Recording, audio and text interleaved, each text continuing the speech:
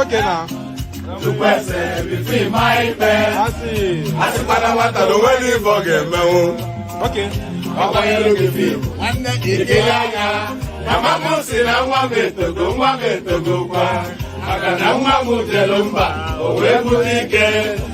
Aga ni lu re budilo wa ne mo. Ata ga wa ke ya di pa ya joma.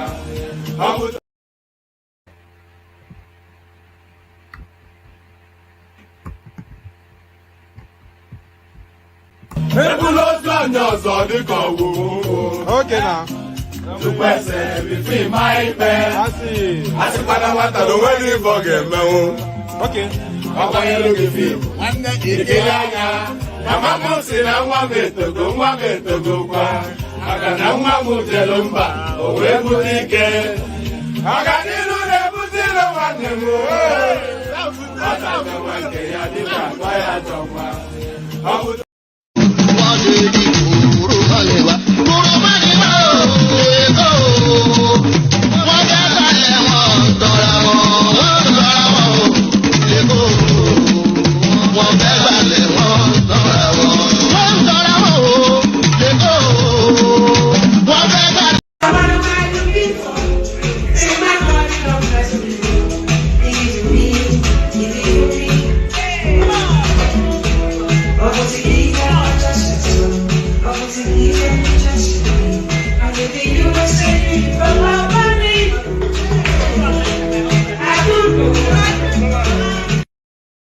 Ẹ̀jẹ̀ mi ni ẹ kí n gbọ́, àkọ́bí ewé ayò, ewé tún méje, ìtún ló ní ọ̀tún ẹ̀ ṣe, ìfà ló ní kan fà ẹ̀ mọ́ra, àìbínú gbogbo àtàrẹ, gbogbo méjì ọkà bàbà, gbogbo mẹ́ta ọkà wáṣẹ́, orí ló túmọ̀ ẹnu, gbogbo ọ̀nà ní túmọ̀ ẹsẹ̀. Akọni ìmọ̀ tú ìmọ̀ ọjọ́, ìmọ̀ èmi ni wọn kì í dálẹ̀.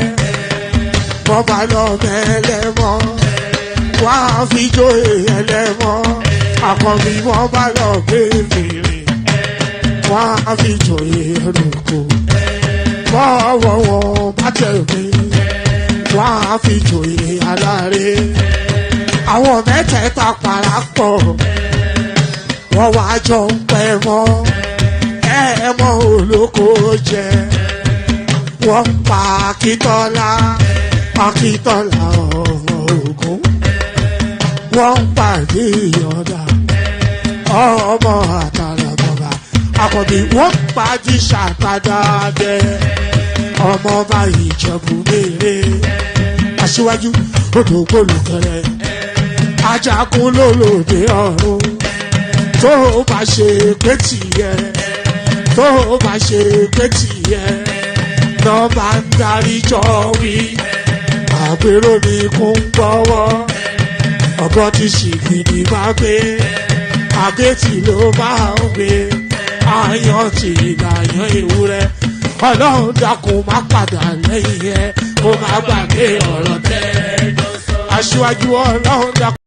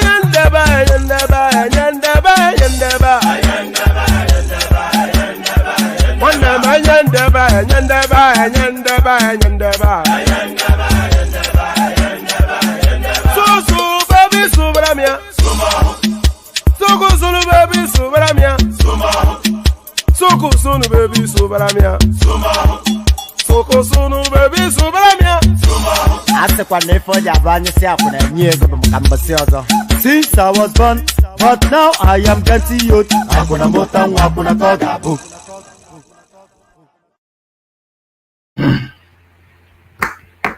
And there it is right there. Since I was born, now I am getting old.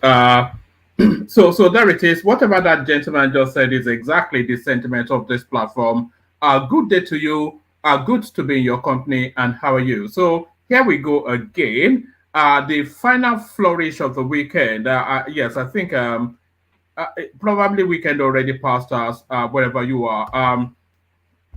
So the final flourish of the weekend, and then back to the daily grind again. Monday hits you, but it never stops. All matters Nigerian.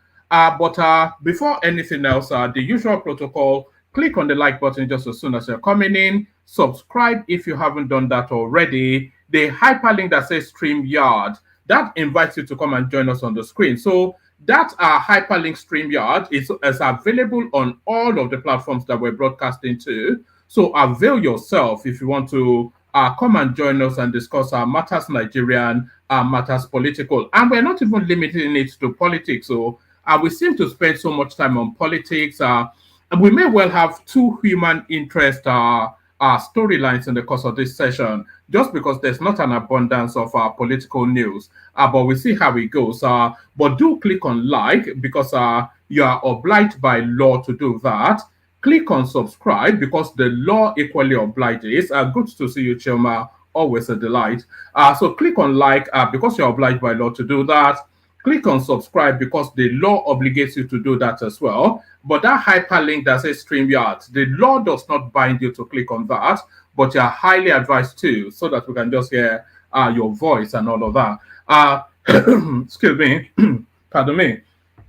So that click on like, click on subscribe, click on the hyperlink that says StreamYard. I'm not going to be pushing you in the direction of our super chats just yet. I'll wait for the room to populate a little bit, and then I'll start to push you in the direction of the dollar sign at the bottom of the screen. But before all that, what are we looking at? So everything changes but remains the same. That often instances is the nature of politics, because you'll find that unless there's been a revolution or something like that, you'll find that politics rarely ever really varies despite whoever is in charge. So politics, it rarely ever really varies. Politics rarely ever really varies. So the narrative that we live on under the Buhari administration continues under the Tinubu administration. You say they are the same party, so what should be the expectation? Our budget padding, we're back there. Presidency, 2024 budget, not enough. Allegation of 3 trillion naira padding untrue. So here it is again. 3 trillion naira is the equivalent of about I think that's well in excess of $3 billion. So the looting level now is just exponential. But what's going on here? The presidency has responded to the allegation that the 2024 budget was padded by the National Assembly with 3 trillion naira. The presidency said it is untrue that the federal government is operating 2 versions of the 2024 budget. So let's pause for a moment and let's query that. The government says that it is untrue.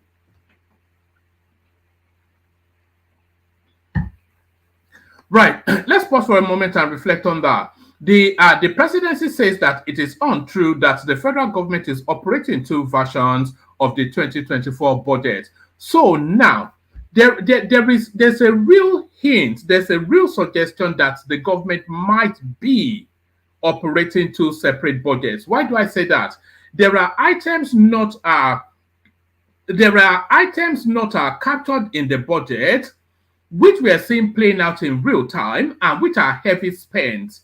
So if it's not captured in the budget, then where is the money coming from? I'm talking about the oil subsidy, which they claimed they've removed, but the people that they pay the subsidy to tell us that they haven't. I think one of them came out just about a week or so ago to tell us that so far, well in excess of $1 trillion naira already paid in subsidy. So where is that coming from if it's not captured in the budget, but we know almost for certain that it is being spent? So there is some veracity to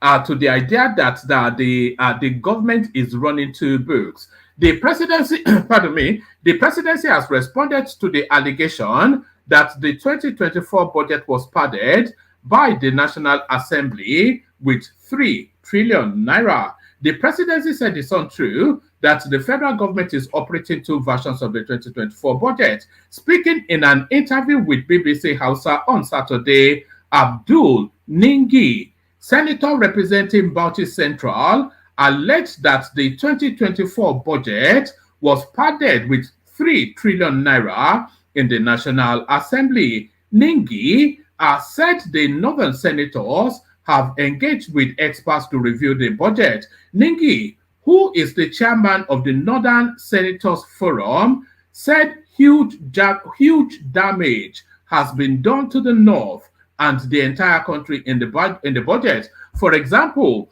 we had budgeted 28 trillion, but after our checks, we found out that it was a budget of 25 trillion. How and where? Okay.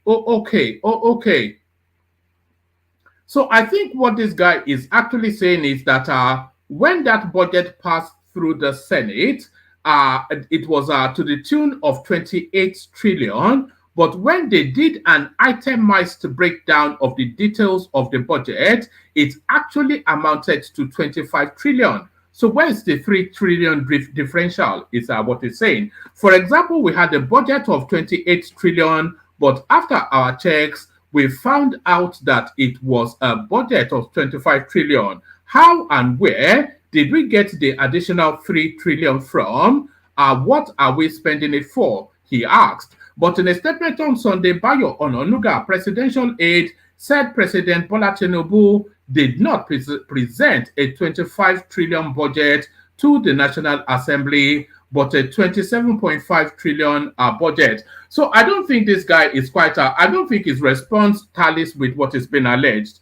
The guy is not saying that they presented a 25 trillion budget. He said they presented a 28 trillion budget, but he's saying that the details of that budget actually amounts to 25 trillion. So the query now is the differential of 3 trillion. So it's not so let's just get it right. For example, we had a budget of 28 trillion, but after our check, we found out that it was a budget of 25 trillion. How and where did we get the additional 3 trillion from? What are we spending it for? He asked. But in a statement on Sunday, Bayo Ononuga, presidential aide, said President Tinubu did not present a 25 trillion naira budget to the National Assembly, but a 27.5 trillion naira budget. Ononuga said the National Assembly passed 28.7 trillion, noting that the budget could not have been padded with 3 trillion as claimed by Ningi. Contrary to the strange view expressed by Senator Ningi, there was no way the Senate could have debated and passed a 25 trillion naira budget that was not presented to the national. I don't think he quite understands what the guy is saying. The guy is not saying that they presented a 25 trillion naira budget. The guy said they did present a 28 trillion naira budget, but the details, this is the thing, they'll try to dabaru it in the language. This is what they always do. We don't expect a ranking senator to pay, we don't expect a ranking senator not to pay due attention to details before making wild claims. It is also important to let Nigerians know that the budget President Tinubu signed into law January the 1st, 2024, as passed by the National Assembly, was 28.7 trillion. The National Assembly, in its wisdom, increased the amount proposed by the executive by 1.2 trillion. So what does that even mean? The National Assembly, in its wisdom, increased it. What is the itemized breakdown of that increment? What does that even mean? That the National Assembly just decided to throw $1 billion on top of the budget, no questions asked. What does that mean? The National Assembly, in its wisdom, increased the amount proposed by the executive by 1.2 trillion naira. In the spirit of democracy, which allows give and take, President Tinubu did not withhold his assent to the appropriation bill as passed by the National Assembly. We want to stress that if the budget figure was increased and made to be different from what the executive proposed, it was the National Assembly that jacked it up in exercise of its power of appropriation. But what are the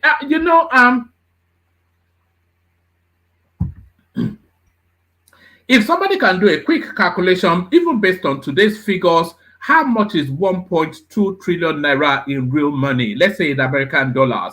I'm wagering that is in excess of $1 billion. So they're casually just throwing $1 billion on top of a budget, and nobody is asking questions. So this is where we are.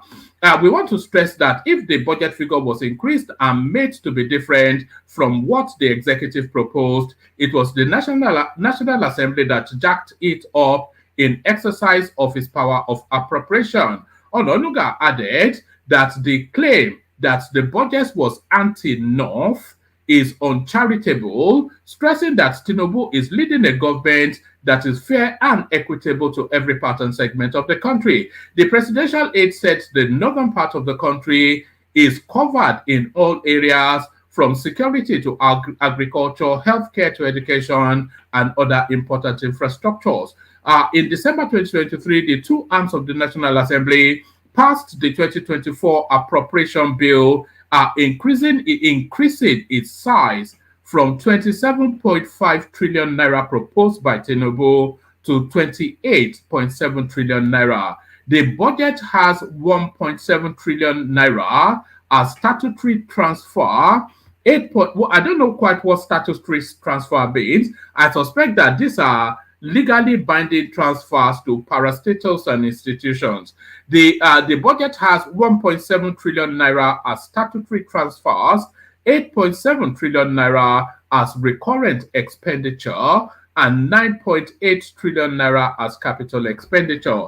But hallelujah a little bit that at least the capital expenditure is more than is the highest in the budget. Let's just put it that way. So there it is right there. Everything changes, as I said, but remains the same. So everything changes but remains the same. So now this next storyline that I'm about to bring forward, I don't have full grasp of this space. That's why it's been a story that's been in the news space for the last couple of days, but I don't have a full grasp of the space.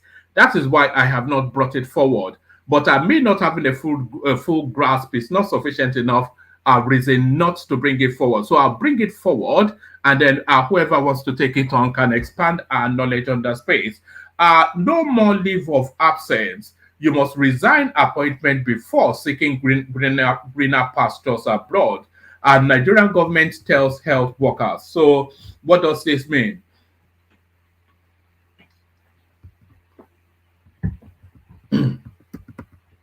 The Nigerian government has asked all health workers to tender their resignation before relocation abroad. The Minister of State for Health, Dr. Tunji Alausa, on Saturday, during his visit to the Neo-Psychiatric Hospital, Aro Mental, Yaba West, as we used to call it.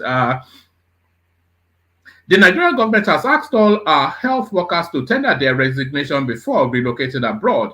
The Minister of State for Health, Dr. Tunji Alausa, on Saturday, during his visit to the Neo-Psychiatric Hospital, Aro, said the directive was contained in an executive order issued by President Bola Tinubu. He said that health workers are going abroad to seek greener pastures, but henceforth they must resign their appointments before embarking on such journeys.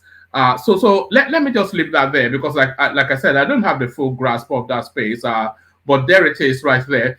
Let me bring you this storyline that's a recurring skirmish that's been going on. It's the narrative of this girl that did some sort of whatever it is, some sort of content around some tomato paste, and the manufacturer of that tomato paste has been dragging her through the courts ever since. Nigerian tweeps boycott Erixo Foods products over bullying intimidation of Chioma Okoli, who was arrested over negative review. So how quite is that an arrestable offense? Is is the imperious way? What do you mean not Yaba West? Aro is in Yaba West, Abdul Mumini, don't be daft. The imperious way that people abuse power in that Nigeria is quite a thing. And Nigerians tweeps. So that to tweet is to tweet. Let's just call it tweet, because this tweet is a tongue twister. Nigerians tweet boycott Erixo Foods product over bullying intimidation of Chioma Okoli, who was arrested over negative review. So there it is, unbelievable stuff. So some Nigerian tweets have threatened to boycott all Erixo food products over allegedly bullying and intimidating Mrs. Chioma Okoli, a female customer who was arrested for giving the tomato product of the company a negative review. So how is that quite an arrestable offense? And how was that arrest effected? It's just quite a thing. The Nigerian police last week asked the Nigerian police last week asked Chioma Okoli to show up to allow justice to take its course in the matter involving her and Erixo Foods Limited. Correspondents in January reported that policemen on the alleged orders of the Inspector General of Police, Kayode Egbetokun, invaded the residence of Okoli in Lagos. Correspondents learned that the team of policemen from Abuja, who claims to be acting on the orders of the Inspector General of Police, moved to rearrest Okoli without serving any court order authorizing them to do so. Also in January, Effiong disclosed that Okoli had received the sum of 1.9 million naira donation from Nigerians for legal fees. ACP Adejobi, our first public relations officer, in a statement on Thursday, reaffirmed the commitment of the police to upholding the rule of law in the Erixo tomato matter. According to him, it is imperative to caution members of the public against spreading misinformation and attempting to manipulate public sentiment. Of all of the things that afflicts that country, it is this girl now, this lady, writing a negative review about a product that the Inspector General of Police, that this is what seizes his attention. This is what is most paramount in his mind. Of all of the things that are going on in the country, is the negative review of a tomato paste that is number one on the Inspector General of Police list. Besides the recent developments in the case are deeply worrisome, particularly the use of crowdfunding as a means to influence legal proceedings, adding that such actions undermine the integrity of the justice system and threaten the principle of fairness and accountability, as they are highly inimical to the existence of the rule of law. So how is crowdfunding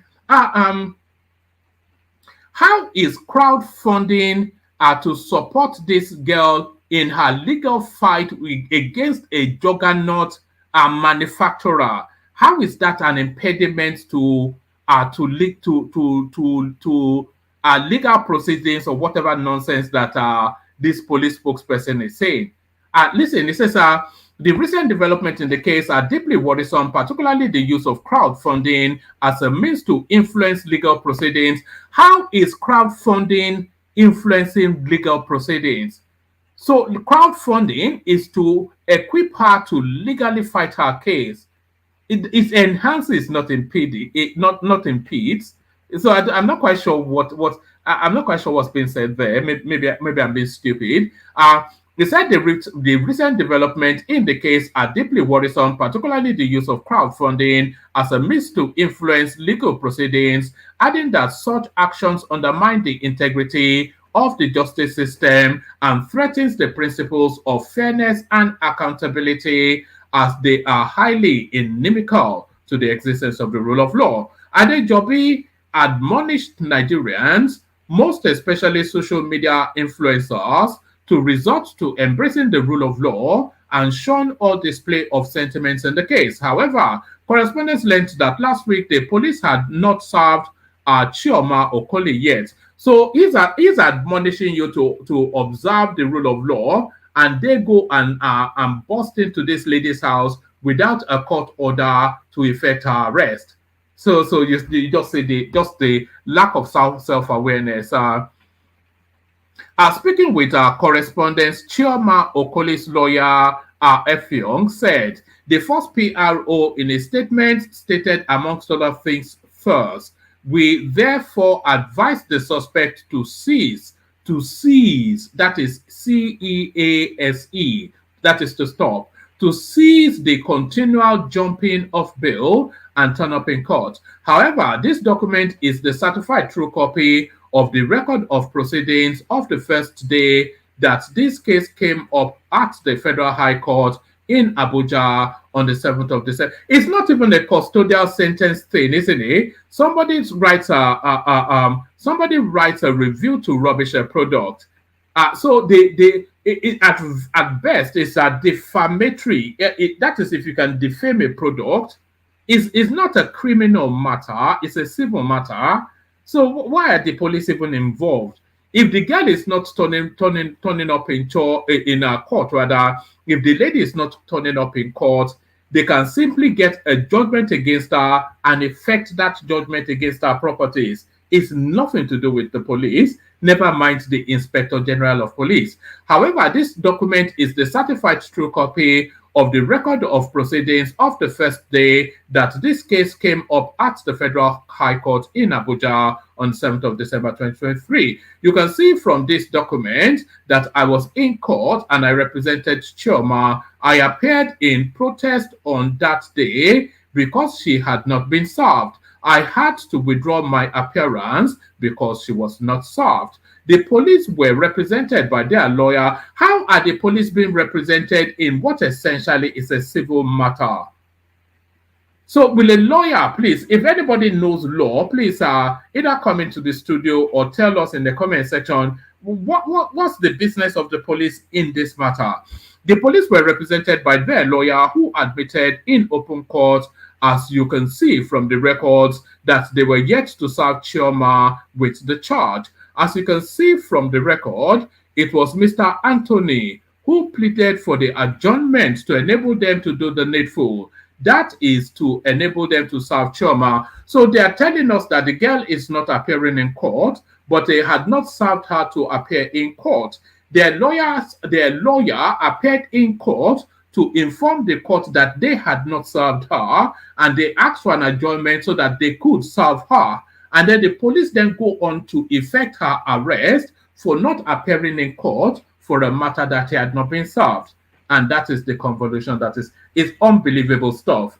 Unbelievable stuff. Meanwhile, social media users in Nigeria have expressed anger at the treatment of Chioma Okoli by the police and the company. For instance, Shehu Sadiq tweeted, I boycotted Erixo Food since last year that the brand started oppressing Chioma for some product review. I cannot continue to patronize a monster with this face. I don't know why you still buy the watery and sugary tomato paste. And that was the criticism of the girl, that the product is not fit for purpose. It's a missed opportunity anyway. That company should have just invited her and then made her do like a cook along that they record, they butter up, and then they can spin it around. And anyway, this is well, anyway, that's enough of that. But that story, as I said, has been in circulation for a couple of days now. Let's go on from there to oh no, I don't want to do that one. Let's do this one.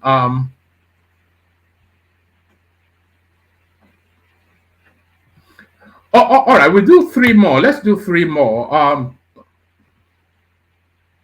Black market dollar USD to Naira exchange rate today, 10th of March 2024. So the Naira seems to be strengthening against international currencies. That's just what we're seeing now. So, and you know that because the obedience space has now abandoned that as a narrative.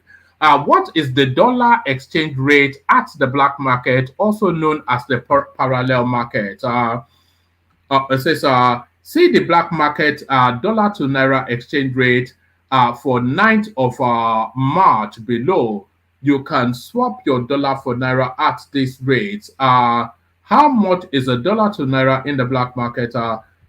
Yes, it says, so this is the rate essentially. So buying Naira to dollar. So if you are buying dollar to Naira, so if you are buying dollars, is 1,610, and if you are selling dollars, is 1,620. So how does that work? If you are buying, is lesser than if you are selling. So I don't know, man.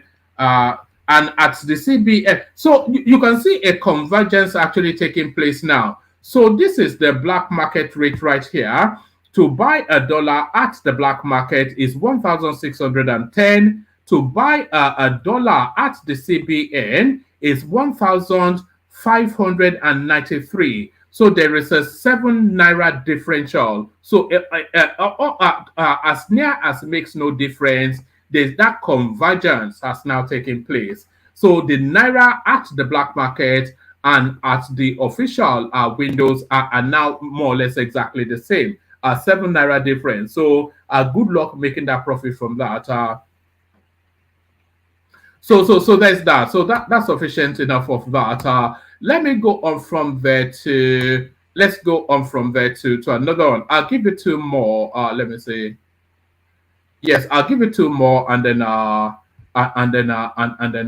we'll come into the studio, see if there's anybody there. So let me give you 2 more. Nigeria's top 10 agricultural exports in 2023. So these are top things that we have been exporting in 2023. So I'll just give you the list. 10 soya beans seeds. And where we're exporting, it says soya bean seeds exports saw impressive growth, climbing to 28.06 billion naira in 2023. Wow, look at this. It's gone up. Is this by 500%?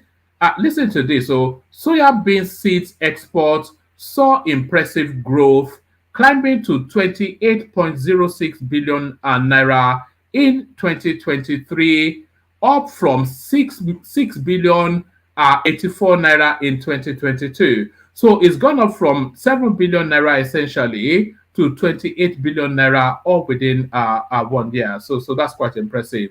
Natural cocoa butter.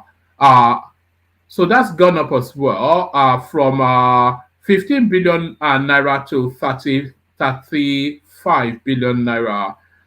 Flour and meals of soya beans, shell cashew nuts, other cuts of flowers, standard quality cocoa beans, in shell cashew nuts, soya beans excluding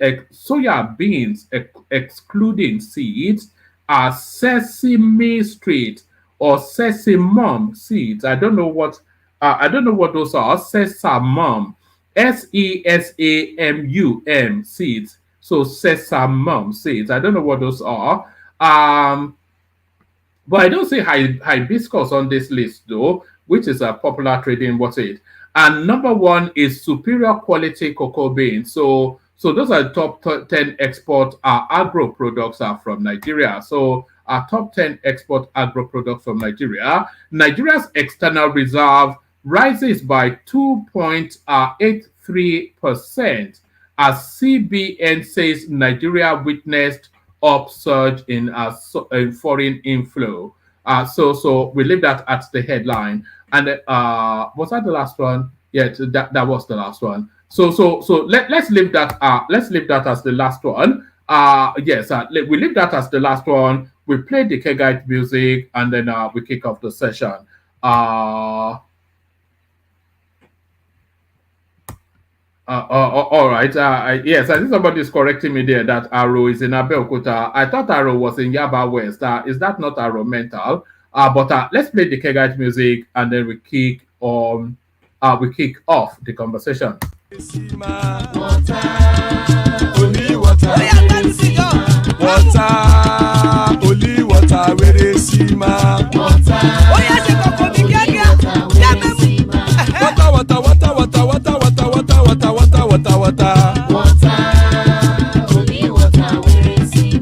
Hapa o naido.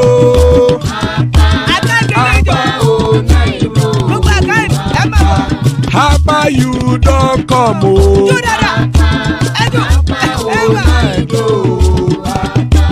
Hapa o naido.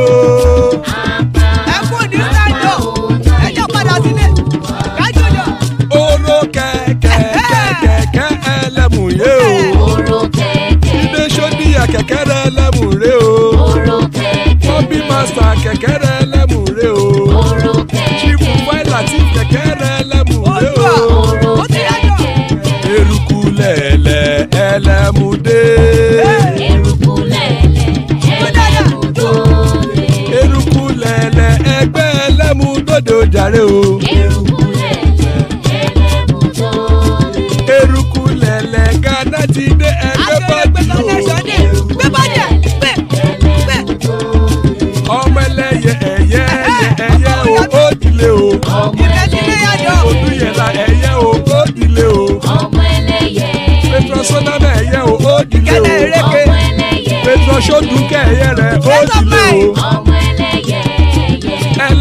ọ̀run mú ìní o.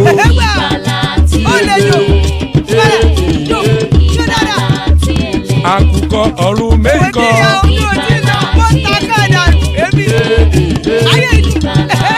Ikú kò ní ríwà gbéṣe o.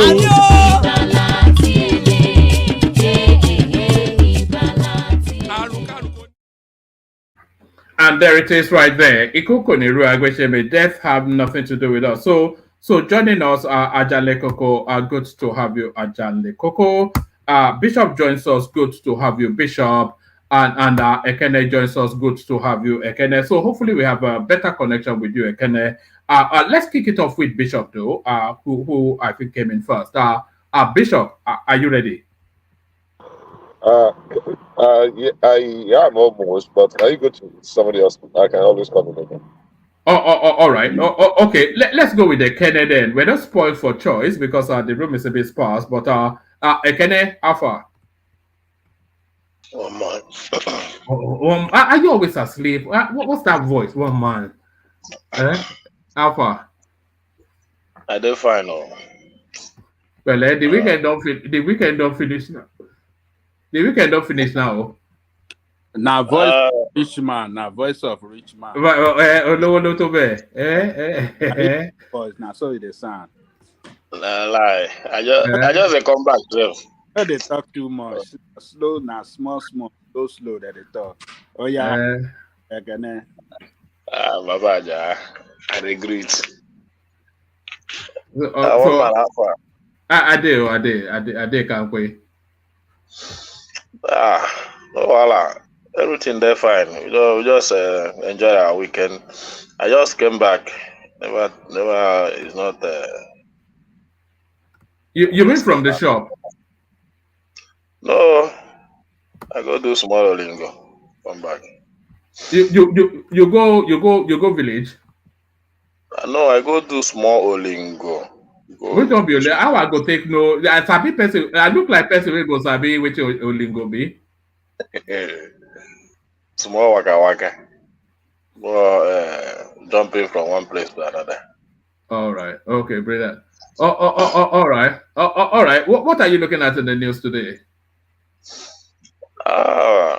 Just that budget padding that just came up today, and it just showed that our system is not ready to change. But I don't know the response of the president because I've not read their response. But I think the person that gave that information is in the position to do so because it's also from the house.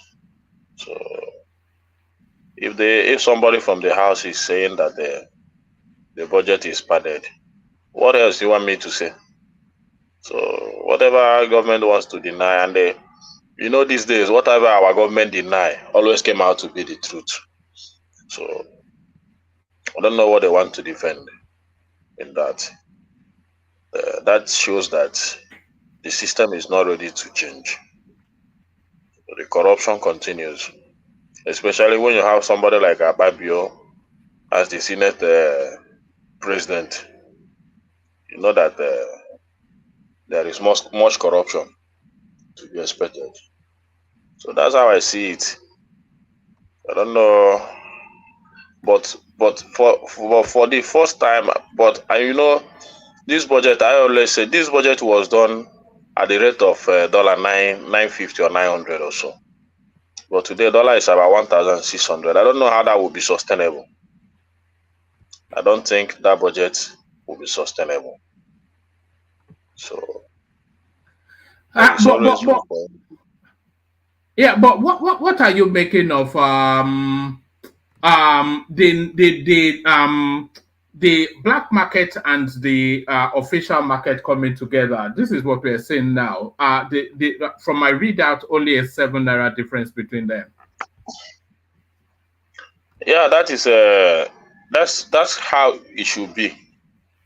That's how it should be. That's how it used to be, even before this criminal Buhari took over government. That's how it used to be. It's always a 5 naira or 3 naira difference.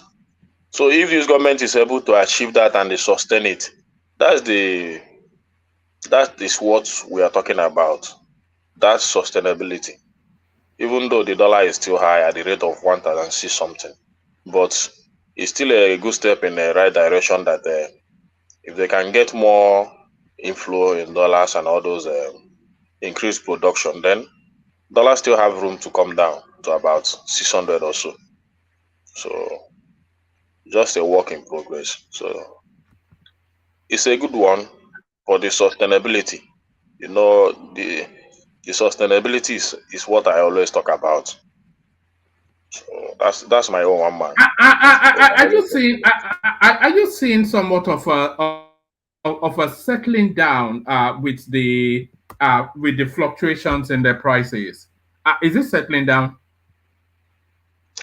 Like I said before, some goods has dropped a little bit, but not to the issue. No. I'm saying the price of the exchange rate. Oh, at 1,006 something. It has settled. I don't know, but for me, I think that's where they want to keep it. I think that is where they want to keep it, at 1,006. I think they don't want to go beyond or below that, because they have already devalued it to that extent. So I think they want to keep it there maybe for some time. So it's still high, but if they can sustain it, businessmen will always recover. Just of sustainability. If you can sustain it, you just have to do a little turnover, then you recover it. So that's it. That's how it is. All right, Braden. And are you following this storyline of this lady that criticized the tomato paste and the police have arrested her for it? Yeah, I followed that news. Yeah. It's been going for a while now, hasn't it?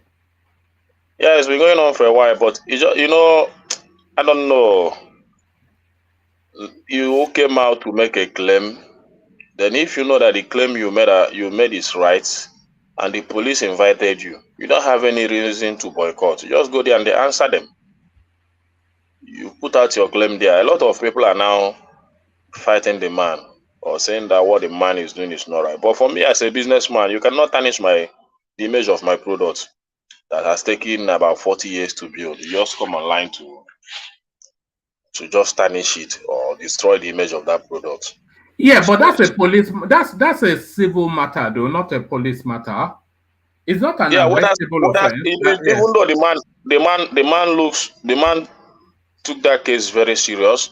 The man looks brutal, because I even watched his interview and he vowed that he will go to any length to make sure that he deal with that girl. He said it, and that is what exactly he is doing. You understand? So the man sounds brutal and he is carrying those actions out. So that is why sometimes before you do things, it's not every individual you just come out on social media to tarnish their image. So, but before you put anything out there, make sure that you have the facts. So you say that the product is not good, all those stuff and this, then you are being invited. Go there, tell them the reason why the product is not good, because it's an NAFDAC approval. But if it falls under fundamental rights and free speech now, if you don't like the product, then you say you don't like it for these reasons. She said she found it too watery and too sugary. Yeah, she said it now. She's entitled to say that now. Is she not entitled to say that? She's entitled to say that, but she's also entitled to answer or defend her actions. Yeah, but what action is she said she found it. That the police asked her to come with a particular product that she said she opened and was watering or shooting. How would she have the product? She'd have thrown it in the bin now. How is that even? Whether she's thrown it in it, because she has a case to answer. Then she can go to the market and get another one, then use it to prove it. Maybe take it to the lab, just like that guy. What is the name? Very dark man or somehow. There was a time she dragged one skincare product or so The guy went all every length to make sure that he proved his action, and at the end of the day, the guy was justified. It came out that the product was fake, and people started avoiding it. So that is I don't know, after that action, that is when this girl came up. So what this girl would have done is also to take the same step that Very Dark Man took that time, to prove her own case. Now you don't just come out and make a claim and you are not ready to defend it. It is somebody's sweat. It's a company built for more than 40 years. So you don't just come out to make a claim. Who is talking? Who else do you think is going to be? This is Adewale. Adewale, my nigga. How you So, doing, man? Adefire, bro. So I expect the girl to come and defend it. So not just avoiding the case she put herself into. You don't avoid it. You must prove it. She must prove it. No need to avoid it. It's somebody's sweat that you want to destroy. 40 years business that was built for about 40 years. You just came out one day to destroy it. It's not done like that. I also use the product even up to today. I still use that. I use that product. Hold on. What did you think the girl was trying to do? She wants to be popular on social media. Right. Was she not recounting her experience of the product? It's just a random product, isn't it? So why would she say she found it watery and sugary if she did not? The only thing is if she find my point is clear. I'm not saying that the product is not watery or whatever she wants to put it, but go and prove it. That's the point. Don't be running away. I use the same products even up to today. I still use it. It's a popular product, Erisco. There is no supermarket you go to there in Nigeria that you will not see it. But it looks as though there's somewhat of a backlash now because Nigerians have now taken to Twitter to say boycott Ericso. A lot of people might defend her or wants to defend her or whatsoever. You understand? But that's not the case. What they should be pressuring her to do is to go and defend go and defend your claim. If the man is into, I've seen it. I just gave you an example of somebody that did it. It's a Very Dark Man. It's not up to a month that Very Dark Man did his own. Well, what's the story of that Very Dark Man? He's suddenly come onto the over the last 6 months. Anytime you go on social media, all you see is some muscle-bound guy that is making. What's going on there? Who is he? What is he about? I don't know. It's the way you see it, that's how I see it. I follow him sometimes. If I find his content interesting, just like the time he went to, is he Sokoto or where did he, one kind northern state like that? Okay, Plateau State, to go and do some kind of research and posted it on social media. Hello guys. Woman, how are you? I'm good. Good to see you. Yes. Can we not form opinion on something? Can we say the lady is just forming our opinion? And also, you said that he should prove what she's talking about. Do you know that one product can be faulty and the rest are good? Do you know that it's possible? That the one she had is watery and sugary is an opinion. You can't maybe the one she bought might be an expired one in somebody's shop, and they even ask her to do it's an opinion. It's an opinion. That's what I want you to. Mr. Thomas, it's a business. If that is an opinion, what if for me as a businessman, if you buy anything from me, if you don't find it to be what it is, they have a customer care. You call the customer care immediately. See what I found out in your product. Then if the company say no, hold on. Go on. Yeah, If the company say no, that we are not going to do anything about it, that is when you go on the public space to spill it out. But now you didn't call the customer care, you didn't do anything, you didn't contact the owners of the products. You just went on social media because you can talk and they spill it out there. Do you know what it means? It means a lot. Now they're asking for the boycott of that particular product. It means a lot. It's just killing the image of that product. I believe that if she had called the customer care to say, hold on, do you think the owner of that product has handled it badly?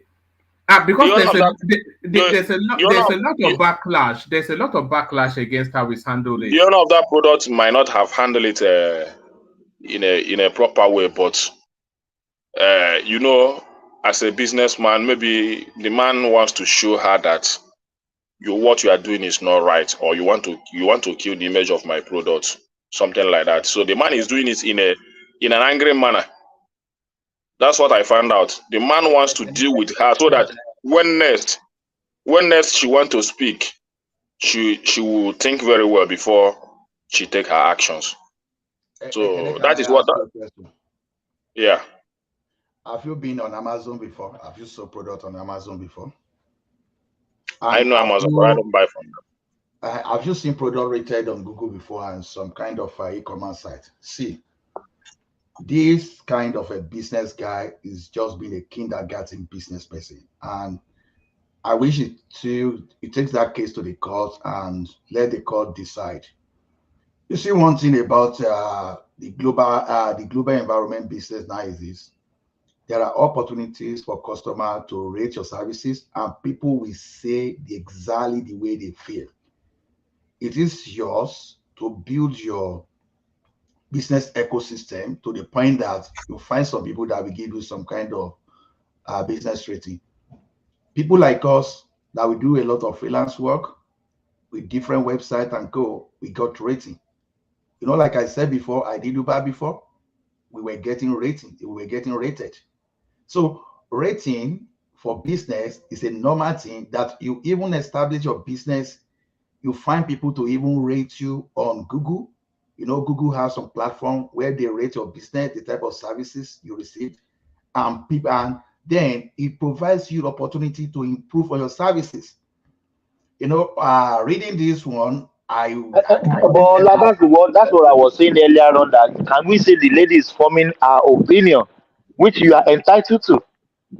So to me, it shows how. It shows how weak business person that person is. So if the person is taking up is the one that is going to run his business down, then that guy was never a businessman. Ola, you rate a particular product based on the website they created for that. Is that not so?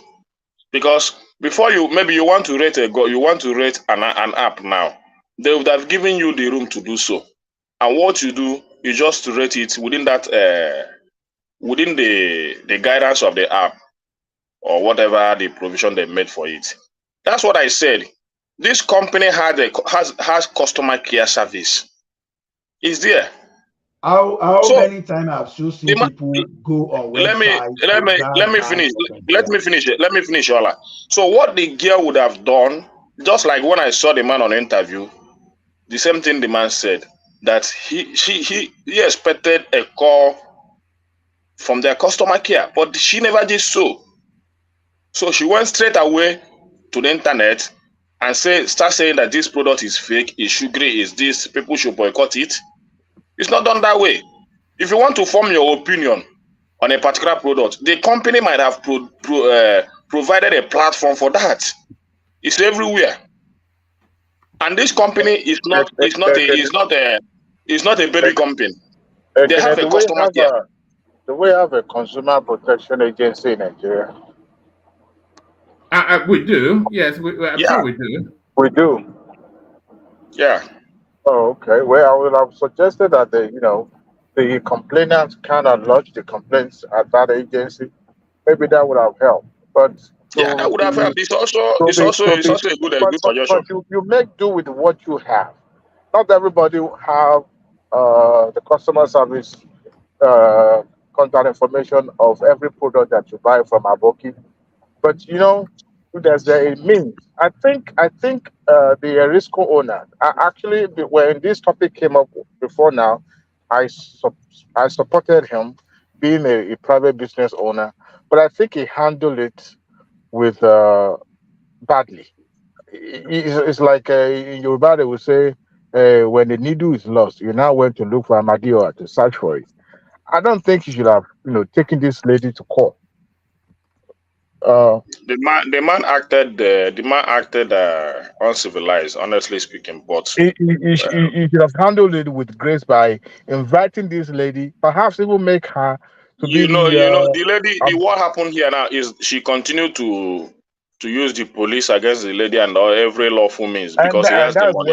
And now people are drawing some kind of emotion towards that the lady because the lady don't have money or you want to intimidate her because you have money. That's how the public is seeing it now. But they should first of all tell the girl the truth that what she did, she didn't do it right.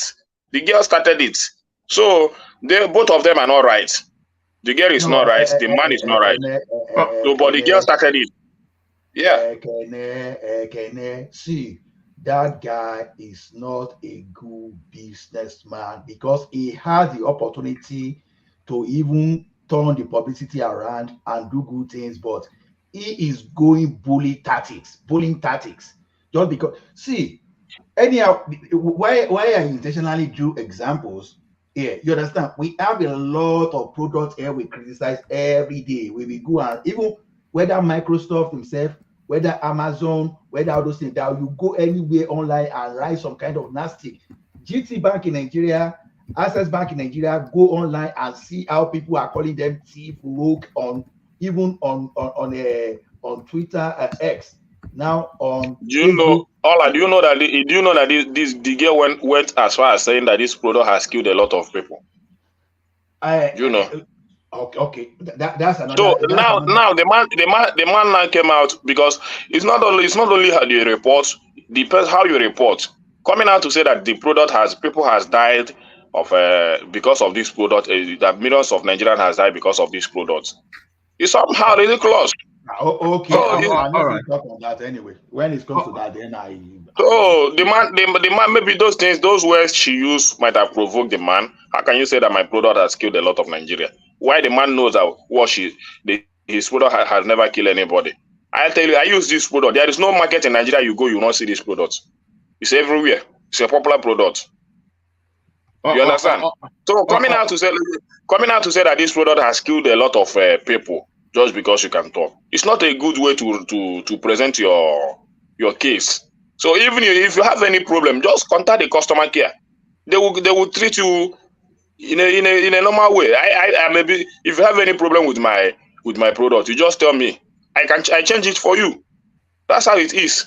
Every product cannot be perfect. So the girl from me started it in a wrong manner. I don't have any sympathy for her in the way she acted in the first place. It takes a lot to build a business. Building a business is not a child's play. It takes a lot. It takes a lot of thinking. It takes off. Yeah. All right. Let Ajale Koko have the last word on that space. I think we've been there too long. But Ajale Koko, yes. Yes, I can. I think I'm on your side. If that man have not taken that action against this lady, other social media this thing will have joined that lady in spreading bad gospel about that company product. So that is the good thing that man have done to protect his company and his product. But that man himself used Nigerian police to violate the rights of that lady. Because I was when this scenario came out, like maybe 6 months ago. I think we treated it here at Woman maybe 4 months ago or 6 months ago. So it was reported then that the police locked that lady up for some days. The husband, maybe the husband was locked up as well or something like that. But they have to hire this lawyer from Akwa Ibom or maybe Calabar. This guy they call Akman. This guy that have defended Shore. Yeah, he's the one that came up to. I think the family hired that guy to come and defend her, and that lawyer said they will fight for the right of that. So it's not easy to build a business and have a product of that right there, and somebody now want to destroy the image of the company and the product. So the man is fighting the right cause, and you see what he has done to that lady has served as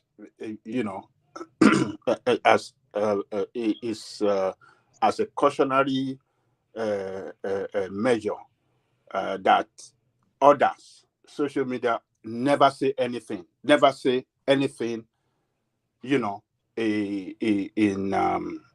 the same vein with that lady. Nobody is saying that product is bad or this in Nigeria. So, but that lady did not follow the due process as well. Because according to the law, when you find a product like that is bad, before you can even go on the social media, I think you have to report to consumer agency in that country, and we have consumer commission. Babajale Koko. This is at the backdrop of him slamming that lady with the defamatory charges. So why would he involve police to arrest her when there's a case in the court?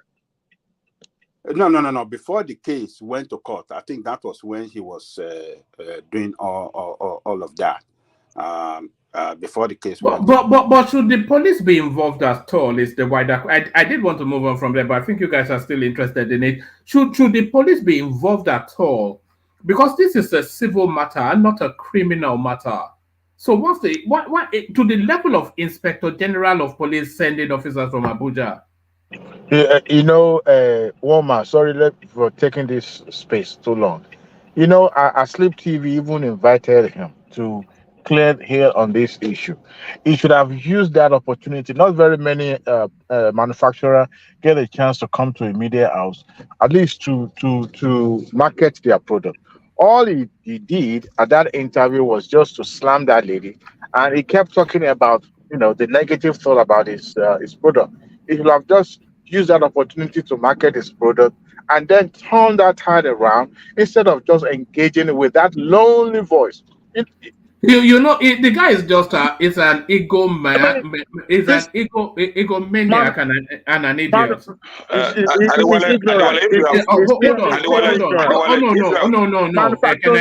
Hold on, one point.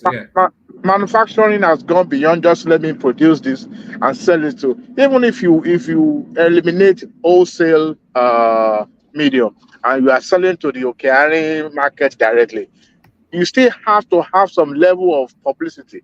This is the age of social media. How many voices can he shut down?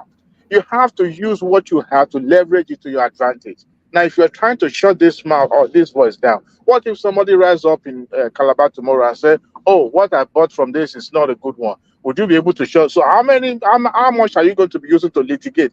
All you need to do is just to use that to your advantage. And all he was saying is that, oh, it was my competitor that was using it. Let's even assume and agree that his competitors are behind all this.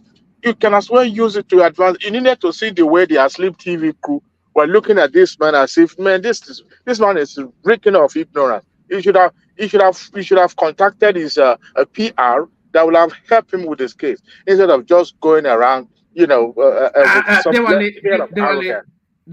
hear me? What the guy should have done is to invite that woman to his factory, and have his own cameras there, walk her through the process of how they do their things, and then give her a whole bunch of products, and then tell her to go and test them again to see if there was any improvement. He could have used it as a positive, as a marketing tool, but his ego got in the way.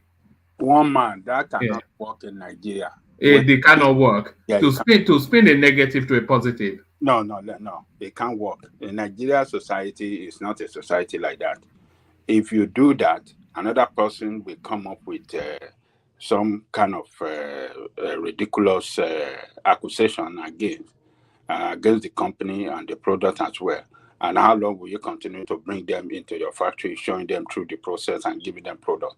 So, but, you know, what it did in stopping that lady is the right thing to do. But the way he is going about it, he really want to use, the police, using the police in contrary to the law. That is why to violate the right of that lady. That is where he's taking it too far.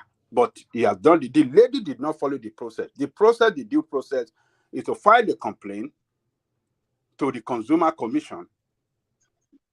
Babaja, what if other tomato producing company is sponsoring the girl to tarnish the image of that product? Don't you know it's possible? It could be. We don't know. It could be. So what are we saying? Why you open this thing, get your video, do everything, contact them, then you go from there. They will take it up and then do what they have to do in their investigation in calling that country, as that product caused harm to her.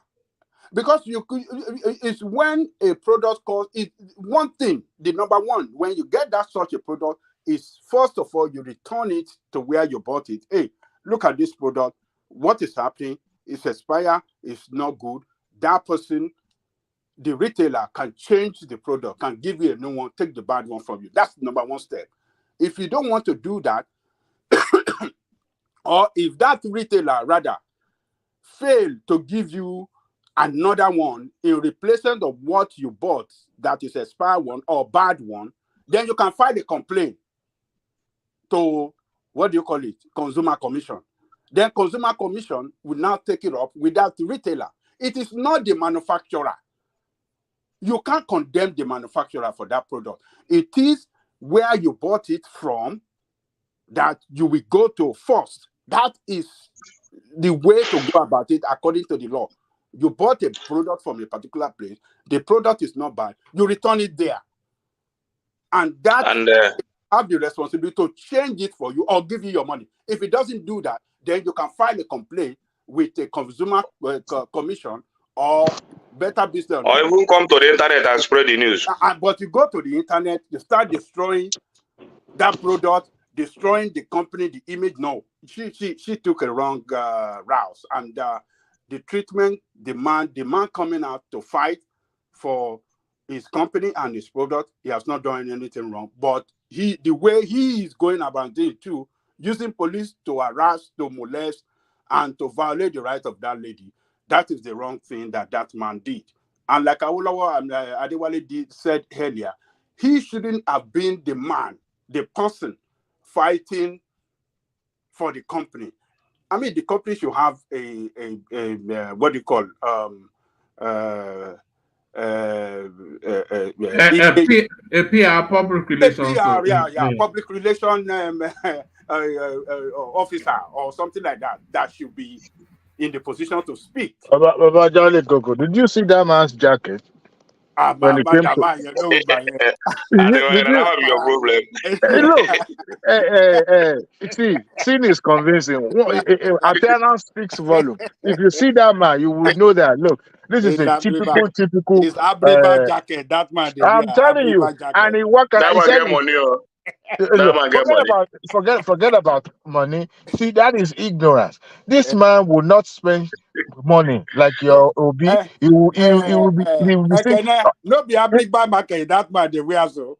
Yeah, now he will go around with that monkey jacket, and yet he's taking that poor girl to the. You see, police can be used, okay, to mediate between two parties before it gets to litigation or whatever. Police do invite aggrieved people to their stations to mediate, and then settle the case before you get to that law court. But what we have going on in Nigeria is that people use their connection with the authority to harass somebody below them, and it depends on how much you're able to pay. And what you see happening to that poor lady. No, I don't think that is true.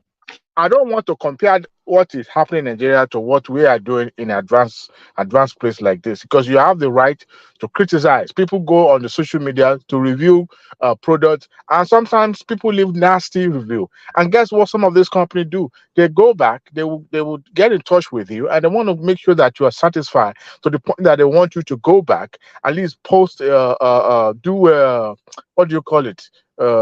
It's just to your experience about how the company treated you, then you post it back.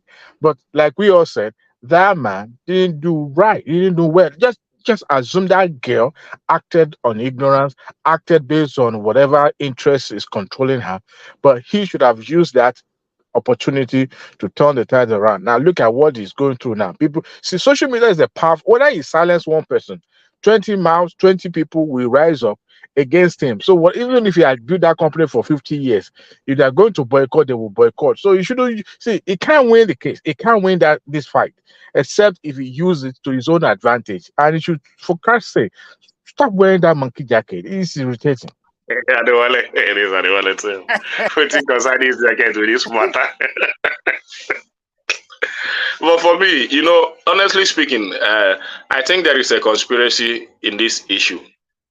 This girl, I think this girl is being used because I know when this product came into the market, this man became a force, especially in tomato production in Nigeria. So he has done a lot. He invested so much. He just came back from one of these African country. Is it? I forgot the name of this African country. That is where the man came from. He was doing business in that African country before he came to Nigeria and established this company. And within few years, this company didn't take up to 2 years to take over the market. So there might be some truth in what some people are saying, that this product, that this girl is being used to tarnish the image of this product. This tomato paste you are seeing here has taken over the market in the past few years, and the man is boasting towards it. I've watched his interview even before this incident in Channels Television, how he detailed his story, how he came to Nigeria, seek for a loan. Nigeria, he didn't get the loan in Nigeria. It was one of those African countries that gave him the loan that he used to establish this company and all those stuff. So at the end of the day, after all this struggle, a lady will just come up in one place because she has a sharp mouth and begin to talk nonsense in social media. It's not easy to build a business. I know the man's story. So let's not just because the girl is a poor girl or the man is richer than the girl and say that what the girl did is right. I don't support the girl. What she did is very wrong. You don't come to social media and destroy somebody's struggle. It's not done. It's not done anywhere. It's not done.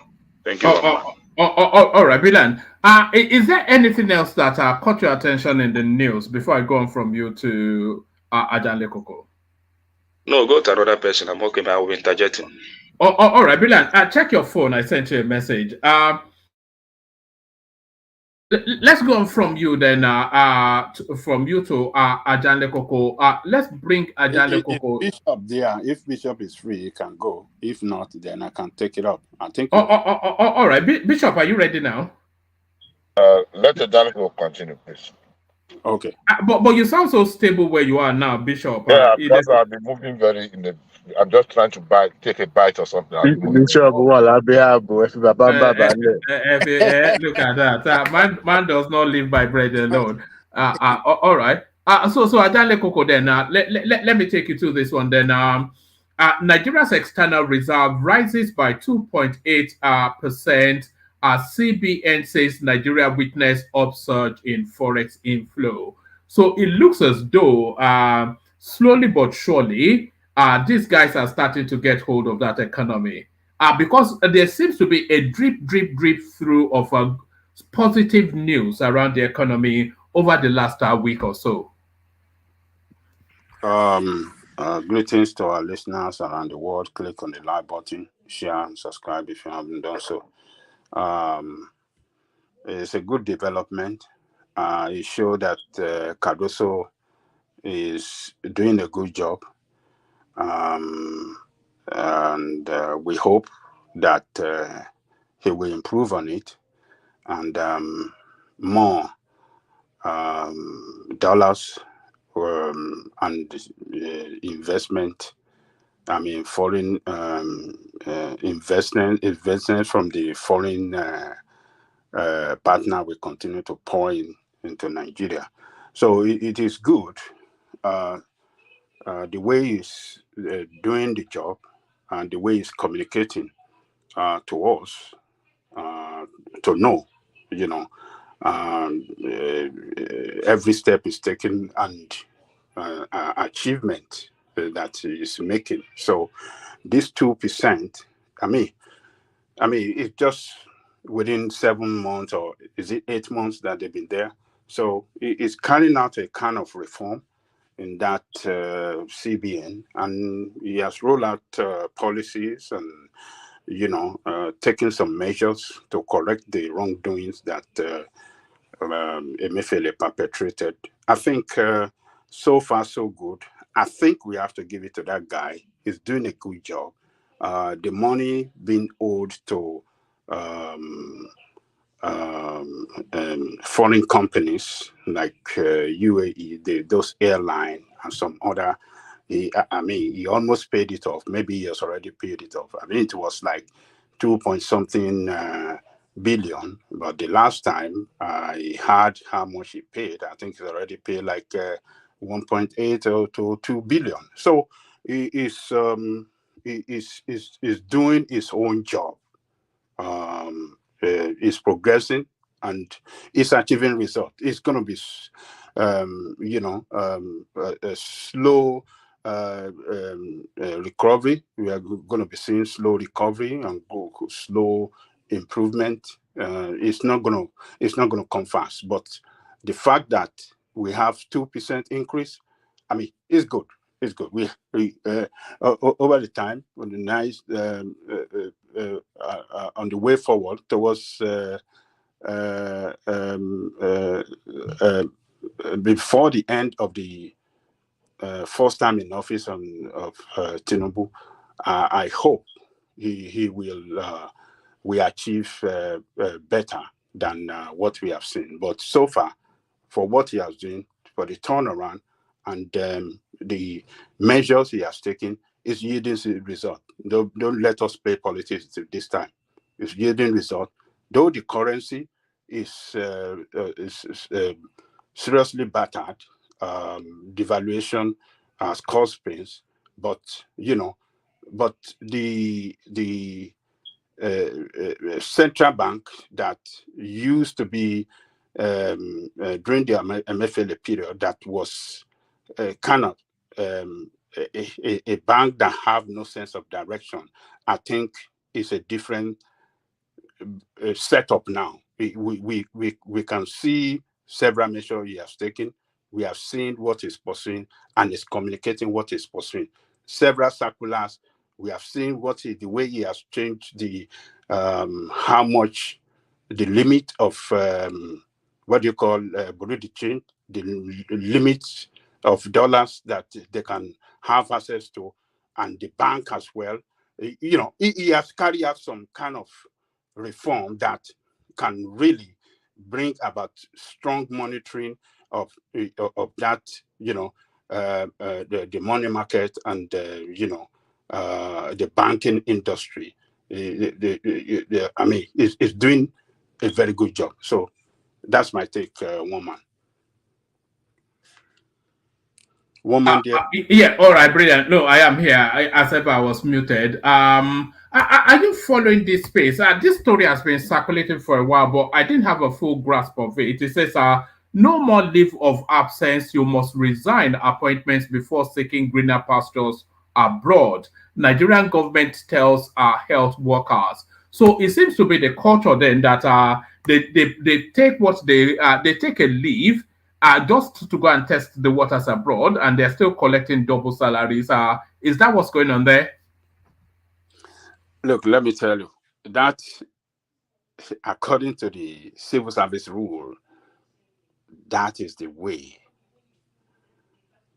it should be done. So, who is making that statement? That statement was made by a junior minister from I think the Ministry of Health or something. Hold on, woman. Let me read. It said no more leave of absence, or what did it say? It says no more leave of absence. You must resign your appointments before seeking greener pastures abroad. This seems to be an issue, but I'm not quite sure why. But it's been all over the news for the last 2 days. I think that man must really know the civil service rule and the right of civil servants while they are in the service before making this kind of statement. So I think it's a statement of, how do I say it? It's to me, that guy is just grandstanding. He just wants people to hear that, oh, I'm here, I'm talking to, let people hear. Leave of absence is allowed in civil service. There's a law to that effect. Workers, particularly in some sector, like the health sector and some other position that are strategic to, to the country. Sorry, why am I double? So, hello, where is that? That was BQB. Sorry, yeah, carry on. That's BQB. Okay, okay. Yeah. So he's awful, not me. I think okay. So I think that guy. When Baba finish, one man play. I just quickly want to say something on it, on this particular headline. When Baba finish, please. All right. Yeah. So maybe you can give us what we need to know, because it's been in the news, but I can't get my head around what it is. But I don't carry on. Yeah, I think like I said, is grandstanding. He must know why people take leave of absence while in civil service. For example, medical doctors or surgeon that want to go for a training or want to go for a special training, advancement on his capacity, and he has to travel abroad to United States, a training that will take him like a year. He must take a leave of absence. And I think it's without pay. It's without payment. Pay. But what leave of absence means that it guarantees your job. Your job is guaranteed when you come back from that training. So once you are approved for leave of absence, your name will still remain in the nominal role of that ministry, that you are still their staff, but you are on leave of absence to pursue a special training. And when you return, you will quickly be reabsorbed automatically. You are not going through any rewriting of application or this thing. That is what it means for. And why we have this in civil service is for the nation good, is for, that ministry not to suffer losses of a personnel in some strategic position in that ministry. You understand what I'm saying? Particularly if they want to go for training to get more. Actually, Coco, sorry, it's much about training and retraining and upgrading yourself. Yes, that is what it's meant for. Yes. So for him saying you have to resign and it's a stupidity of the highest order I can hear. You see, some of these people that never work in the civil service, well, they don't know. They don't know. They just come because they are in the position of minister, or what do they call it? It's bringing that is experience from the private sector into civil service, and it think that it can just dabaru what is on the ground in the civil service that is backed with the law, with the act of the parliament. You understand? So the man, it needs to be tutored on that leave of absence. I don't know what he's trying to achieve, but if people on leave of absence are taking salary, that is wrong. He can speak to that it is wrong when you're on leave of absence to still have your salary being paid. That is fraud. That is wrong. And why it should happen, that should be investigated. If some people are playing some shady deal, they should be punished. But to say that people have to resign, does it mean the meaning of resign? Does it know the meaning? That means you are completely out of the job, and your years that you have spent in the service for years is gone. If you come back and you want to reapply, you are starting from the scratch again. So the man doesn't know. Some people should let him know. I don't know why he's coming to this press talking this jargon. So he's just grandstanding and just want to show that I am here. Let me speak to. Nobody is hearing my voice. Let me talk so that one man and his people can go online and be talking on this. So we are talking about it now. Kudos to him. But I think he should be he should go and get consult with people that can really tell him what leave of absence stands for. So that's my take on that, woman. All right, brilliant. BQB, you wanted to come in. You wanted to expand on that space, BQB. Let me. Can you hear me? Yes. Yes. As regards to leave of absence in healthcare sector, which that's my own constituency, I just wanted to shed light to it. So, based on what Baba Jali Koko said, now I think the man might actually have some information before they came out with that suggestion or what they want to implement. So, the healthcare workers, especially the nurses and doctors, there are usually three ways by which they leave the work in Nigeria. Some don't leave the work officially. They have an agreement with the finance account department, and you will still see some of those people still collecting salary in Nigeria while they are outside the country working also. So some category. The second category did the right thing, resigning appropriately and go. So the third category are those ones that keep on extending their leave of absence every year while they were working in another country.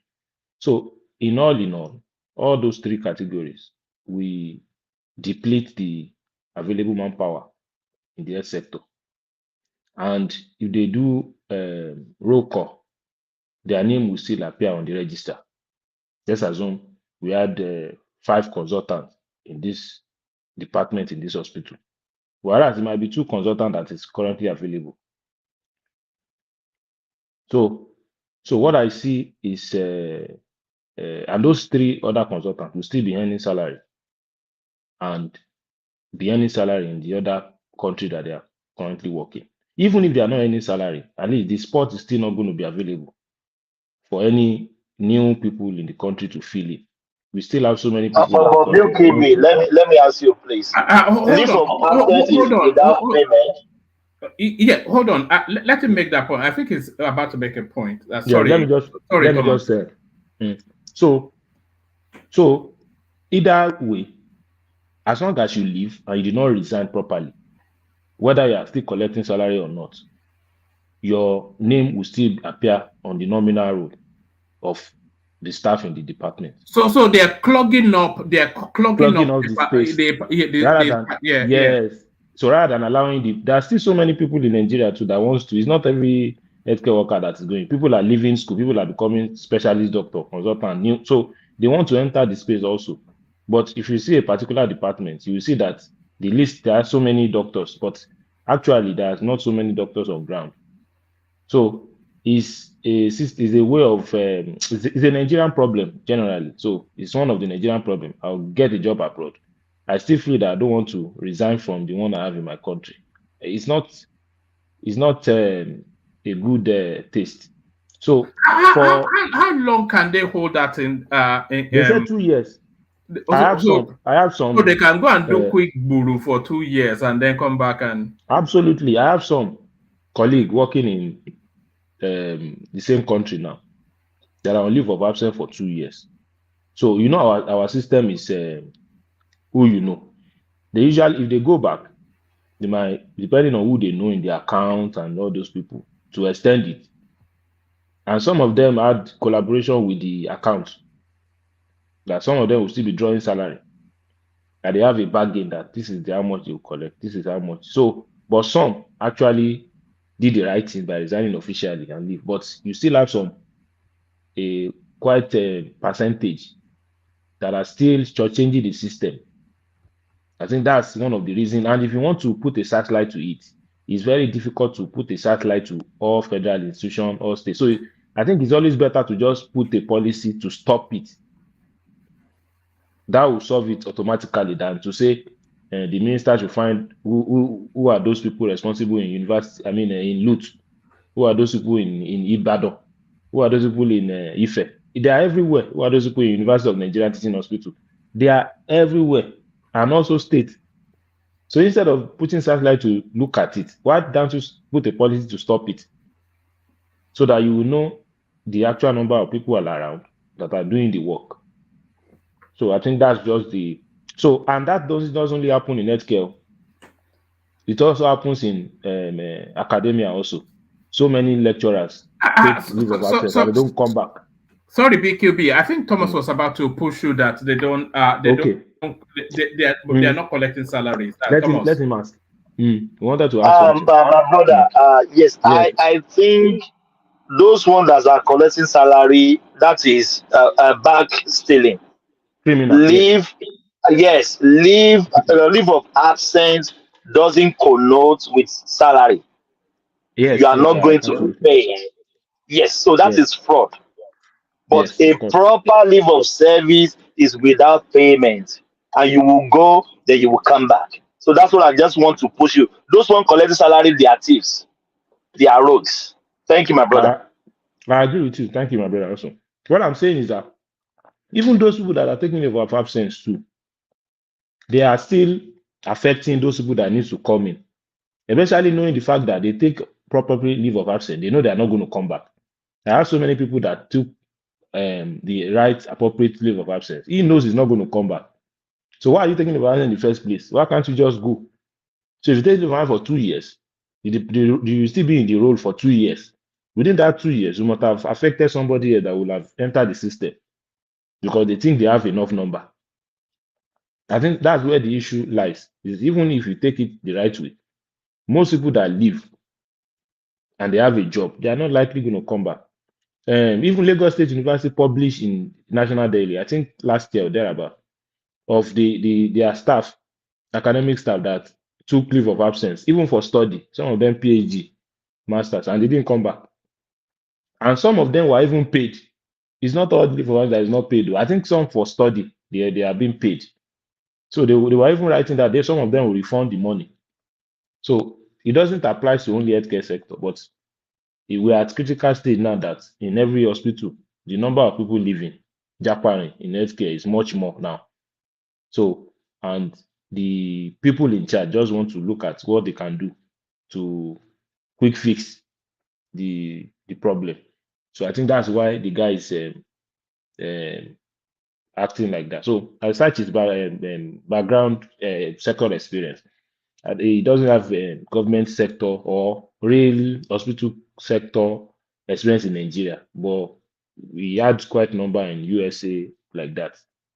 So which our system might be different, but that's just what I said I should chip in. One now. Baba Jale On this Koko. leave of absence. Baba Jale Koko. Yes. So going by what BKB has just shared with us now, did you take your criticism back? What by criticism? I stand by what I stand in. You are not being patriotic enough. Hold on. Because What you don't in a situation like this, it requires crazy application or more craziness. He just shed light on the way people are abusing this leave of absence of a thing. Leave of absence is approved on base by base method, and the purpose of you leaving the service to go abroad So must the be right explained. of workers should Yes, be because hold on now. who is taking the brunt of all this brain drain and low turnover is because Nigerians are going to be the one to suffer it. So when you're now having people taking loans to their hand by abusing the system, I have a friend who was already a director in the Ministry of Judiciary in Ekiti State, who left the service to go and take a lecturing job in the UK. I believe he did the same thing by applying for leave of absence. So now that he's going to be out for over a year teaching abroad, is he going to come back to the same service? I don't know if he's being paid, but if somebody like him, like 10 or 20 of him, leave the same department and leave, and the agency will not be able to employ more because they will have them on the system as an employee of that agency, right? So you see the way it's going to have a domino effect when people are not actually resigning and leaving that vacuum for people to get employed. So no matter how we look at it, it requires crazy method to solve the issue. It's not about whether it was breaking the law or it's just blabbing. The guy saw what was happening. I said, look, people need to quit and let people that are willing to work. Thank you. Baba, I beg to differ with all this, our grammar we are speaking and all this thing. Look, when you are not competitive, that is when you try to put some kind of restriction. You want to dominate everything. It takes two to tango. When we talk of abuse of the system, it's not only the workers who say it's abusing the system, but some people are even abusing the workers. Ask the first question we must ask ourselves is this: why do you even want to run away from your job and do something else? You are not providing people the right opportunities. You are not improving them on the type of training they are supposed to have. You are not giving them enabling environment, and you want to restrict them. Why not you going back and look at why is it that people are rejecting me and they are going for something, someone else, and improve on that instead of grandstanding? And how long do we really think all this grandstanding can help our system? So the point is this: leave of absence, if it's lawful, and it's lawful and people are taking advantage of it, so what? This leave of absence of thing, it has been there before we were born. And in those days, people will even go and study and will be eager to come back quickly, back home. They say, okay, stay overseas. And you say, no, I don't want to stay. I want to go back to Nigeria to go and practice. But today you want to run away from the system. Instead of us looking at that system, what we want to do is that we want to grandstand and force something that's not palatable down the throat of these people. Whosoever that is carrying this kind of thing there, I think they should look inwardly and look at themselves that, okay, if I were in the same shoes of these people, will I do the same thing? We are talking of these people that, or even all these people that before the first appointment some of them go to, they find a way to even get something overseas and relocate their family there. And they'll be telling others, oh, you cannot go. Who's deceiving who? What they can do to help the air talkers, go and improve. Make them be proud of the environment. You see, we are only looking at this from the health workers alone. We are not even looking at the disadvantage to even the community of not doing the right thing. Provide the tertiary hospitals with the necessary equipment and facility for them to be proud of. Because once they have the right environment, they will stay, no matter what. Can I interject, please? All this military style of all this grandstanding, I don't support it. Thank you, Ola. You see, somebody is trying to interject. Who is that? Yes, Mr. Oh, go ahead. I beg to disagree with Ola. From the time immemorial, look at those people, those our leaders that have been leading us, one way or the other in the time past. Many of them, they have equally migrated to abroad and back and now ruling us. Tinubu, Gbajabiamila, so many of them. So there is nothing.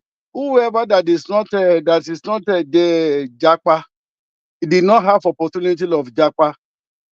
So no matter what improvement they will do in the health sector or in any sectors, whoever that have the opportunity of migrating abroad, we surely do.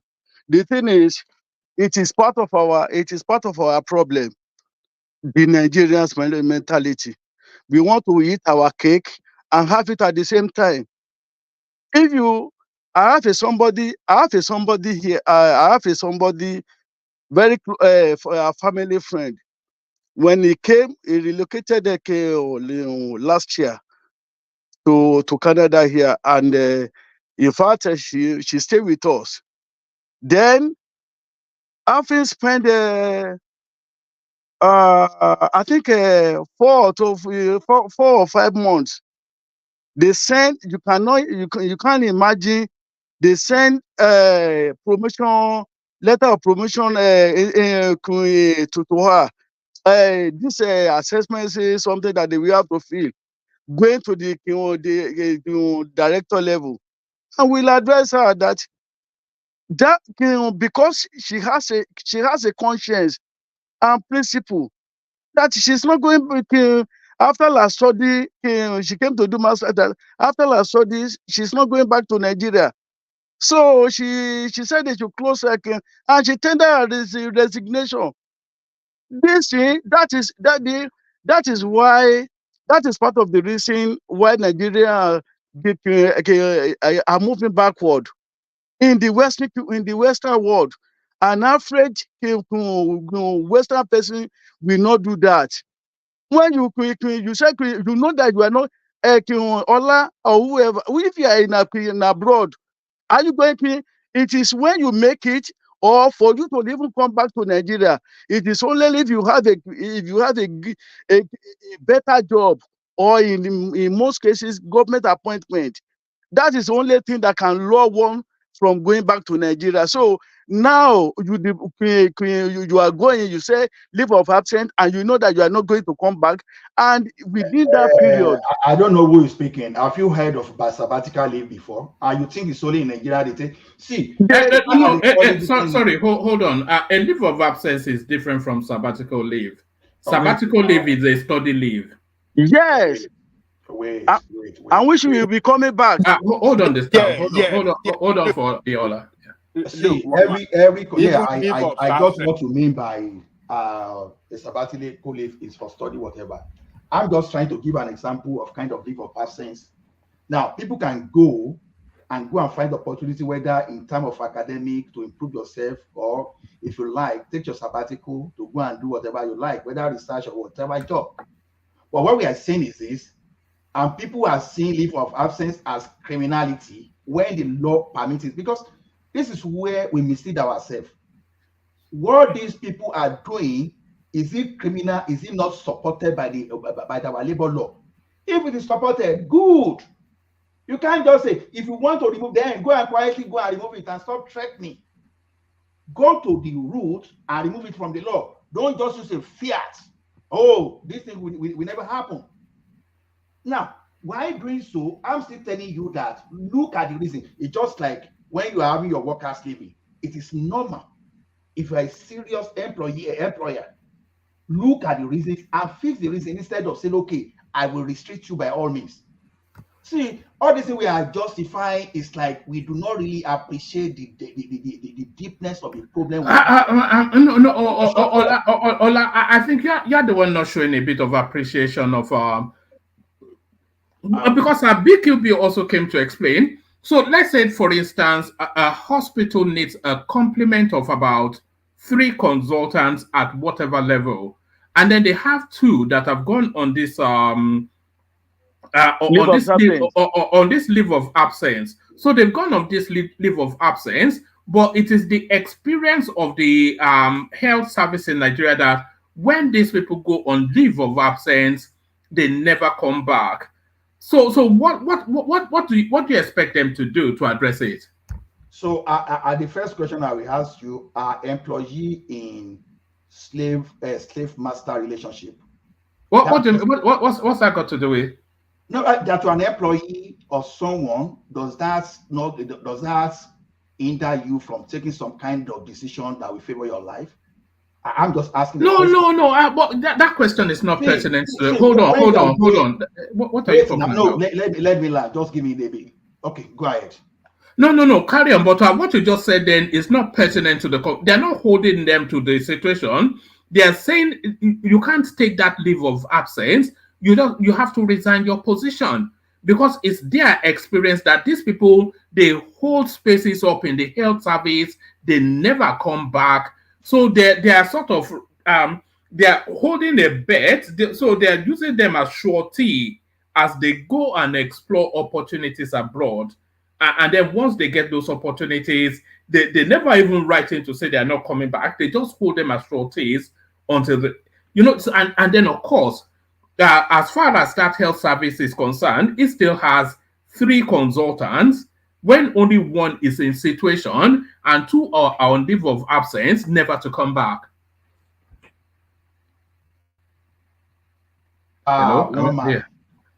Anyway, we like it or not, if something is not criminal, it's not criminal. The rule is the rule. When you inform your employer of leave of absence, you're the normal manager, you know that you have your capacity planning. Okay, someone informs you that I want to go on leave of absence. So if you are unable to replace that person while coming, you are simply saying that you don't have your business continuity plan. That means a bad thing not happen. If that person pie today, you are saying your business is going to it's going to be granted. That is exactly what you are telling us. No. Hold on. It's not about no. You are just not getting it.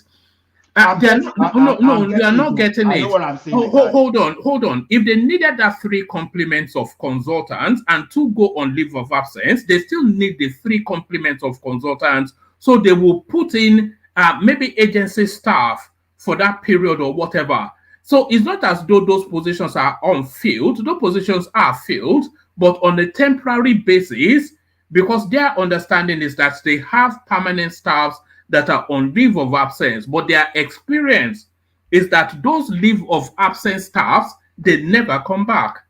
Do you get where the difficulty is and where the decision was made? See, no matter how we quote it, I know exactly what I'm saying. Every employee, just like every employer, can do what is good for themselves. An employer may wake up today and fire an employee. An employee may wake up tomorrow and fire the employer. You are not looking at it that way. This thing is about the relationship, about interest. Saying as if, because you are working for me, and by all means, by all fears, you must and you must. If the labor law allows me that leave of absence, I go. If I want, I come back. If I don't want, I come back. I don't come back. If you want to fire me, you will not even give me warning if there's a reason for you to fire me. So why is it looking like, anybody that apply for leave of absence are criminal? See, some of us, we've woken up a day, we get back to the office and say, your services are no longer needed, and we go back. That is the relationship. So if I take a leave of absence from that people, if I say I don't want to return to that place, so may it be. So we are just saying the thing as if, oh, this thing is just a Siamese twins that okay, it is for better or worse. The question is this: if you want my services, if you don't want me to japa, do your own side. Don't make everything be favorable for you. Don't use all the rules, all the sledge and hammer. Yeah, but they're not asking you not to japa now. They are just asking you not to clog up the service. You can japa if you want, but don't clog up the service. And stop. I said go and amend the law, the labor law that allows for leave of absence, instead of you coming and telling us that you must resign. Don't tell me that. I won't. As long as no, there's an executive order already in place signed by the president, so you'll have to. It's not that hard. All I need is just that minister need to do is to instruct the directors or whoever's in charge. Look, this thing, one man. you have a limited number that will be approved from certain time. Yeah, but they will speak it. Yeah. Yeah, so it doesn't have to see. It's more or less like even if there's a law backing that, there's a way around things. You instruct, because I believe that approval is on individual basis. Not about it's a must that you must sign it. Okay, so if each person submit application in a department, all that director needs to do is just to disapprove it, and they will now start hiring it out.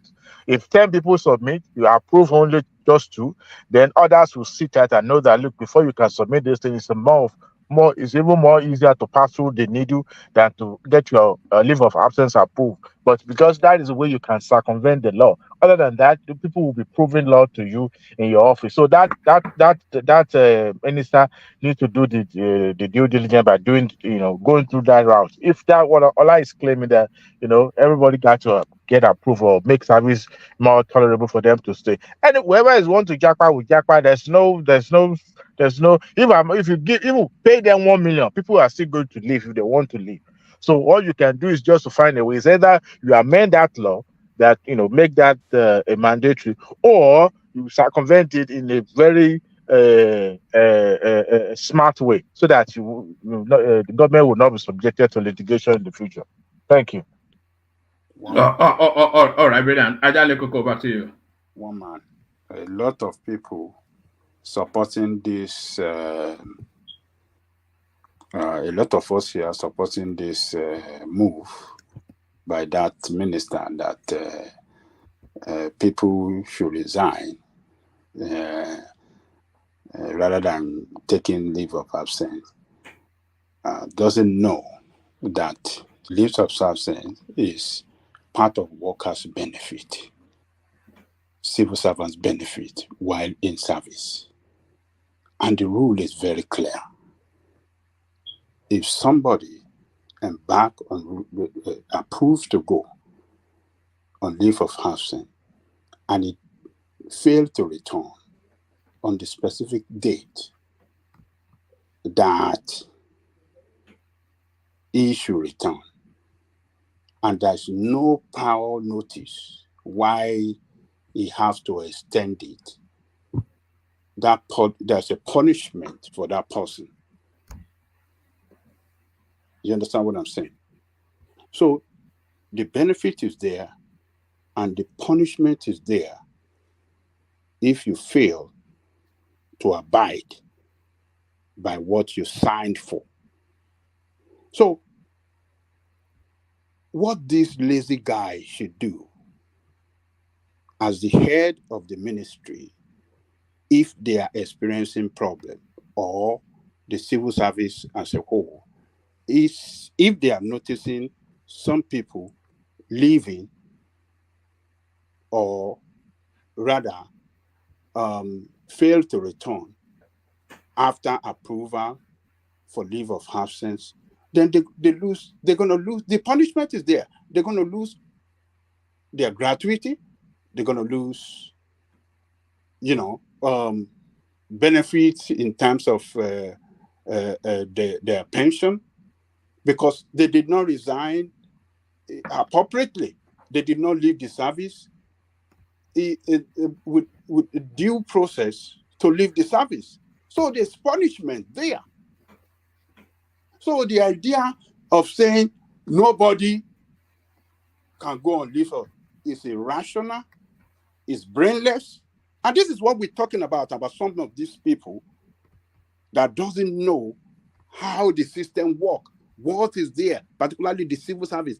People that doesn't know how the civil service work, that come from private sector, being the head of, found themselves as the head of civil service, head of the civil service, instead of them to study, to try to, know why this thing is there. They just feel, oh no, this is wrong. This is the best way just to cut corruption.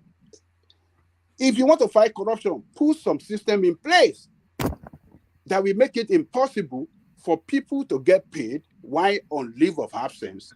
And if people didn't return, automatically they're going to lose their benefit in terms of gratuity and their pension. So what the heck? What is government losing? But the problem there, that they are being paid after, during the leave of absence, that is what they should tackle there. What Babandele Koko, BKB said, some people are extending their leave of absence arbitrarily. No, hold on. They have the right. People have the right to extend their leave of absence. When you have somebody being approved for 2 years, I'm surprised you are taking this stance. We are talking about the benefit of workers, of civil servants. They have the right to extend it, and it's based on approval. It is either they approve it or they disapprove it. Then how do you have a new Nigeria that we are all clamoring for? Why are you people saying the right of the worker or the benefit of the worker should be scrapped? What is wrong with you people? What do you want to lay down for the future? For the future, for the people that are coming to civil service in the future. I'm a civil servant here in this United States of America. Forget about civil servants in America. We are talking about. I'm just telling you, because what we have is an archaic method that is not productive, and we need to change it whether we like it or not. And when you have a system that is unproductive, who told you and is bringing retrogression to the system, we need to change it.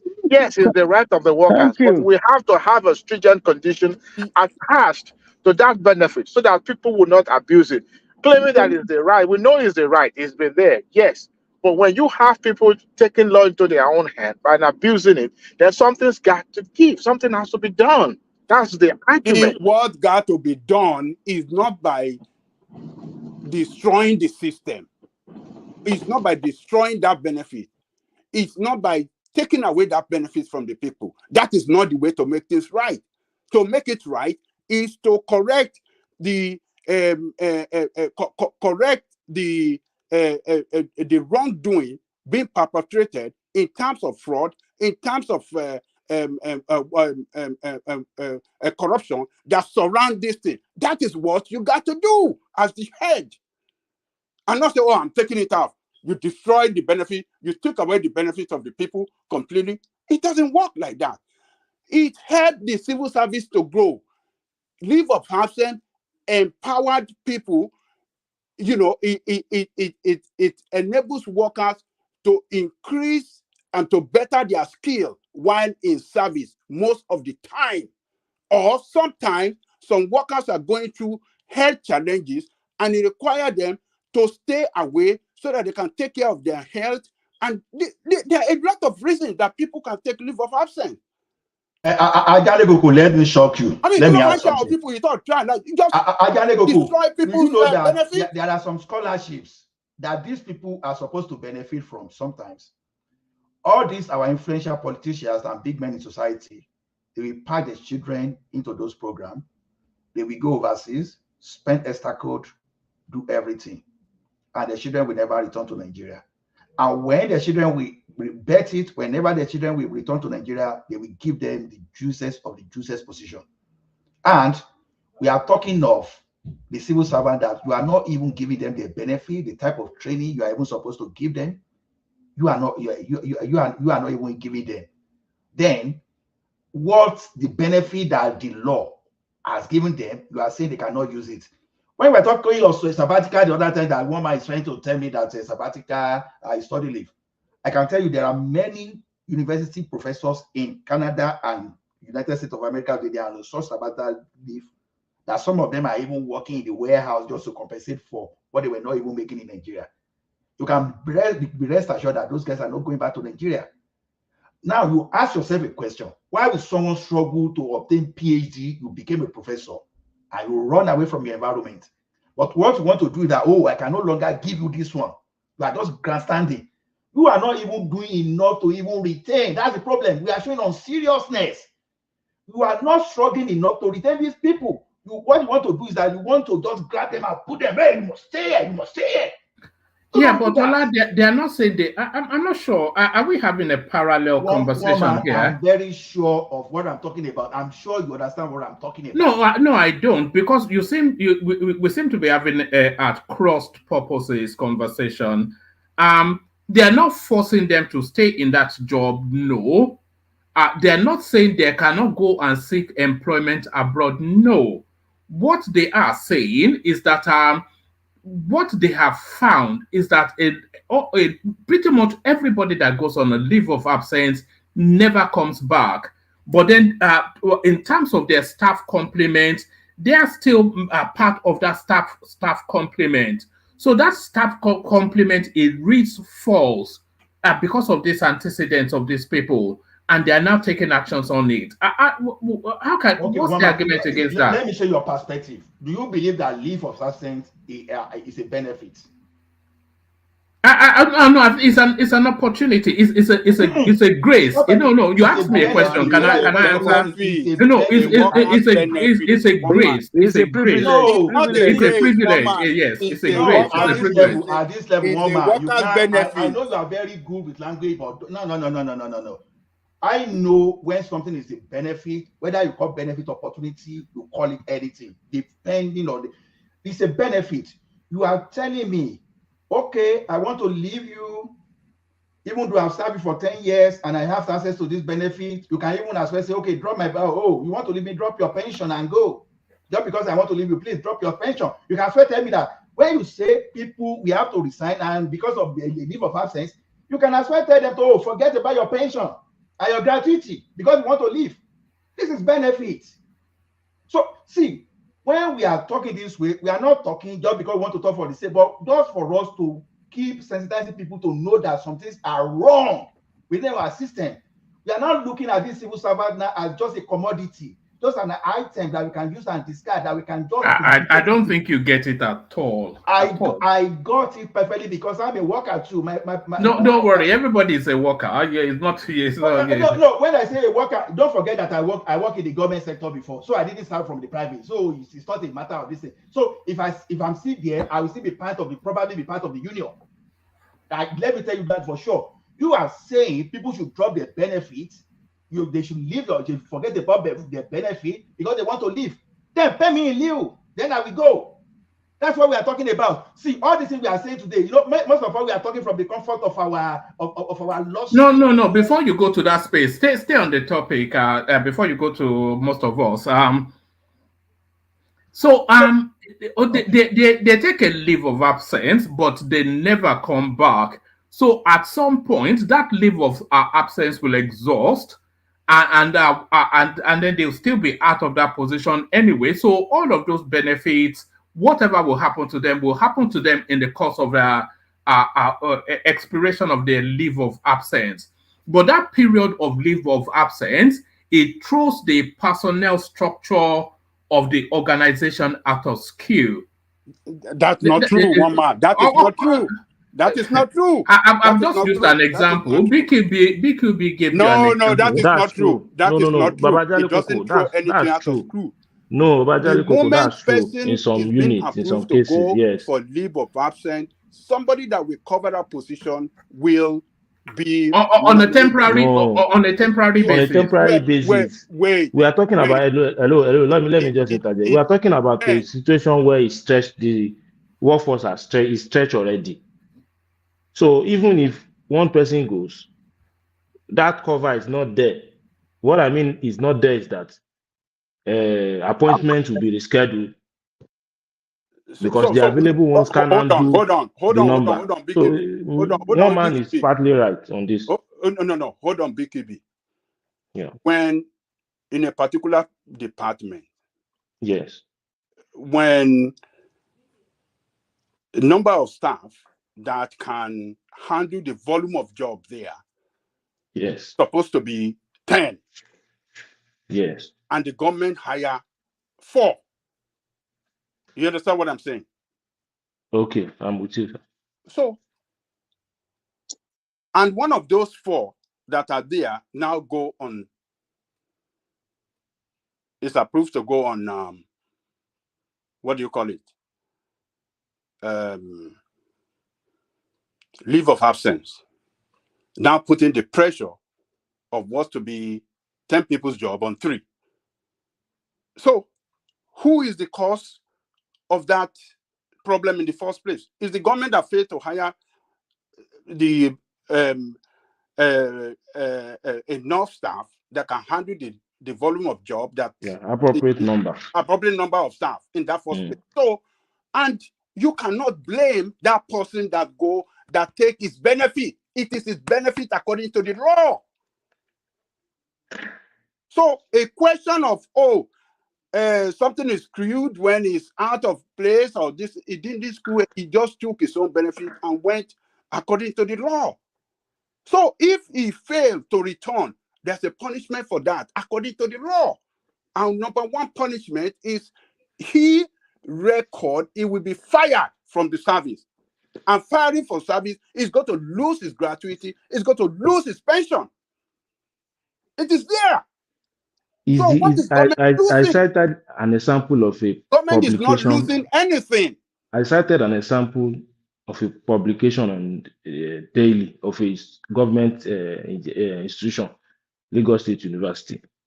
They did this thing. They posted and even published their names and their department and how much money they've even been collecting, depending on the kind of leave I said they had. So I understand what you're saying. And for you to say government, they don't understand all this, they don't know about this, they know. The way we see Nigeria, we always feel as if all people in government positions that they don't know. BKB, that one is. They know much more.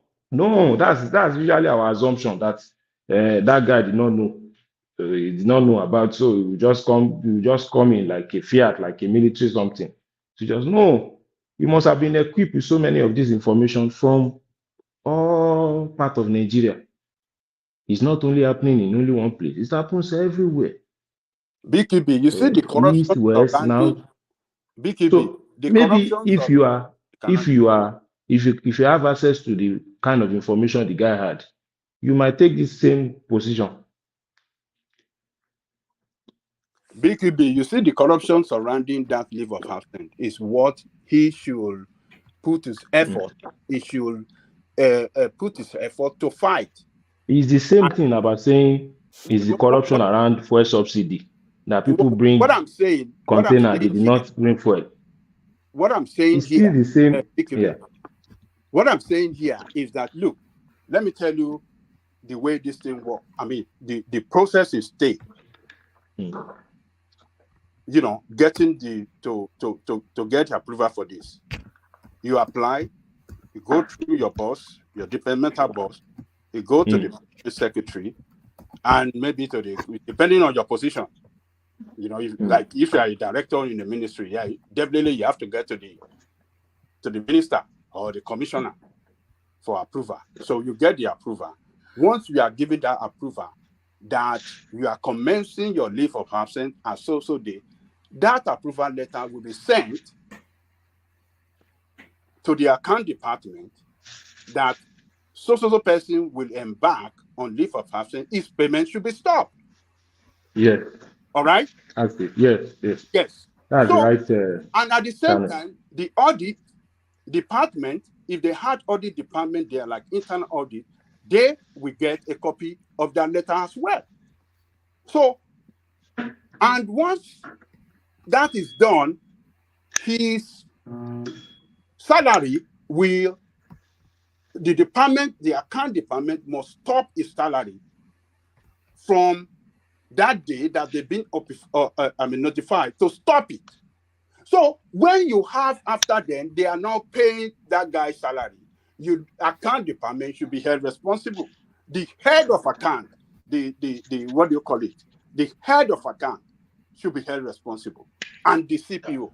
No, You understand? Ajani Gogo, if you don't mind, sir, So let me add this. all this, let me do this, Ola. So look, civil service have a well organized system that, in the first place, does not even give room for corruption. But you find Nigerians being, mentally corrupt people. That is not true, Baba Angelico. But the system you are sweet talking here is archaic and need to be changed. And that is why that Orosanye is getting more light on it. Your mind is just This Akoma Bank procedure of a thing. That is talking about 1970 something. Ola, hold on. All right. Ola, come in. I was just trying to remind Baba Jani Koko that this civil service procedure that he's talking about, that is talking so that Nigeria will feel as if is the one that failed us. We need to have a watertight, policy and procedure, not just the one that the people that will be circumventing the same system that they know that because they practice it every day. We're talking about a system that has not worked well for Nigeria. We haven't seen the impact of the one that they are practicing. We're saying that a system is failing and is making our health system, to be left in shambles. I mean, and you are saying that yes, it's the right is this. No, things have to change. We have to change this policy and procedure that is allowing people to leave the country. Okay. Yes, you see all those rigmaroles, the bureaucracy that goes in when you are applying for something needed to be changed. You can't do that in the private sector. You can't just take a walk and leave, because if you have to leave, it has to be for a certain period. I mean, how would you expect government to cover for those positions being left open or, not manned completely? You have to have something in place. That's why we need a change. Yes, you may not like how the minister put it, but we have to have a change. It has to change. Okay, thank you. All right. Well, hold on. Ola, come in after that, and then after you, BQB round off that space. I think we're starting to loop around that space for too long. But Ola, come in, and then BQB have the last word on that space. Okay. Look at this, Adewale. If I was entitled to leave of absence, let's say for 30 days, and I left for United States, within that 30 days, I got a job. Now, when I got a job, after that 30 days, after the expiration of my leave of absence, I gave you notice that, okay, I will no longer continue with you. So what offense did I commit within that 30 days of my leave of absence that I used to Japa to search for job, and I got job within that 30 days, and I came back to give you notice that I will no longer be working with you? What offense did I commit? There's no offense. There's no offense in that. But when you now decided to stay put and extending your leave of absence, all right, Dewale, let BQB just run out that space. I think we've been on there for too long. Sorry, it could go on and on. Maybe in the after hours, then we can revisit. You're right. It's actually a controversial state. The scenario the last speaker painted, he said painted there's no offense in the scenario you painted now, but that is not what obtains in reality. That's not what obtains in Nigerian situation currently. If you go to the field, I mean, if you're on the field, the guy is probably talking about the healthcare sector because it happens in so many other of their ministry too. It happens, if you understand what I'm saying, in so many other government pastoral agency or stuff too. So I think stopping it, maybe it's going to completely setting out corruption. Look at who is the one responsible in, like I said, in University of Abuja Teaching Hospital. Looking at who is responsible in University of Nigerian Teaching Hospital. So it's cumbersome that way. The way I feel the guy, you have to make some drastic decisions for us to move forward in the country. I think one of these is one of those decisions. All this civil service rule that has been there since, I don't think it's is designed for our own kind. We need some form of semi-authoritarian stuff for us to get things done. Yeah, something like that. Do you really mean it? Authoritarian rule. That is No. Not completely, but some element of pay. And that's the only way. If you are still following all this diplomacy, civil service, all those things, no, it doesn't happen. People take this leave, like as with the auditor or the account, they collect money. There's even some instances that even the auditor collects some percentage of the salary. Those auditors and the account. Are you on some chicken farm or something? BQB chicken farm. Oh, Yeah, you can hear something. It's early morning. You can hear some birds. Is it the birds? Oh, and well I'm done. outside. Oh, the question sound there is brilliant. Well done. Yes. No, you can hear some birds. All these small birds around.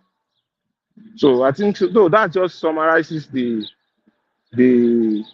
space. The guy see the statistics they brought to him and what they see in all the places. How can I solve this kind of problem? Like the way Meshalari Koko is saying, okay, if you now set up a committee to go and be looking at it in each institution, I think, oh boy, let's just ban this thing now. At least when we stop them, it will take care of everything together. That's just the thinking. If you look at it, the way the approach the guy brought in. So I think that's just the way it is. Mr. Jalikoko can be right that it's the right of the workers, but it has been abused, obviously. So if it has been abused, maybe they should remove it from the civil service rule. So, yeah, I think that's just the an executive order directing that it should not be allowed, something like that. All right, brilliant. Let's move on from there. Otherwise, we'll just loop around it again. Let's move on from there and come to this space. Like we were saying earlier on, it looks as though the policy positioning of the Tinubu administration is starting to slowly but surely come into effect. So what you're looking at on your screen is the exchange rate. This was on the 9th of March. It says $1 to Naira at black market today. So this is the black market rate. Buying rate 1,610, selling rate 1,620. So that's at the black market, Aboki, FX, and all of those sort of spaces. But now at the official CBN window, buying to the dollar 1,593, which is just a 7 Naira difference between the black market and the official rate, and selling 1,594, which is about 16 Naira. So what are you then making then of this convergence between the parallel and the official market? Yeah, the difference of $7, I think, is not too bad. That is how it should be. The difference between the official rate and black market should have just a little margin between them. It shouldn't be, it shouldn't be too wide, whereby you see people who operated in black market getting fat, and people that want to do have, people that want to do the genuine business through the banking industry have to we have to suffer a serious loss for their money. It shouldn't be like that. So, but the way it is now, having just a little margin between them, I think it is normal. That is the way it used to be. Just like Kenneth said earlier, that is the way it used to be before Buhari came in. and which is a Emefiele a corrupt policy, now widen the gap between them, giving room for some people to do what do you call it, round tripping, and and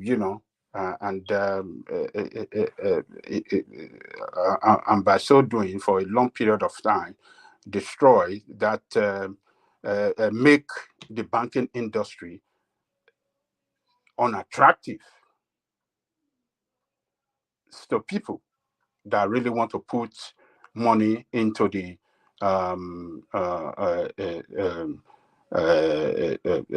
people that want to trade with their money, or investors. Black market, were really enjoying big business and, expanding. And that's why you see,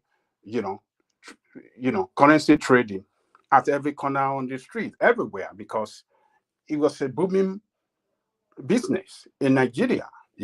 Every state, wherever you go, you see at the corner of the capital city, people exchanging money, because it is better to exchange with them than to go to the bank. So you have dollar, you bring dollar to Nigeria, you go to the black market, because that's where you have the value for your money, at the detriment of the economy. So the economy was suffering. So the way it is now, it is good. The central bank must have to work hard to, improve on the the value of the naira. The value is still not good at 1,005 something, but the margin between it is tolerable. A lot of people with huge sum of money might feel safe to go to bank, to walk into the bank with their money for exchange, or to do any business they want to do through the banking system, than to go through the market, through the back market, because you are not guaranteed the safety for your money, but your money is guaranteed. And if you want to import anything from outside the country now, you can look at the difference. Oh, the difference is not wide. Let me go to the bank and do the official rate. So it makes it more attractive. The exchange rate that we have now, the margin between it make it more attractive for people to go into the bank to do to transact their forex,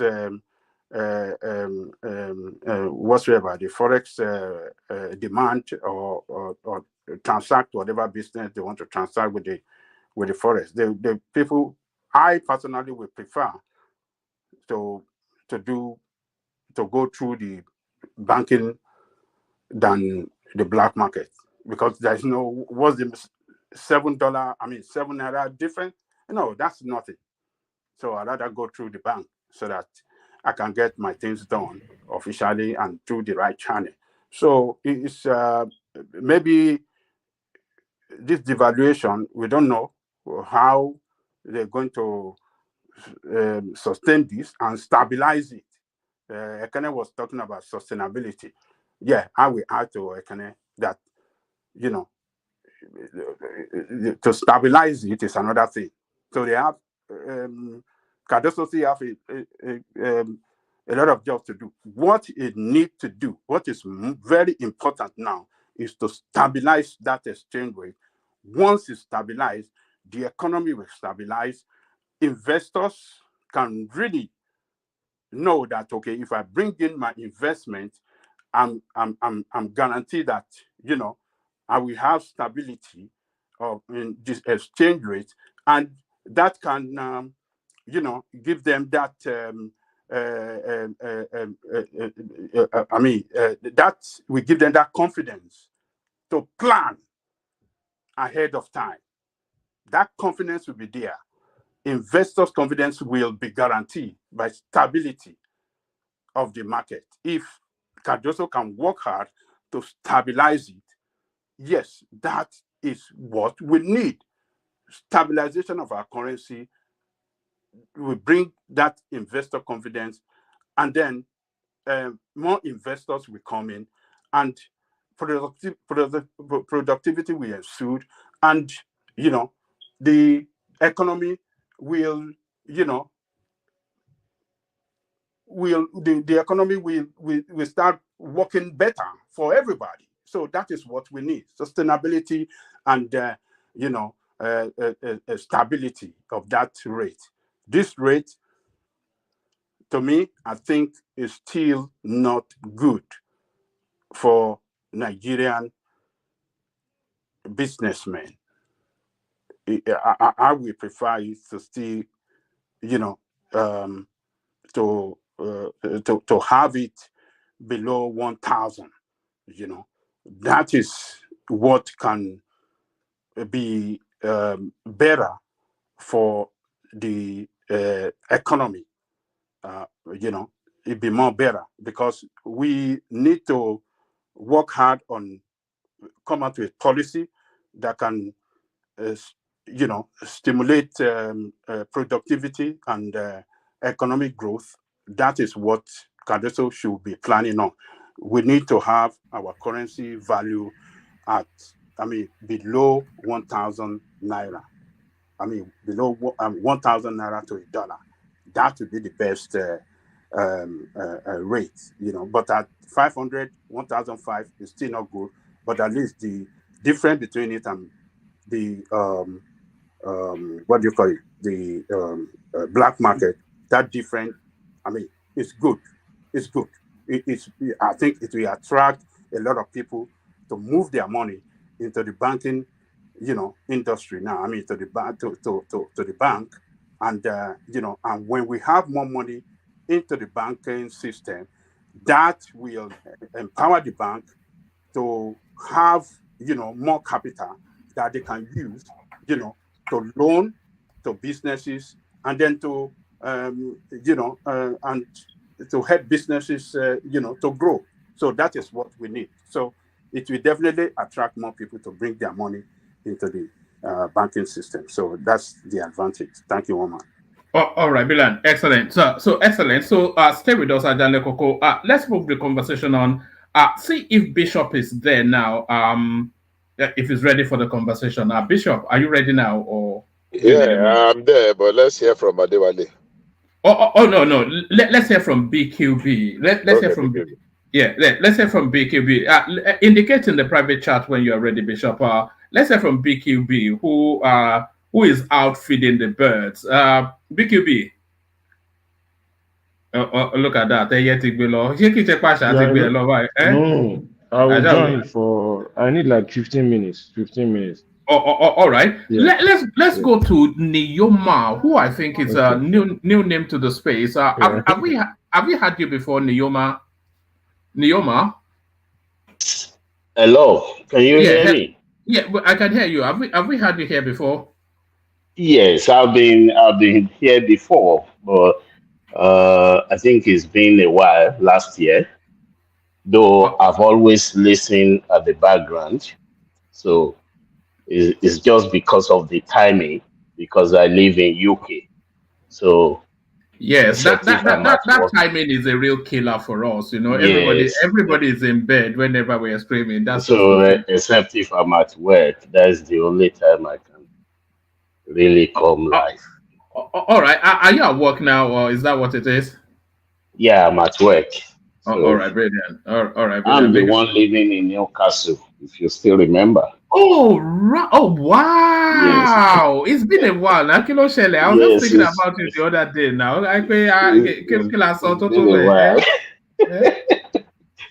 No, every day I've always listened at the background anyway. Sometimes I will just sleep off. So, that's fine. All right. Do you want to catch us up with where you are in the news? What are you looking at? Yes, I've been listening all this while, and I've listened to so many things that were said about the Erisco food, about the Japa syndrome from government workers, and I realized that sometimes we Nigerians, we are not sincere. Let's be factual. Especially for the what is it called? They call it leave of absence, or some will take loan from government, and then they come to school here. At the end of the day, they don't want to go back, and they are not ready to pay the loan. It's a common thing, and the reason is generally workers in Nigeria, they are not productive. I will not deceive you, and that is affecting the government seriously. And that is why if they are not paid their salaries, sometimes I don't blame government. Though I know it's still a problem, but I don't really blame the government. Because where you have workers that they only go to work maybe 3 times a month and they want to collect the same salary. And not just one, thousands, millions of them like that. So how can government be productive? So at least I had Baba Jale Koko talking about workers' rights. But it's where your right stops, that is where another man's right starts. You don't say you have a right It's benefit. and then No, workers' no, benefit is their is benefit, but not that you just take off and you are getting. I think maybe it was Adewale that said there are so many ways, or BK, is it BKU that said many of them we liaise with the accountants and they will be sharing the money. Some of them will just be taking the money outrightly. I've seen many of them here like that. So where is the workers' right we are talking about? Does government not have the right to establish a policy that will stop this? We are all in abroad. Who can tell me that he will not go to work for a week and we still take the salary without, maybe if you are sick, like in UK, anything after 7 days, you must present a letter from your GP. Yes, a doctor's note, yes. Yeah, doctor's note. You must present it. If you don't present it, you are gone. But we will be in abroad here and we'll be defending what is indefensible. Sometimes I just listen from background and I will say, this is not right. We blame everything on government. And we are here. We know that government, yes. Why is government working here? Because the people are ready to work. The people are ready to work. So that is what I see about all this leave of absence and so on. It shouldn't be like that. There should be a policy that, okay, if you are living for anywhere outside Nigeria, you sign a bond and they make sure that if you don't return, they can contact that country you are going and get the money back. Rather than just looking at it that, oh, well, it's government, it's workers' rights. No, it shouldn't be like that. And concerning the Erisco. Yeah, before you go to Erisco, am I right to remember that you are a Yoruba nationalist? Yeah, and if I'm right, and I think I'm right, what are you making of? What are you making of Sunday Igboho being back, but then your clansman being president, which puts a stumbling block in the way of your? How is that place progressing? Nothing happening in the Yoruba nation. Yes, you know when things are moving, there are sometimes there can be a kind of clog on the way, and then there's that can slow things down. But at least it's an ideology that cannot die anymore. So whether it happens now or it happens in 10 years' time, but it will definitely happen. We can see all these things around us pointing to the fact that Nigeria is just like a marketplace. It's just a business enterprise. Yes, it is good that because I don't want to say, even though I'm a nationalist, a Yoruba nation or nationalist. I will still not, as long as I'm still in Nigeria, I will still support what they are doing in Nigeria. I have to be patriotic. So, but if we look at individuals, what people are doing, even those that are living in Nigeria, they are causing more problems even for the government. So I just look at it that one day is one day that this thing will happen. There's going to be a breakup. It may not happen now, but there's going to be a breakup because it's an ideology that have been in existence and it cannot be destroyed.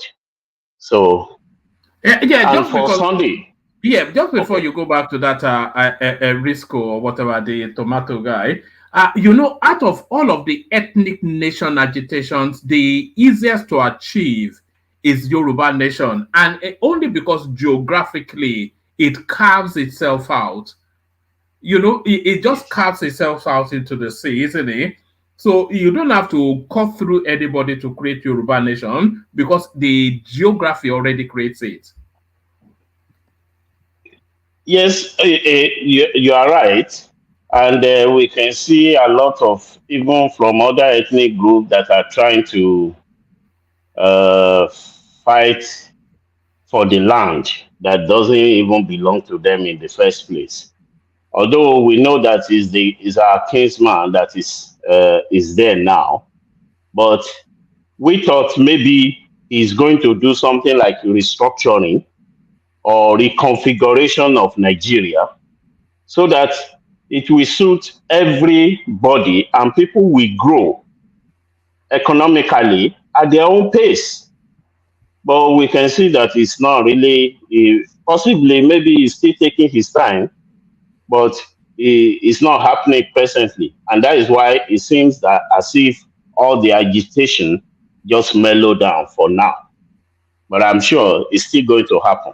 So that is what I see there. Now, yeah, Yoruba, the way we are carved, though some parts are already in Kogi, some parts are already in Kwara State, but when it happened, those people will definitely join because they are part of Yoruba, the Okun land and all those places. They are Yorubas, so it cannot be taken away. So, all right, brilliant. Go on to the tomato paste guy that you wanted to speak about. yes, I listened to the lady and even the man. If you look at the way the man was talking when he was called at Arise News, you will see that he's so embittered or bitter that he just wanted to take that lady as a scapegoat. And it's quite unfortunate that they don't look at the way things are operated, maybe here, that you can write any comment. If things are damaged, you can return it. Sometimes you can even say, I don't want this thing anymore. What is the reason? You may not even give any reason if you like. And it will still be taken back and you can collect your money. If the lady says, oh, this thing is salty or is sugary, the man, just as you said before, the man missed that chance of calling her, taking her through the factory. In UK here, you see frequently they take some students, they just pick some students and take them through factories and see how things are built. I've worked in a production setting before, and I know that when products are being made and there's going to be a changeover, the taste of the last one and the new one that is going to be made will definitely be different from when the production is running. So what the girl has mentioned is very, very possible. Very possible. If you take something like fruit pasta and you look at the orange one, sometimes when you look at the orange, Some will be so deep, very deep orange, and some will be very light. It's because the coloring, they are trying to change it over to another color. And that is what normally happens. So in a situation like that, the man supposed to call the girl, or possibly we are in the age of internet. Any little thing you do, it goes everywhere. Just as someone mentioned, I can't remember who they were one of the panelists, that you need to bring her over there, let her see all these things. By the time it goes on internet, another person cannot just say, oh, I tasted it, it's watery. No, because it has already gone. It has defeated anything that any other person may want to bring up. And that is the missing part there. So the man said he can spend 5 billion naira to prosecute that thing, that he will make sure that that girl rots in jail, except he died. That is the only time that case will be closed. And I was looking at it. What has he done? Number one, both of you are from the same region. Because I'm very sure if they were from different regions, ethnic connotation could have brought in here. And that would be another thing that everybody will be talking about. But they are from the same region. Yet, he said no, that he's going to make sure that the girl rots in jail. If you have apologized, the lady has apologized that well, he has to just say what she said she even called her husband to come and have a taste as a witness. So Ekene was saying that, she couldn't have thrown that thing away, and that he should call customer care, customer this. How many times do you, even to call Nigerian embassy, who picks your call? Nobody. I wanted to do NIN, or what they call it, I don't know what they call it, NIN, something like that. And all the numbers that were written on the internet, I called all of them. Many of them will not even ring. And some will ring and nobody to pick it. In fact, I went to one office and I was told that, no, there was no company like that here, that no company in that building. And that is Nigerian for you. So someone will now say, you could have called customer care, you could have done this, you could have done that. No. Or you could have even gone to court by yourself. What has the business of police in this? That is to tell you that the rich man can use any means to be able to just to bring their cause. It shouldn't get to that level. It shouldn't at all. So to me, I think maybe Nigeria has not gotten to that level of knowing that if you have any product, anybody can criticize it. And it's for your own improvement. It's for your own improvement. But we don't believe that. We just believe that whatever we are pushing out, it must be taken by everybody. No. The world has gone past that. So that's the way I see it. The man will not win. Yeah. Yeah, no, he cannot win anyway. He may win in law, but he will lose in business. I think for somebody that claims to be a senior business person, the strategy being deployed very amateurish. Yeah, because look at many products. You just realize they will just maybe a company like Cadbury or anything. We just make announcement that please, we are withdrawing so product from market. Can that be done in Nigeria?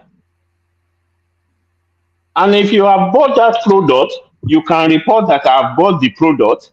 If it's something food, they will now be monitoring you. They can even ask you to go to your GP for any test.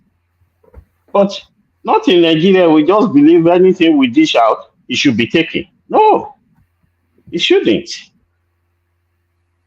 So that's what I see in that. It shouldn't. All right, and to this space, probe alleged 3 trillion budget pardon by Senate President Akpabio others. Is that everything changes but remains the same? We're back to the narrative of budget pardon.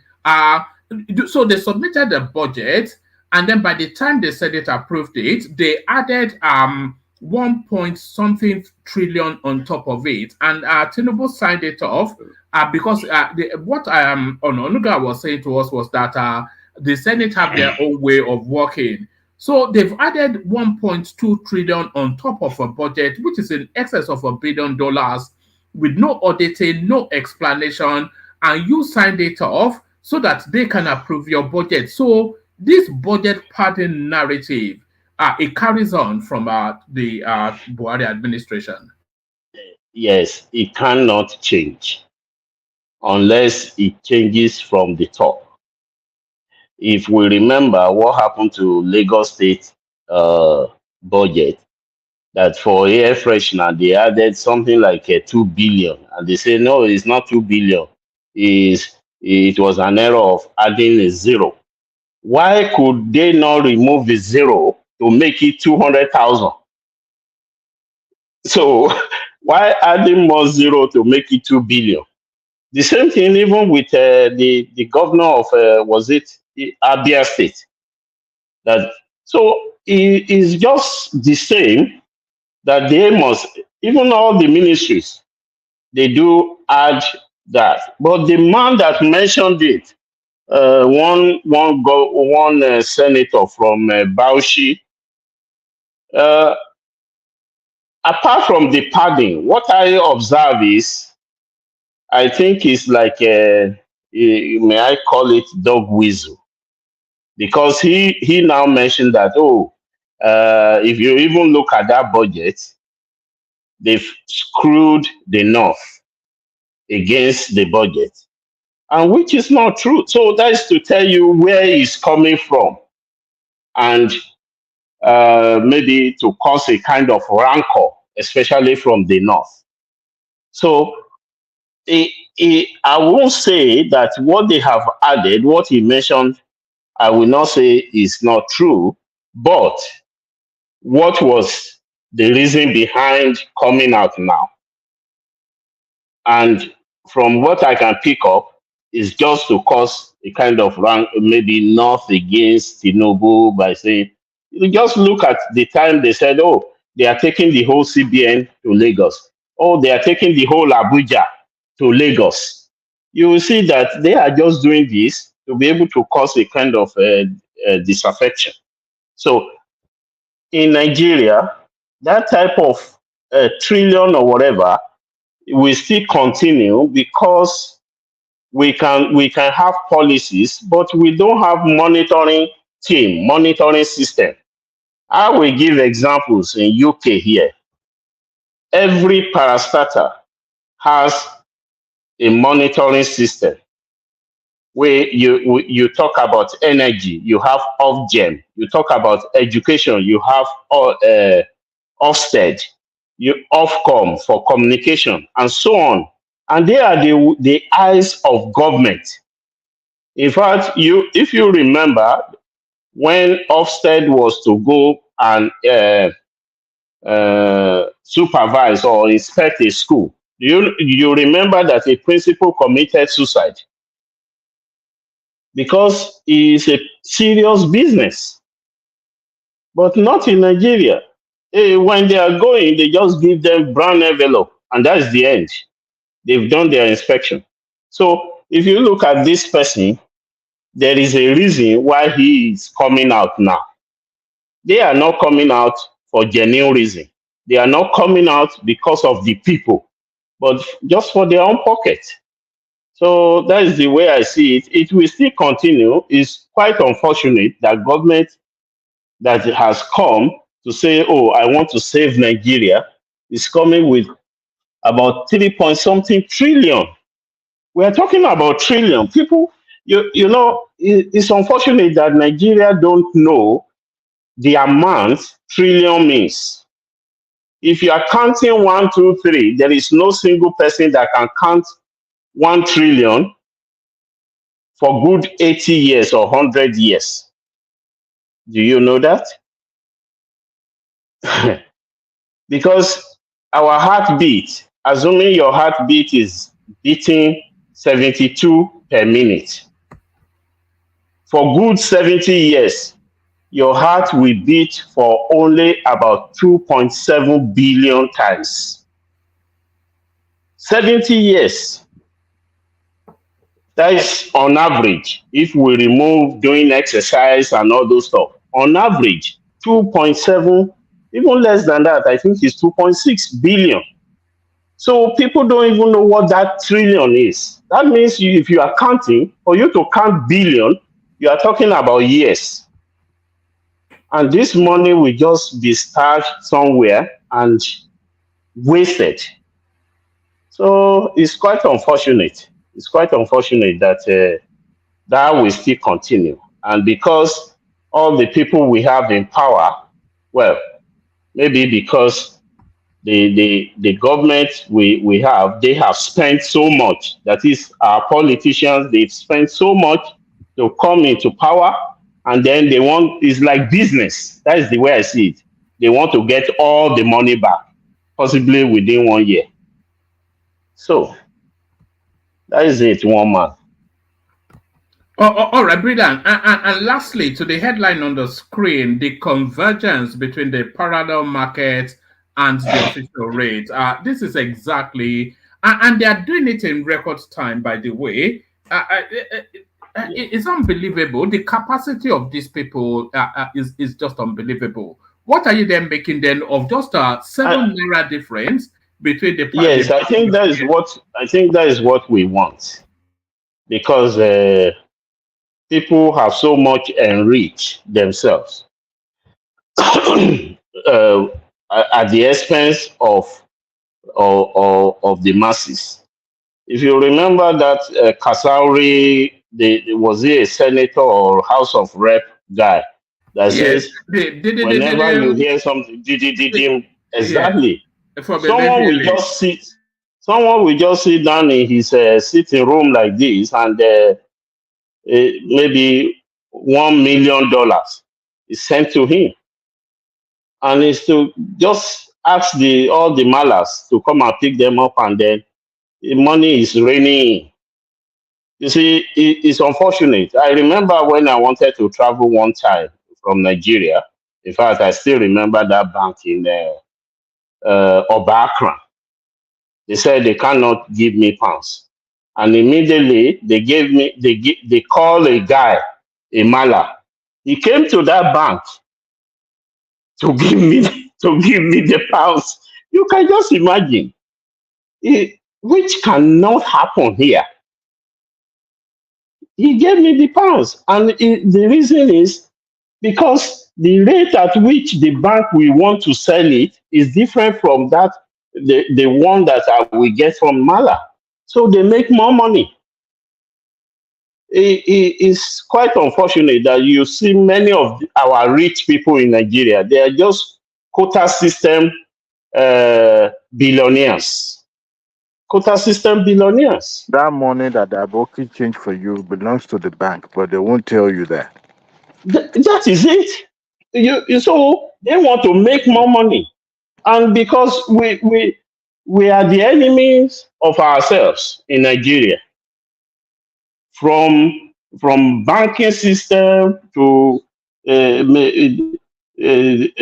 corporate systems to individual. Even individual, we want to swindle you. So it's just. And by the way, what I mean bank, I mean the CEO. It belongs to the CEO. Yes, that is right. You can realize what they are every year, what the turnover, what they are making every year. Look at what they are taking even from your bank. You want to pay money from one bank to another, they just deduct sometimes 50 pounds, 50 naira, sometimes 53 naira. You apart from that, you just see another levy. You wonder why, from where does this 100 naira came from? And that is how it continues. So I think it's so terrible, and I don't know whether I blame the government. I don't support government in everything they do. I'm not so blind to that. But at the same time, I blame the people. I blame the people. So I'm so happy with this type of rate that is coming together, rather than one is 1,000 naira a dollar, and the other, and they are giving it out to another person 350 a dollar. That is very ridiculous. Very, very ridiculous. So, but I know the naira it's not likely that naira will go back to its old rates, because there is no production, there is nothing to back it up.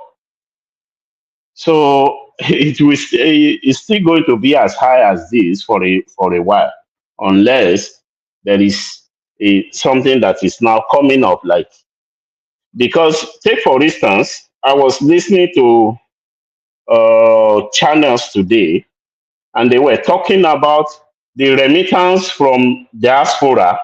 Do you believe that is far, far higher than the foreign investors are bringing to Nigeria? They mentioned last year the foreign investor was 3-point-something billion, while Nigeria in diaspora was 21 point some, I think 20-point-something billion that came in, because they showed the statistics from 2017, and you can see the changes. Ours was just going up. We are the second largest in Africa. That is a diaspora remittance. Egypt is the first, followed by Nigeria. So that is just to tell you that there is no production, and that is why that naira cannot go back to the same. It can't. No production from manufacturing. Even the government is not productive. It's not productive. I have several people. I will call them. Oh, how are you? They will say, oh, sorry, I was just sleeping. Sleeping on Wednesday morning. What happened? Oh, I went to VG last night. You went to VG on weekdays.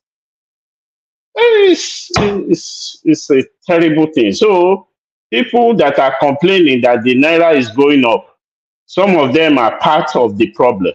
They are part of the problem. So thank you, Oma. All right, brother. But I like it the way it is. So. All right, but I think that the country is turning a corner, irrespective of people wanting to acknowledge it or not.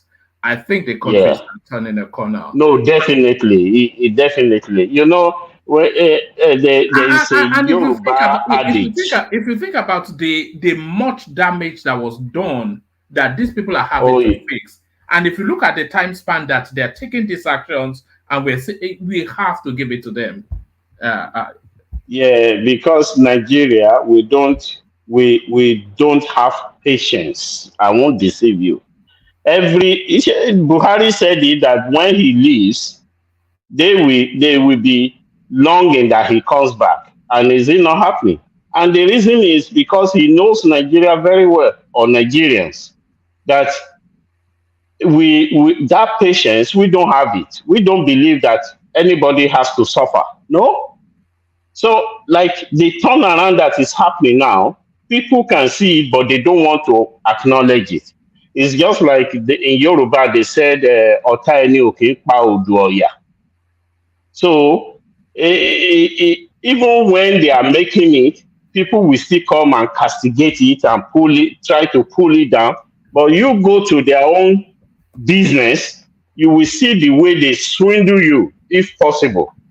So, and then they will start blaming government. Individuals, you go to market, you see the way an individual will want to swindle you. You can't, if you buy a product, you can't take it back to the same store straight away and say, oh, there is a fault here. Nobody will take it from you.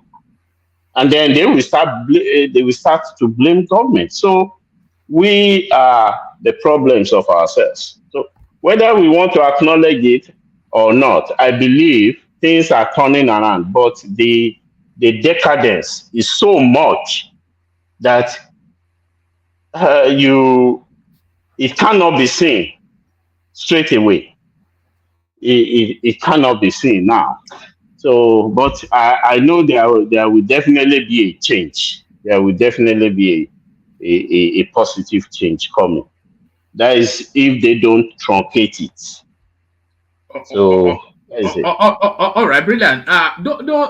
So let's go on from you to Dewale. But before we go on from you to Dewale, just for your information, is it not BQB?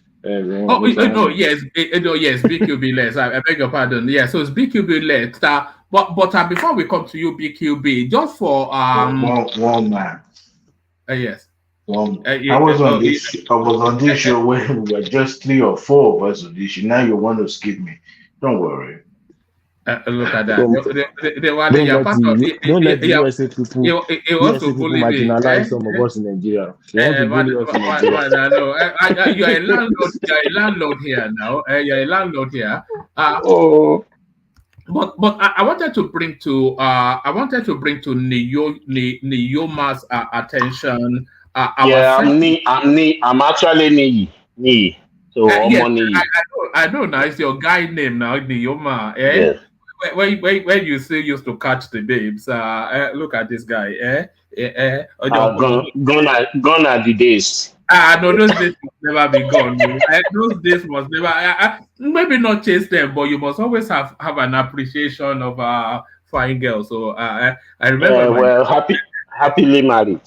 Yeah, don't worry. Everybody is happily married. Yoruba man. Okay, are you not a Yoruba man? You can only happily married because you're Yoruba man at all. Okay. But I wanted to bring to your attention our session this Friday coming. We have Dele Farotimi joining us. Yes. Yes, 7 p.m. UK time. So be ready. I'm anticipating. That would be great. Yeah. Yes, because of course he's a gold star A-lister obedient, and as a lot of the characters on this platform, they are somewhat disobedient. So a clash of cultures sort of a session we're looking forward to. So I've sent the link. Anybody that wants to bookmark it. But let's go on to I'm sure BQB will be there. So BQB, floor is yours. Thank you. Yeah, thank you. Stay with us. Niyi, you can interject. Oh, sure. We'll be there to ask you questions. You know, it surprises me. It surprises me, and it delights me as well that but we see this a lot more with the Yorubas, that a lot of Yorubas are actually they're so vehement, whatever that word is, opposed to Tinubu. And so they're not at all, but they George, Pa Adebanjo, our guest coming. So there are so many of them. Yeah. If you are talking about a liberal, yeah. Some elderly people in our community too that are not they are not saying anything good about this one. So I'm even talking about even during the election. So it was not surprising that he lost Lagos like that. So there's so many people that are disenchanted and doesn't feel that he has that capacity. I'm even saying among the Yoruba people. So, but here we are. There's nothing we can do. There's almost a thing that they actually want him to fail. Do you get the sense? And I'm not even talking about the obedience. I'm talking about this Yoruba. Of course, that is psychological. That's psychological now. That's psychological because him succeeding would have been that what they thought was not happening. So him failing will just, in a way, suit them in a way. Like, we told you before that this man doesn't have the capacity. So Why are you now surprised? So it suits them in a way. So I think that's just the way it is. All right, carry on. The floor is yours. Do you want me to lead you into it, or do you want to free? Yes. Do you No, want to no, start? you have to because Do you want to start from this convergence of parallel market CBN rates? just like the last speaker I've spoken And are you about, seeing it's it? good. Are you seeing it in real Yes. time? Yeah. Well, in real time, I'm not sure. I'm not sure if somebody can compare because I can able to check. I check the GT Bank rate during the normal working hour. I will be able to check the GT Bank dollar rate to compare whether it's the same. So I'm going to check today because GT Bank directly you can change your dollar to naira directly without going to the bank through their app. I don't know if it applies to any other banks also. So if the rate is as close as this, 7 naira, I don't mind changing any currency I have directly without needing to go to the bank or go to any aboki. If it's that close, but if the difference is much more, of course, you have to take advantage of the benefit of the difference. So I think that's just the way it is. But in all, it's good that there's not so much difference between official rate and parallel market. All right, brilliant. And this budget padding narrative that we thought died a natural death with Buhari, 1.2 trillion, the Northerners I'm not sure. Yeah. I'm not sure that thing is going to die. It's going to. It's part of us now. We are going to live with it. It's just a matter of whether we know or we don't know. So it's the one they know. Possibly, probably, maybe it's even more than that. But that's where the satellite had gotten to now. So I'm not sure with the kind of politician we have, padding will not happen. Just like our leader in Lagos, former speaker. When I was reading he did well in Surulere. If you go to Surulere, you see so many of Badabi Amila's projects because we had one family house in Ijesha around the Surulere side there. So if you go almost every street, don't project as if he was the executive governor.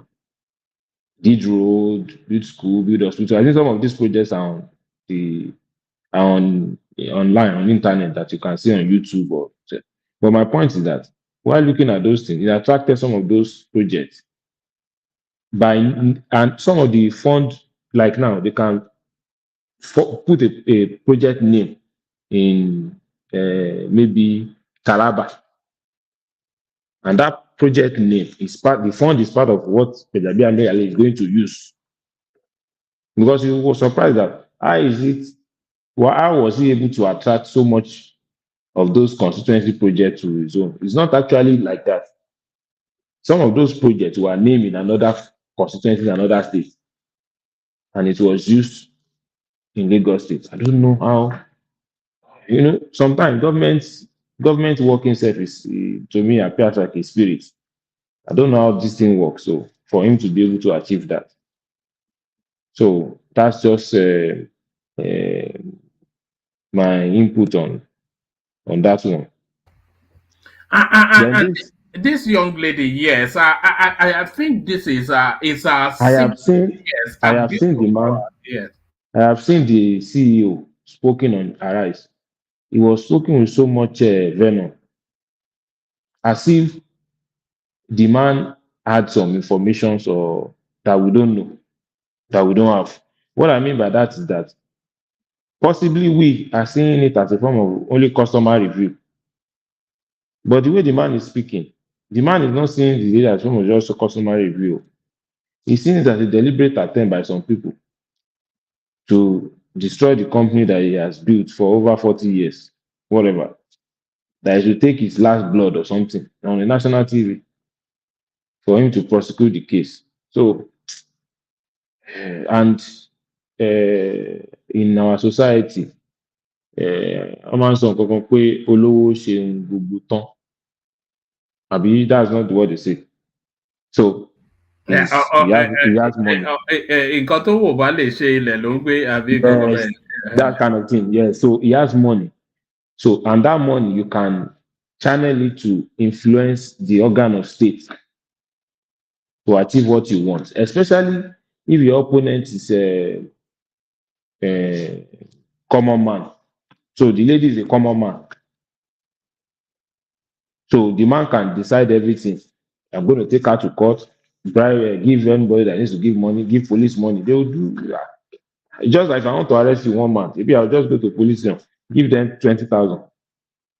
Even if you don't do anything, they will take you to police station first.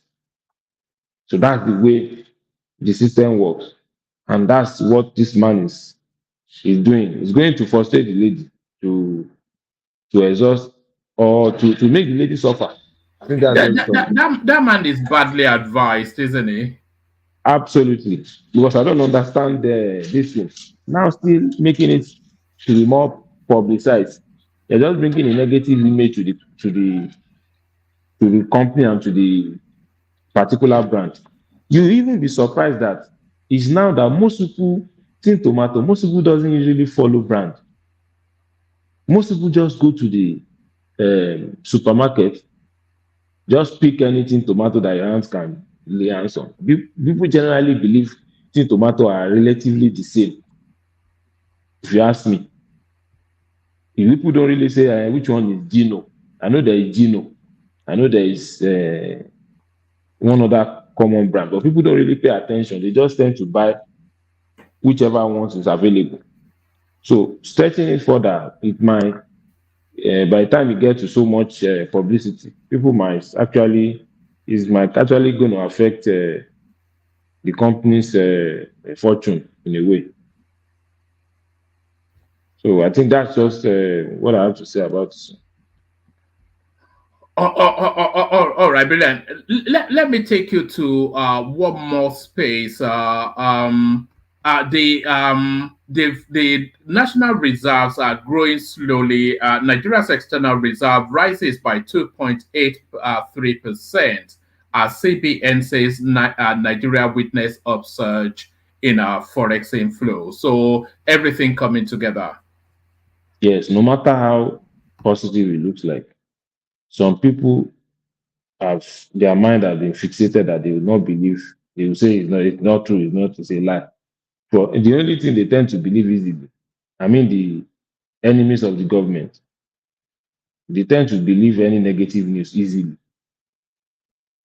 but they don't want to believe any positive news easily. If you add together inflow of diaspora, because diasporans too want to take advantage of the Naira devaluation. Diaspora inflow is part of forex inflow now. So if diaspora inflow increases, it's probably the main bulk of it. So this one is a common sense, but as common sense as it is now, it's not common to some people that doesn't believe in the government. They say it's an illegitimate government, so anything they say is not true or something. So but that's how some of them will just look at it and say it's propaganda. But based on that two simple analysis, it's not propaganda. You are not paying subsidy again. Not completely. Then you are not using your money to pad the Naira. So ordinarily, our inflow will increase now. Yes, Natibi, our major source of inflow is from the oil we produce. So it will increase automatically now. And with the inflow too from diaspora. So like I said, if you want to believe it, some people will still not believe it. So I think that there's nothing much to say on this. All right, brilliant. How long are you in Nigeria for, or have you moved back? I'm not in Nigeria now. Oh, you're back in you're back in base. Yeah, I'm not there. I'm back. God. Now, wow. You know, I have to visit that Nigeria very soon as well. I know you are one man. You are one of the people. Maybe last time you visited Nigeria 15 years ago. Yeah, 1802. Yeah, I think I visited Nigeria. My brother in UK. The last time he was in Nigeria was 20 years ago, and he will be talking about us. Most of these American people, most of these people in America, they don't come to Nigeria. They don't know, and they will be. That's why when this man, Prince Daddy, he can't even point Nigeria out on a map. He couldn't point Nigeria out on a map, and he has big opinions. When this righteous man, there's one righteous man on Dr. Damiji's show. We are living in the same local. When he's talking, that's why I always ask him as if, why are you making this thing look like as if people are falling down on the street? No, the market is still the same market that we go to. Buying and selling are still happening. I don't know how people are getting the money. Banks are still being filled, at least in Lagos and where I am. Bank is still being filled up. ATM machine are still so much queues. So what are they withdrawing in the machine? Like one comedian said, are they withdrawing their sins? So Nigerian system, there's no way to look at it. You just see that the money is flowing, buying and selling are still happening. The country is still moving. So, but that doesn't mean that the economy is not affecting people. Yes, of course, it is. But people are still finding a way to cope. The people selling fish are still the same person selling the fish. So that's just what I see on the road. So now bringing analogy of somebody waiting that when they cut the head of the fish, he wants to take it as a reflection of the economy is bad. It's looking somehow, because that has been happening before. So I think that's just my take on this. All right, brilliant. Stay with us. Let's go on from you, BQB, to Bishop. Dewale has gone to do some childcare stuff. He'll join us in a bit. Sorry, one man. Just before you go to next person. Yeah. Can I just chip in something? Of course. Yeah, it's just about the discussion that was done. Was it 2 days ago about this guy, the Minister of Works, talking about the use of concrete? Yes, David Umahi. And people were castigating it. In UK, almost all the roads in UK, they are concrete based. All they do, if they remove, what they do is to replace it, they just put the asphalt on top. And maybe after 3 or 4 years, maybe is getting some potholes. They just scrape off all the asphalt and put a new one. But the concrete is always there permanently. Almost all their roads. So, and that is very important. People were castigating him, and I see that it's because many people don't even know the importance of that.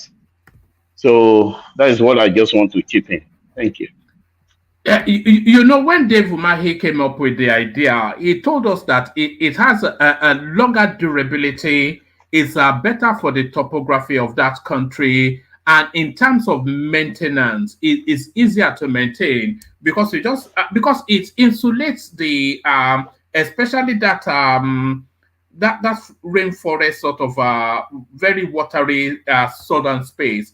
It insulates the rain. Yes, it insulates the rain, and then it expands in the. So also Dangote said the same thing when it was as a tax payoff, they gave him to construct a road from I think from the Apapa port to Obolonshoki or something, and he did that in concrete, and he said he was guaranteeing it for 50 years.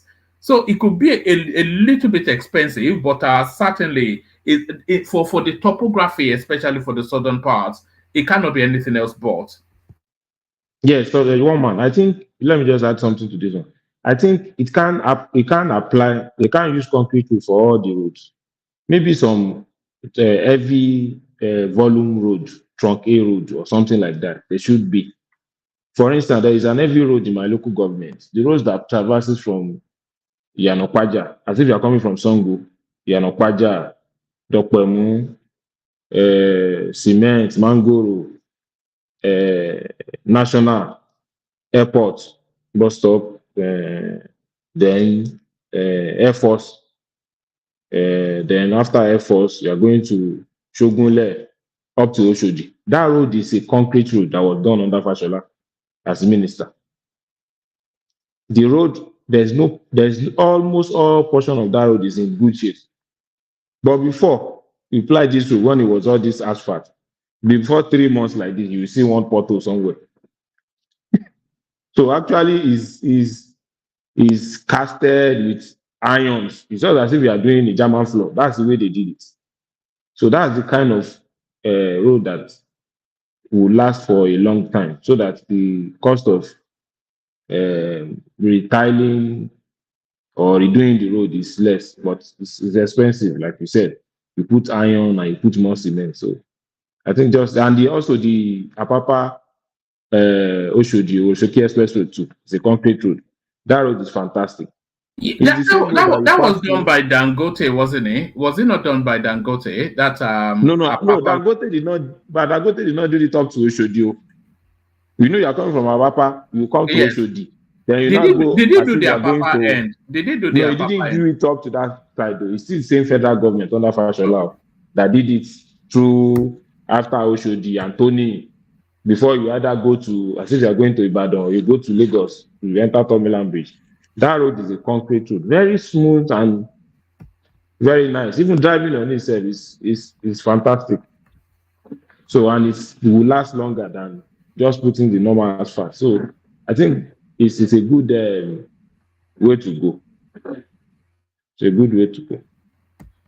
All right, but do you think that these whatever it is, these are concrete roads? Do you think they are somewhat affecting the price of cement? I've always wondered if the spike in cement is this philosophy that Dave Umahi has introduced, this concrete road something.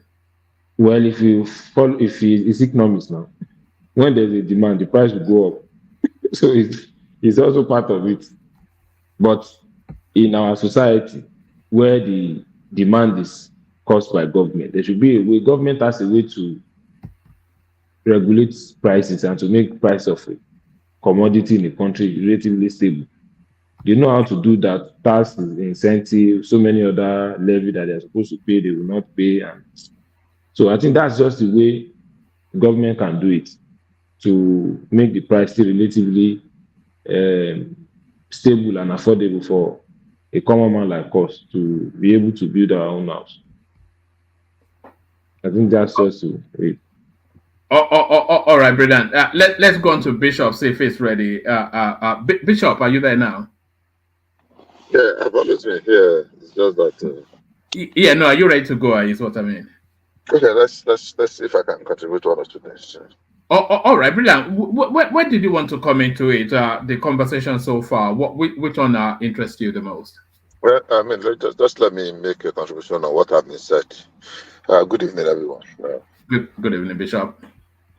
Well, let me try and put some little bits of light on the topic of the Minister of State that said about leave of absence. We have to be very factual. We cannot do things as usual. Unfortunately, once again, I will be taking a stand against some popular held belief. And let me buttress what I want to say. Under Governor Peter Odili, I was in Rivers State then. He initiated a scholarship scheme. It started with 1,000, I think 1,100 or 1,400 pupils that were sent abroad. And Rotimi Amaechi continued. Under Rotimi Amaechi, they complained. All the people they sponsored, especially medical sciences, to Ukraine, to name it, several places, less than 20% of them even agreed to come back. We cannot afford to send 1,400 people a scholarship, people's money to go and study medicine abroad, and they did not come back. That's one. It is not acceptable. I joined a company in America I worked for, and they sent me on a training, a specialized kind of training. I was supposed to work with them. Something happened somewhere along the line. I had to leave them. It was mandatory. They collected, yeah, the total amount was, I think, about 16,000 or 17,000. I had to enter into an agreement. I paid at their own terms with interest on their own terms. Kano State sent a lot of people on scholarship, several states. And the thing is discouraging sending people on scholarships now, because you send people on scholarship, they don't come back, especially abroad. More than 70, 60, 70, 80% of them don't come back. Can we continue that way? No. As we speak today, civil servants, there are thousands of civil servants abroad that are still collecting, drawing salaries. Some of them know from day one why they are going on study leave that they will not come back. Yet they proceeded on the study leave. And they waited for the 2 years. Then they will try and extend it. Study leave with pay. They will still try and extend it for another 1 year or 2 years. And after 4 years, they will now say they are not coming back. There are some that are on one kind of leave or the other, because there are different categories of leave. The one we're just talking about is the leave of absence, which people know how they manipulate to cheat the system, and they don't go back. Many of them, let's be very sincere with ourselves, many of them don't go back to Nigeria. They know they were not going back from day one as they were leaving. And I have seen, and I've mentioned it here, people. I know at least 4, 5, 6 persons that are on different kind of leave or vacation or whatever. And they know from day one they are not going back. Can we continue with that system? The answer is simply no. What is leave of absence? What is that leave of absence? There are several organizations you work for. If you want to go for 5 years, 6 years, if you come back and your skills are still relevant and there is a space for you, they can reabsorb you. If you want to continue from where you stop, that is counting, it's okay. But I think it is an anomaly. It is an anathema. It is stupid to think that people can just decide to go and your place will be kept for you because you are building career. What is career? Career by foot. Civil service, we are a lot of them have been overfed, over pampered. If we want to change, we must do things differently from the way we have been doing it before. That is the old way, and that is the way that has gotten us to the quagmire that we are in. If we want to move away from it, we need to do things differently, and it must be very drastic. That idea of people going on ending study leave. There are people that are working in some organizations in Nigeria, well-paying organization, but they have employment in the civil service inside of Nigeria, and they are drawing salaries from 2-3 points. They are working. They are working in the shells of this world, in the mobile, in the Ajib, but they have they are still civil servants in their own state, in different ministries and agencies and departments, and they are drawing salary or federal agency. They don't even go there at all. They just settle 1 or 2 or 3 persons. We all know these things exist, except you want to pretend. We all know the rot is there. Now the question is, do we want to continue that way? Then we should stop complaining that Nigeria is not working. If we want Nigeria to work, then it is time to wield the big stick and do the needful. If you are going on study leave without pay, good. After your study leave, if you are not coming back, let other people take your position. But leave of absence, except there is something very compelling, like health, that warrants understate that. You can't just go and you just feel like you are not sick, you are not something, you are thinking of you, and you want them to keep the job. There are people looking for the job, and there is job to be done. There is work to be done, rather.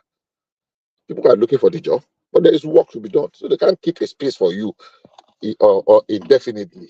So except you want to continue thinking that everything is socialism, socialism, socialism. So for me, that's a decision that they should have taken a long time ago. I just wish and I hope that they will have what it takes to be able to implement them. On the Risco, whatever, every of our address and submission did not put into consideration that we now have a cyber bullying act that had been passed into law in Nigeria. And if you read everything that girl did, unfortunately, many of us do things ignorantly, thinking that we are invisible or social media. But right now we subject them to scrutiny. We realize that we have actually been guilty of cyberbullying. That lady was guilty of cyberbullying. Oh no, don't let me use the word guilty. So I take that back. What she did falls squarely under cyber stalking, cyberbullying, whatever. There are ways you can lay your grouse. So I can deliberately go and sabotage somebody, do something, maybe put his tomato and put it on fire or heat it up or open it and reseal it, which is very possible. I know it's very possible. People who don't know can open the tomato and reseal it back. They can deliver, and you have not subjected it to any. If they ask her to bring it, and I will use one example. Many years ago, some people used to say they see substance, foreign something in Coca-Cola or beer, and they would take it and say, oh, and they would take it. One particular one happened with one beer brand I will not mention. And the guy said, oh, they saw something inside of it. And somebody went to see the guy. And they said, okay, they said the thing was actually in the beer, They were shaking it, looking at it. And the guy that was handling it just deliberately, but nobody dropped the beer, and the beer broke. Whoa. And it went to court in Nigeria, in the Nigerian space. And the argument, did you suffer any injury from that thing? You have not suffered. You discovered it before you took it. So what claim are you laying? What claim are you laying? The only claim you are entitled to is they can replace your bottle of beer for you from the person that broke it, not even the company. This happened severally in Coca-Cola. I was not supposed to mention the name of the company. But the one I was talking was actually beer.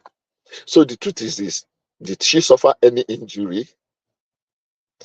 If you discover the thing and it was not good for consumption and you did not take it, you have not suffered any injury.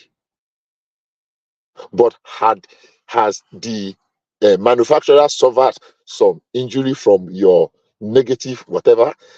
It is only you that decided that she was guilty. You cannot be the judge and the jury. It is subjected to any clinical whatever that proved that okay, what you are saying was okay. Did you? Any analysis? So you just decided that, oh, I bought milk and the milk is tasting somehow in my mouth.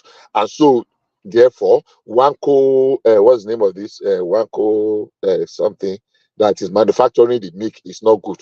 Or I bought a bag of salt or cement and the cement is coagulated. How can I now say that it is the manufacturer of the cement that is responsible for it? I'm not sure that it's the man that is the seller that is holding it, or the transporter that has taken it through water, or something. So if we are talking moral and we are talking sentiments and we are talking emotion, oh, of course, all of us can call the man. I don't like the man. I don't know him from Adams. The way he was conducting himself was not right by my own thinking. But if we subject this thing to real law, that lady is going to jail. Real law, remove sentiments and emotion. If we subject it to real law, and that's why we should try and separate some things sometimes. Look at things very holistically. Is it that she's going to jail, or she'll suffer some sort of financial? Because it's not a criminal matter, is it? It's a civil matter. Well, I'm not a lawyer. See, there is something that is criminal. It's just like libel and what's the other one? And slander. It's a thin line. There are certain things that you can do if it is by verbal pronouncement. I call you some names, but immediately I put it in paper that can impugn and deny you from some benefit you should have gotten. Is it not this same person that somebody wrote something about? That is a record that can be referenced. Then it has moved, it has crossed that thin line. It's a very thin line, almost obscure. It depends on who is pushing and who is prosecuting. They can give you a fine option, but once the conviction is pronounced, that person remains a convict. Even if it is for 1 week, and they say go and pay a fine of 10 naira, and you chose to pay the fine, that does not take it with the fact that you've been convicted. Lawyers will be able to say, but it's a very thin line between slander and libel. So if you are not careful, except we have read, and laws keep improving every day, lawyers will say. So you cannot apply what was obtainable yesterday to the laws today. I am not a lawyer, I am not saying, but I'm saying what you did is bad enough. Had the man handled it the way he should, I don't want to support that man. I listened to him. It was brash, it was British, it was not really being sensible enough in his handling. I would have loved if the man had handled it a little bit separately, differently. Maybe it would have been a little bit more better to deal with. So, but like I said, the funny and astonishing thing is this: why are Rabu Rasaf taking the protest to Lagos? Why Lagos? Why not Abuja, where the court is heading? Why not Anambra, where both of them came from, or the Southeast? Why Lagos? I don't understand. They want to start another. So for me, why do you think that is? Why do you think that is? Why do you I don't think know. they're That's what taking I'm it to asking. That's the question I'm asking. Why Lagos? Why taking the protest to Lagos? It gets more media attention. They can get media attention in Abuja. Yes. There is enough. We don't want such nonsensical protest in Lagos. Not anymore. Yeah, that's what they do. Yes, they don't tend to. Not anymore. Tend to cannibalize the state. Any unnecessary protest will be met with resistance. Not anymore. It happened. We open our eyes, and that nonsense happened in October 2020. It's not going to happen again. So let them take their protest to wherever. So, unfortunately, that's where we are. And when they asked the ladies to apologize, the tone of the apology letter, I think I read it there, was really not an apology letter. It was like a grandstanding thing. Is this all this radical lawyer? It's even the lawyer. It was you need ABF Young. Whatever his name is. He's doing human rights radicalism. So there should be a limit to aluta, whatever. There's a line, a very thin line. Anyhow, that's my take on that. On the road, if I remember all the things you have mentioned, on the road construction, I remember we had these conversations several weeks or months back, and I said it's a good idea. It's just it cannot be suitable for everywhere. Even America still controls some asphalt roads today in certain areas that are suitable. Today, I'm not talking of yesterday. I'm talking of today. There are roads that are still being constructed purely asphalt. Today. I'm not talking of yesterday. So in Nigeria, we cannot do a blanket that, every road must be. No. There are roads that can still be constructed with asphalt and with good maintenance and good construction work. It will still be very, very, very, very durable, and it will work. So, yeah, beautiful idea. Especially, it was a good thing that you are emphasizing that, especially in the southern region. I agree with that totally.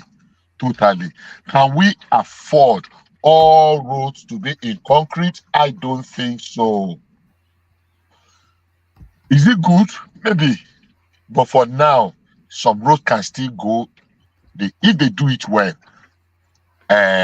in asphalt, base course, good artwork, base work, and if you want to do reinforced concrete on some roads, some of them will not take less than 10 inches. I've seen roads like the Apapa Oshodi Expressway is an heavy, all those container ply-down roads. Yeah, that should since be they've done this minimum of 10 concrete inches. road, since they've done this concrete road, that road is stable. There's no breakdown of the road. Yeah. Yeah, reinforced concrete is good. Reinforced concrete, but considering that you are going to be doing 10 inches, I mean, the best of the asphalt, when you add the base cost, it probably ends up at 6 inches. After the archwork, you do the base work, and considering that you are going to put reinforcement, and we are not actually particularly manufacturing our cold steel for now. At least Ajakuta has been what it is, what it has become, an albatross. So, so that also put pressure on cement and pressure on steel and Yeah. pressure on what do you call it, aggregates. I think we can use both side by side. Everywhere in the north can still do normal pavement, asphalt pavement. In the riverine area, yeah, we can do concrete. But you see, concrete is not like it is Uhuru. It's not the solution to every of our problem. It has to do with what is the foundation like, what is the work, So on that, while I agree with Umahi, that I think we can take the step one step at a time. One step at a time. We cannot just go the whole of in 1 year. We can lay the foundation. Some people will determine and decide. But you see, so when you now talk of, they only constructed 100 kilometers of road in the south, they are constructing 500 kilometers in the north. It costs as much. The amount of money to construct 500 kilometers in some part of the northern Nigeria can actually not do more than 50 kilometers in the south. That's a fact. Go to River Nile area of Bayelsa and rivers and the rest. You can, for a road of 100 kilometers in the south, you can actually do 500 kilometers in some part of the north. Because all you need to do, you are not even do deep scarification. You are not the cut and fill. You just do grading. You have a good artwork grader, and what you after you have removed the road, you do the rock work. Even the material that you are cutting, that you are removing, is the material you are still going to use for your filling. And when you do the ramming, shift foot and smooth grading, if you have a good artwork, you are done. But if you are doing it in the side, you have to dig and cut away and use another material to fill before you get to a certain level. And at every layer, you are ramming. So by the time you know what you are doing, you are spending more than ×5. So the same amount of money you will use to construct 1 kilometer of road in the south can actually do 5 kilometers or more in the north. So yeah, the idea is good, but how are we applying it? We must apply them with some sense. You did mention something on the. Sorry, Bishop, can you hear me? I'm managing to. I'm trying to. Yeah. So quick question. Is that Adewale? No, Prince Daddy. Okay, Prince. Yeah, you too. I wanted to say shout out to you. Thank you. Don't ask me for what, but just thank you. Okay, you're welcome. So, are you saying, is it the terrain in the south that's more challenging? That's why it costs 5 times as much. No, I won't say the terrain. Not necessarily the terrain. The what's the word now? It's not the terrain. Except if I understand what you mean by the terrain, is the material that the ground is made up of. You see, the moisture content, and you see, we have different kind of soil. When you burrow through the earth, if you are going to do, if you want to do construction, if I follow you to a site, I want to do construction or building in the south, I will take samples of the soil and I will look at compressible, compressible and fillable, the topsoil. After we scarify off the topsoil, I will take a deep auger of what the soil sample is, looking at every layer by layer, at what point will I be able to get a very stable earth. Now, until I get to a stable earth, that's where my construction starts from, if I'm constructing road in the south. So everything on top, I will scarify and cut away. I will dig and cut away. So if I'm digging and cutting away, let's say 3 feet or 4 feet, 1 meter, like 3 point something or 1 meter, That means everything I'm cutting away, I'm going to refill them. When I'm going to cut that one up and bring them, it's going to cost me a lot. And as I'm filling them off, stabilizing them. In the north, I might not need to carry to cut anything away. I just check when I do my soil sample, and I see that everything is stable from the first layer is stable to the second to the third. In fact, by the time I get to the third layer, I'm already getting to coarse and stony material, which is very good and suitable. So you are not going to cut anything away. You are not going to bring anything to fill. But that is not the way in the south. You get top material, you get compost material. So in other words, you say the land in the north is more readily ready for 1,000%, 1,001%, 1,001%. And road lasts longer even in the north. 1,000%. That's where I'm going. Right, you just hit it 1,000%. Because by the time you do some little top up, just calculation in the top, by the time you get to the second layer, you already get to the stable art. Engineer Bishop, I wanted to the way you dissect this stuff, it means that you know so much about this road construction. That's why I'm just okay. Go ahead. Okay. Yeah, no. What I'm saying is that I'm joking by saying engineer. What I'm saying is that is it only about the terrain, or they do more quality job in the north than in the south? No, I think a lot of it is to. Sorry, Bishop. I think a lot of it is to do with the terrain. But carry on, Bishop. You know more about it than No. You are just correct. It's just about the art, the material.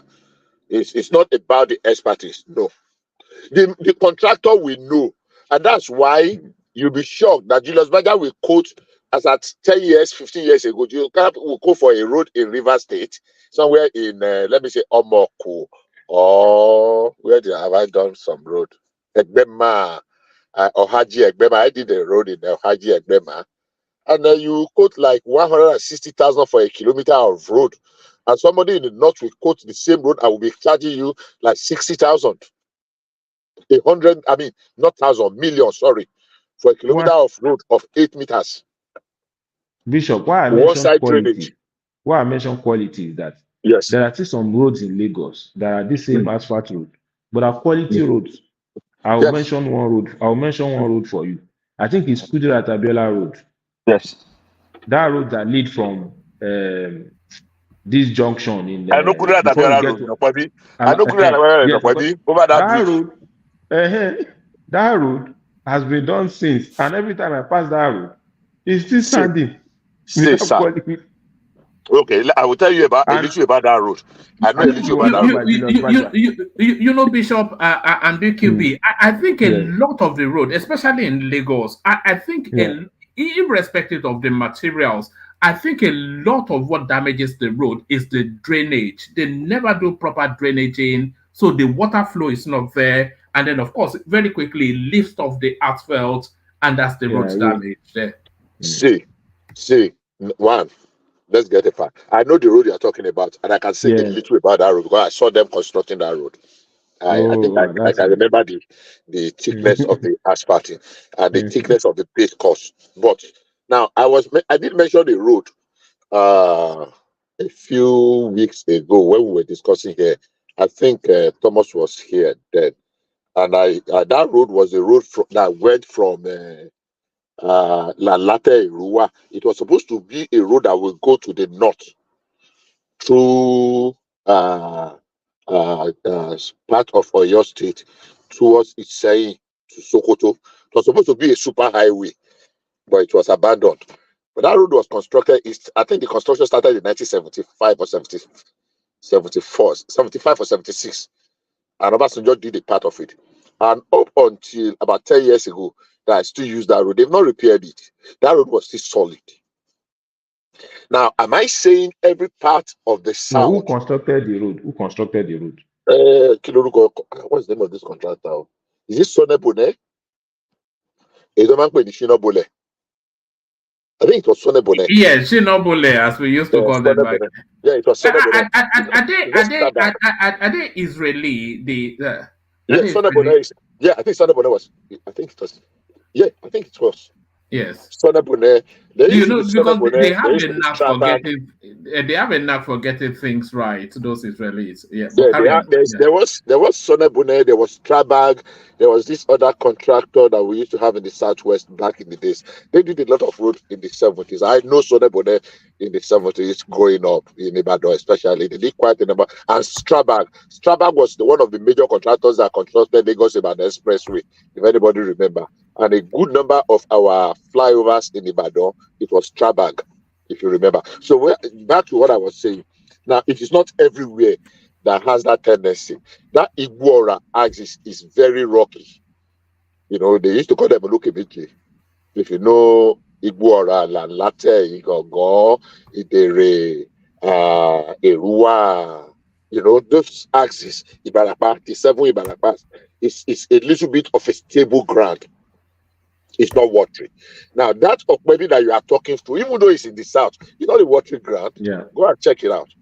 It's a very stable ground. So that's why I said earlier on that when they conduct their soil test, they dig out and look at the layers, how long has that place been and how stable.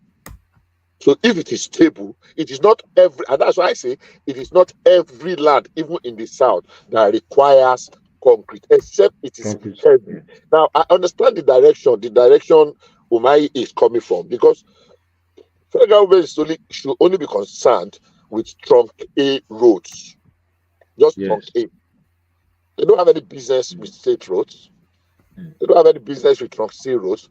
So it's only trunk A roads that they have. So if the trunk A road, because it's expected to carry heavy duties, you can say, okay, for certain category of trunk A road, let us but because it's very expensive. Can we afford it now across the country? No.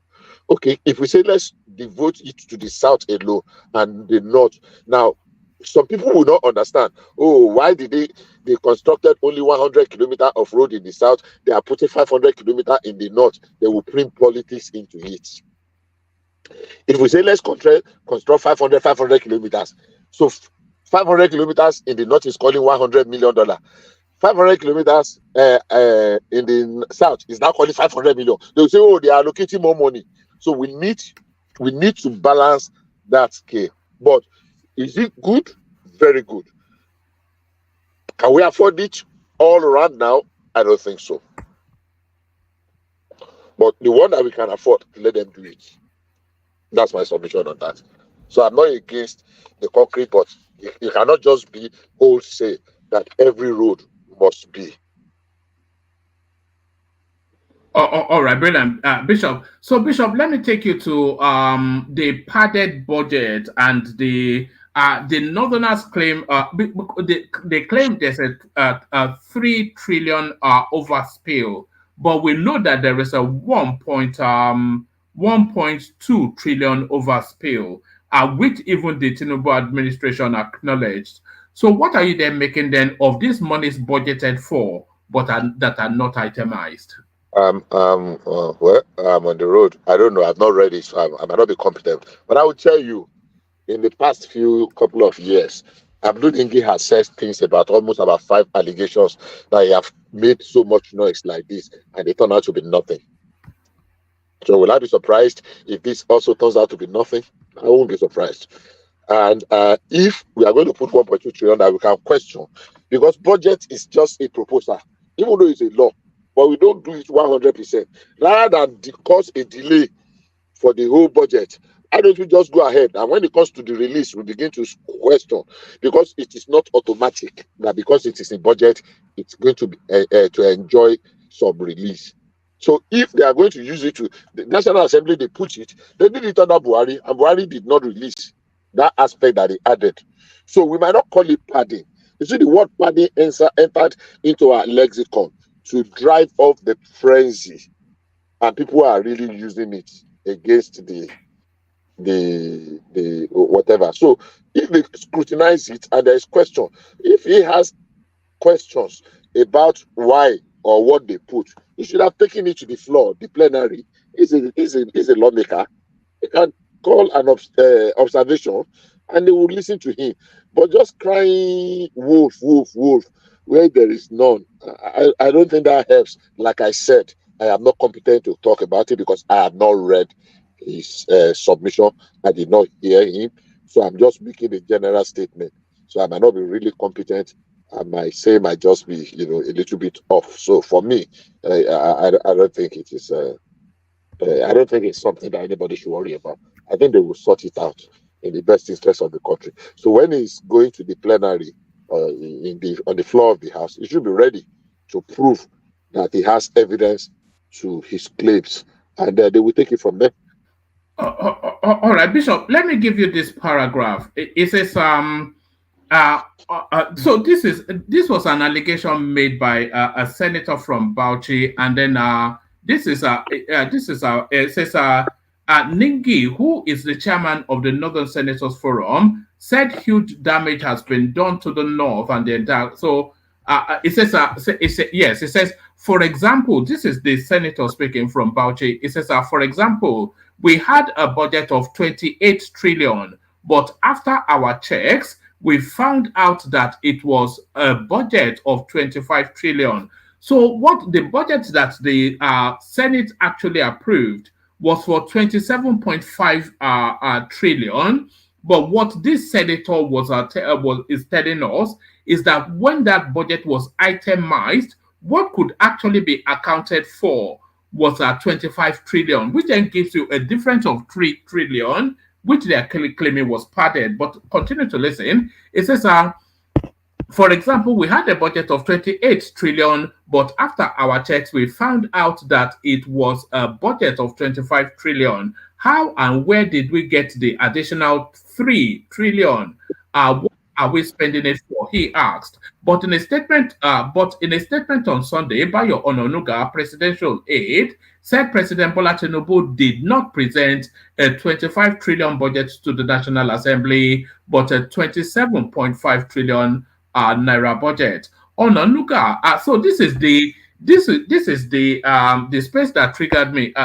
It says Ononuga said the National Assembly passed 27.7 trillion, noting that the budget could not be padded with 3 trillion as claimed by. It says let me take you to this space. Let me give you these last two paragraphs. It says we don't expect a ranking senator to be not to be paying due attention to details before making wild claims. It was also important to let Nigerians know that the budgets that President Tinubu signed into law on January the 1st, 2024, as passed by the National Assembly, was 28.7 trillion. So the budget presented by Tinubu, as Bayo Ononuga told us, was 27.5 trillion, but the budget passed by the Senate was 28.7 trillion. So what's the difference? It then goes on to say the National Assembly, in its wisdom, increased the amount proposed by the executive by 1.2 trillion. So it's quite a spectacle. It's unbelievable.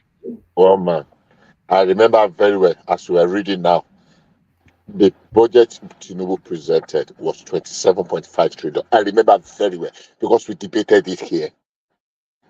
So Tinubu never presented a 25 trillion budget at all. It was 27.5 trillion. Sorry, Bishop. The senator did not say he presented. I think Ononuga did not understand what that senator was saying as well. The senator did not say they presented a 25 trillion budget. Where did the 3 trillion come from? No. He said they presented a 28 trillion budget. But when they looked through the budget, they could actually only account for itemized 25 trillion. So the remaining anything outside of that that 25 trillion, they are not documented, they are not backed up by anything. is what that's so it's not the amount of budget, but the so amount that they can account for in terms okay. of So yeah. two things really. Sorry for butting in. If you are done, are you done? Can I continue? No, yes, carry on, Bishop. Okay. Two things stood out from what you just said now. If actually the total amount, if they do the arithmetic, is even 15 billion, 15 trillion, not even 25, 15 trillion, and they now passed 25 trillion, just assuming nobody is going to release 25 trillion to be spent. It is going to be line by line. Even when there are environment, there will be reconciliations. So nobody's just going to give them 25, 27 trillion or 28 trillion.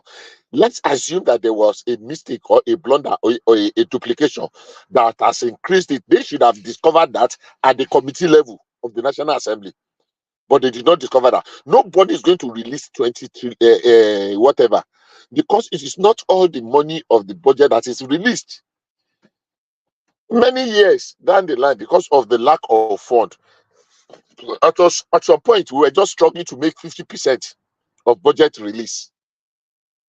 Many times people think that immediately 1 trillion budget is passed, automatically that 1 trillion budget is spent. If it is not backed up, it is not. So when it comes to backing up, it has to be line by line. They will take them line by line. It's not that, oh, everything that this ministry, no. Okay, this project, this is the milestone. Okay, we are going to commission the contractor. Okay, it has fulfilled the second stage. BPE, we budget, what do you call it now? Budget office, whatever. We monitor it. They will get one certificate after another certificate, even if it is road construction. That if the road construction from the Lagos to Calabar is going to be 1 trillion naira, just for example, nobody is going to give Dave Umahi 1 trillion naira. There is a process. So that senator should know, rather than just crying wolf, that okay, there is an error. The committee on appropriation look at this, draw their attention to it, but they want to make politics of everything. As far as I'm concerned, this cry, I've not read it, but from what you have just said, it's completely nonsensical.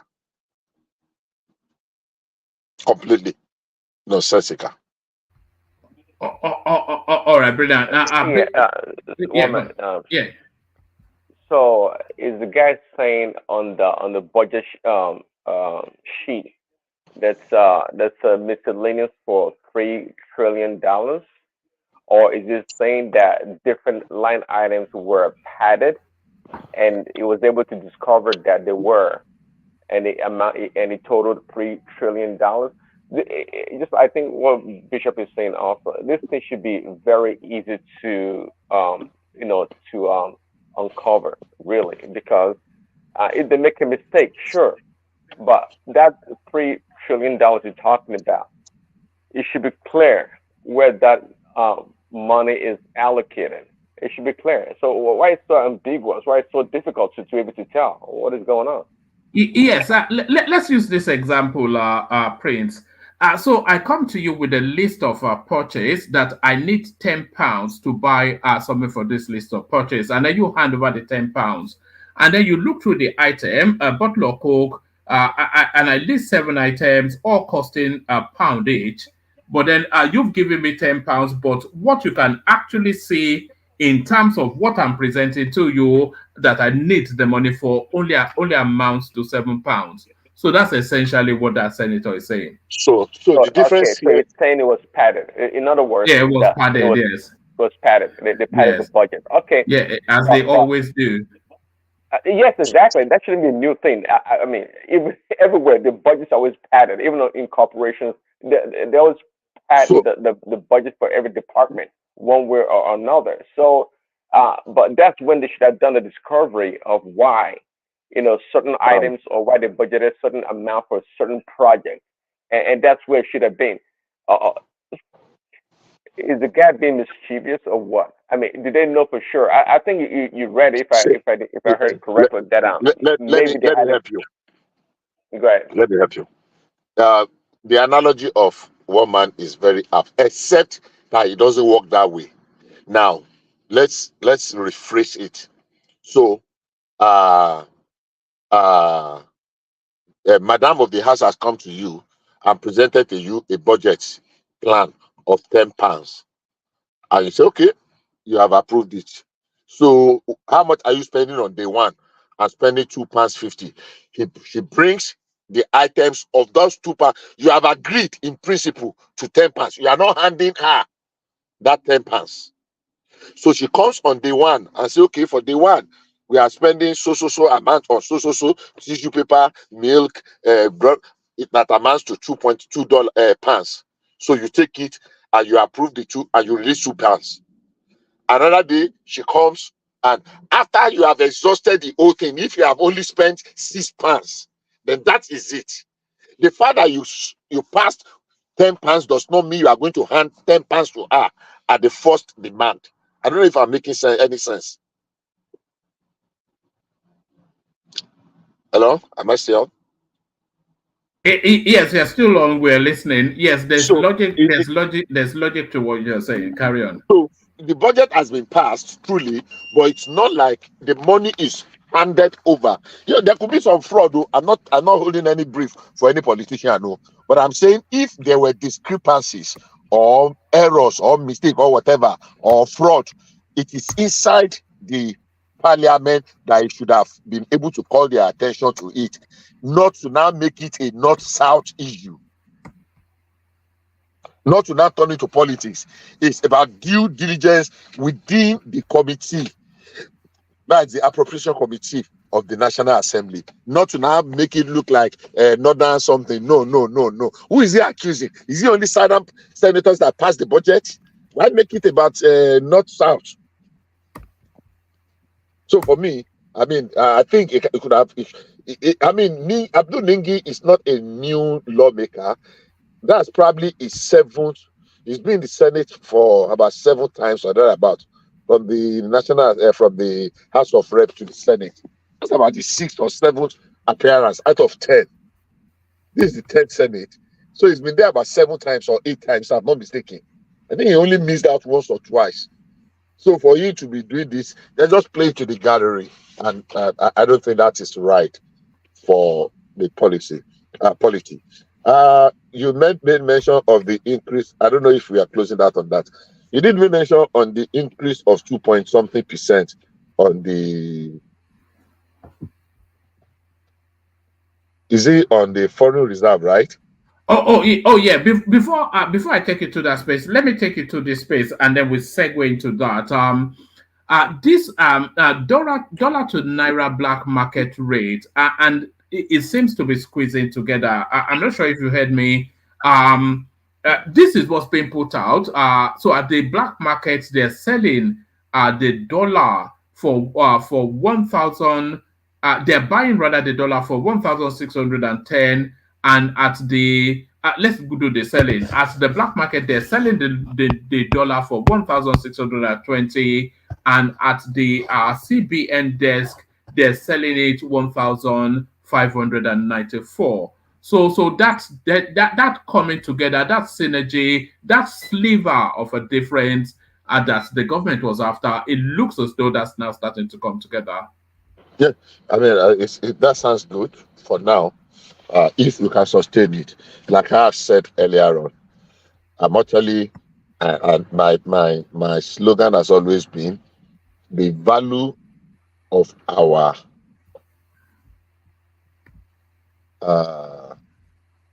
currency does not determine the strength of our economy. I've always said that. At the moment, you cannot, except we want to deceive ourselves. Cannot say, oh, we want $1 to $1 naira something, or 2 naira to $1. We cannot determine that. The likely place is likely to settle is 1,000 plus, maybe 1,200. But if you can get to 1,000, that will be fine. We stabilize, because it is in our interest. It works for us to encourage production for export, so that when people export, they earn more. They say, I mean, how many times did Trump accuse China of deliberately devaluing their currency. Except people just want to live in old glory. Our currency is this. To don't put food on our table. The Japanese yen, we know where it is. Even the Chinese yuan, we know where it is. The South Korea, the Singaporean, all of these currencies, we know where they are against the dollar.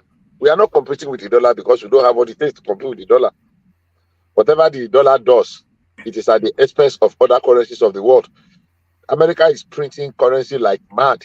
They printed more money than all the world combined together during COVID. They were just dishing out funds. Nigerians were carrying their dollar to go to our own country to buy value. America did not suffer the inflation. Why? Because they were transferring the inflation to Africa. Because the dollar is the universal currency. So America is printing nonsense of dollars. If we had to talk about the ways and means that America printed during COVID, it's more than what all the entire world combined printed. But because the world market, the world economy is controlled and denominated by their dollar, so they have that unrivaled advantage. So for me, if we can have a stable, so that people can project, people can focus, people can plan, and reading on what is happening and the confidence of the global international community in the Nigerian economy, because they can see the prospect. They are seeing what many people are not seeing. And that is why I said something here before, when people were comparing Nigeria to Ghana. That time, that Ghana floated a euro bond and nobody was touching it. And Nigeria floated. Nigeria was oversubscribed by 120 something, I think 123 or 132% oversubscribed. Within 24 hours, they finished it. What's the difference? Because people were complaining that Nigerian economy, how can you be comparing the Nigerian economy to Ghana? Ghana floated their euro economy. Nobody. Ghana defaulted 1, 2, 3, 4 record time in meeting their international obligations. But everybody will come here and be comparing Nigeria to Ghana. Oh, Ghana is this. They're still doing it. I was listening a few days ago, even though I did not contribute. Somebody was talking about the 4 base in Nigeria.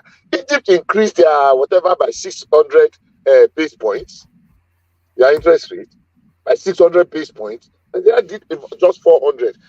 But nobody's coming, and they are praising Egypt. Sometimes we don't understand the fundamentals of some. I'm not an economist.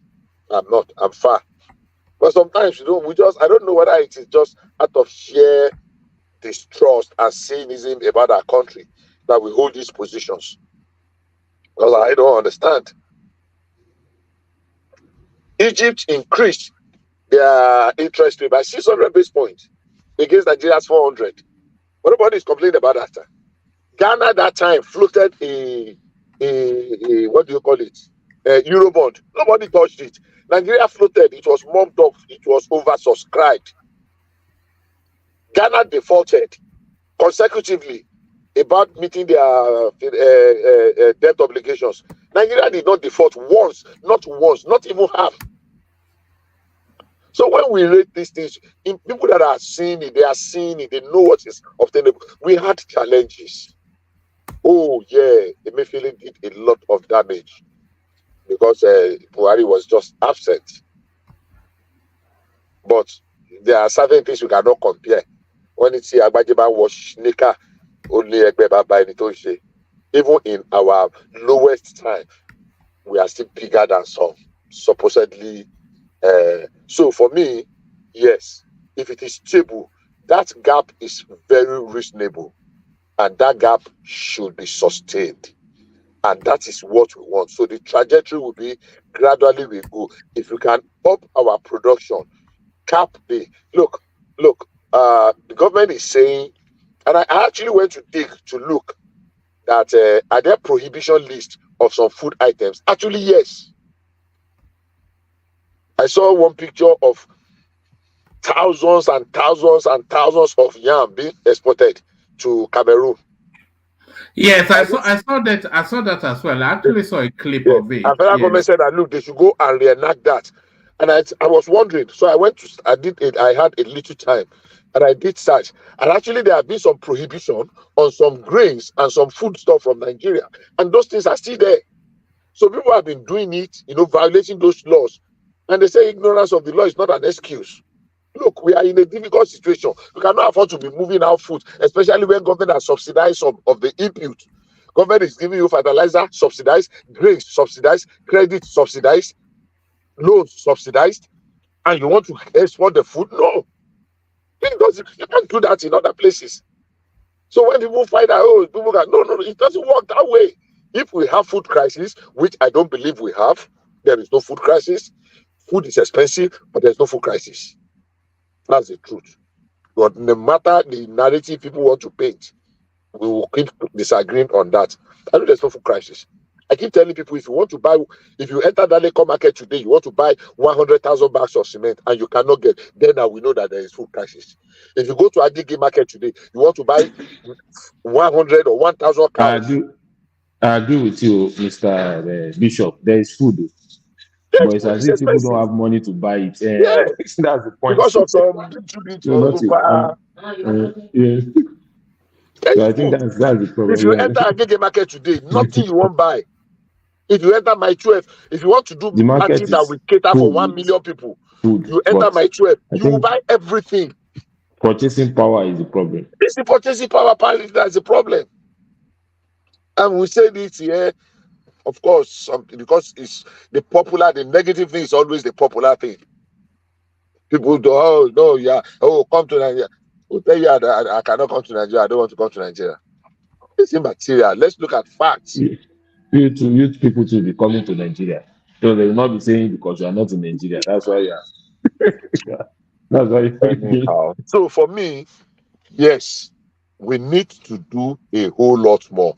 And luckily enough, some of those grains I was talking about some few weeks ago, they are due for harvest in another 1 month. So we can flood the market. I had some reports that food prices are coming down drastically. I mean, some items. So if we can sustain it, block some of the unnecessary exports. Because, hey, if there is famine, and there is famine in your neighbor's land, you have to feed your own people first before you begin to cater for your neighbor's land. Look, I read something, one of the novels I read, I cannot remember, it's a quote by somebody, I cannot remember his name. He said, a good cigar is a smoke. Good money is paper. I can't remember the quote, so don't let me quote it. It's one of the things I read. But look, money is paper, no matter how much you want to talk about it. Sometimes, if you have money and I have food, and the issue on ground is hunger, no matter how much your money is, I will keep my food. Because when I collect that your paper that you are giving me, what is the guarantee that I will see tuber of yam to exchange it for? So why don't I value my yam and you carry your paper? If you are hungry, go and eat your paper. Because today money is paper, or paper is money, or where do I put it?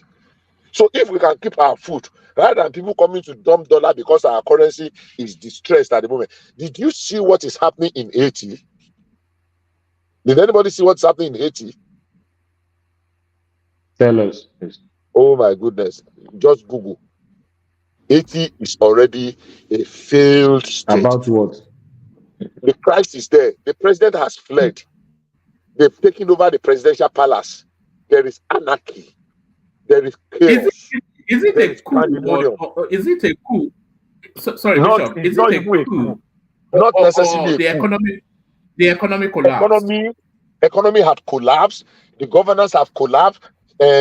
Social order had collapsed. Just check it. See it on the social media, on Google.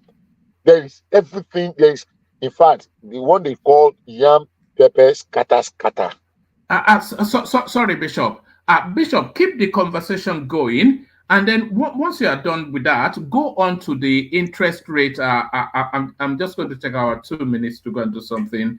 But carry on, and then from there go on to the external results, which I think you wanted to speak on. Carry on. Okay. So what I was saying, in essence, is this: Haiti has collapsed. There is anarchy. There is chaos. There is insecurity. What is insecurity? When we are talking of warlords, people are springing up from everywhere. The president has fled. All the ministers are fleeing.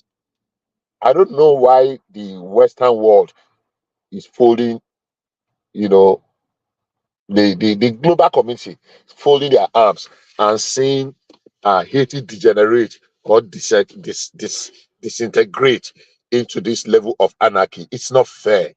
Is it because Haiti is a black country? Is it because Haiti is not somewhere in Europe? It's not, what's the name of this place? It's not Ukraine. Look at the way they turned their blind eye when it happened in Sudan. Why? Why the double standard? No, now, back to the issue. A lot of people were actually praying for the Haiti situation. In fact, at some point, they were comparing Nigeria to Haiti. I remember some people celebrating that Nigeria is the second worst place on earth. And I looked at some countries that I know personally that they are in serious distress. How can you say Afghanistan? How can you say Yemen? How can you say Iraq, Libya? How can you say those places are better than Nigeria? Haiti. What's the other name of this country in the Caribbean? This one that they have. What's the name of that country? They have oil. The inflation is about 284,000 or 2,840% inflation. You need to use a wheelbarrow to go and buy pure water or load of currency to go and buy a loaf of bread. Venezuela. How can you be comparing Nigeria to Zimbabwe? And I see people come on television and they pontificate, a bunch of renegades. And people come and talk down. And they will say, I'm defending Nigeria. What are you comparing with? Hey, there was a time they were always using Ghana. And I came here, I told people Ghana had failed on 4 record time to meet their debt service obligations. Nigeria did not fail for once. So we have challenges. Those places cannot compare. So yes, inflation, food production, we can increase. If the harvest begins, which was supposed to be around June, but some of them are coming earlier because of the dry season farm. The harvest is coming earlier. If you can begin to harvest those grains, federal government commissioned 100,000 farmers. They are targeting to produce 500,000 metric tons of grains, different kinds of grains. And I don't know. No, one of the things people don't understand is this. Why is it that all of a sudden we have embraced foreign grains and we have abandoned our own? Look, people don't really know that a lot of these grains that we have embraced are not indigenous to us in Nigeria. I don't know how many people know that rice is not our food in Nigeria. Do you even know that maize, this corn, agbado, is not indigenous to us in Nigeria? I mean, did they not bring it? Did they not bring it in from South America? They brought it from South America. They were not our grains, but we have abandoned the ones that we have comparative advantage about. We are embracing the foreign ones. What happened to our sorghum? What happened to our millets? What happened to our wheat? Is not our grain. So we are still competing with people that own it originally. We have abandoned our own that we have comparative advantage about. Corn, agbado is not our grain.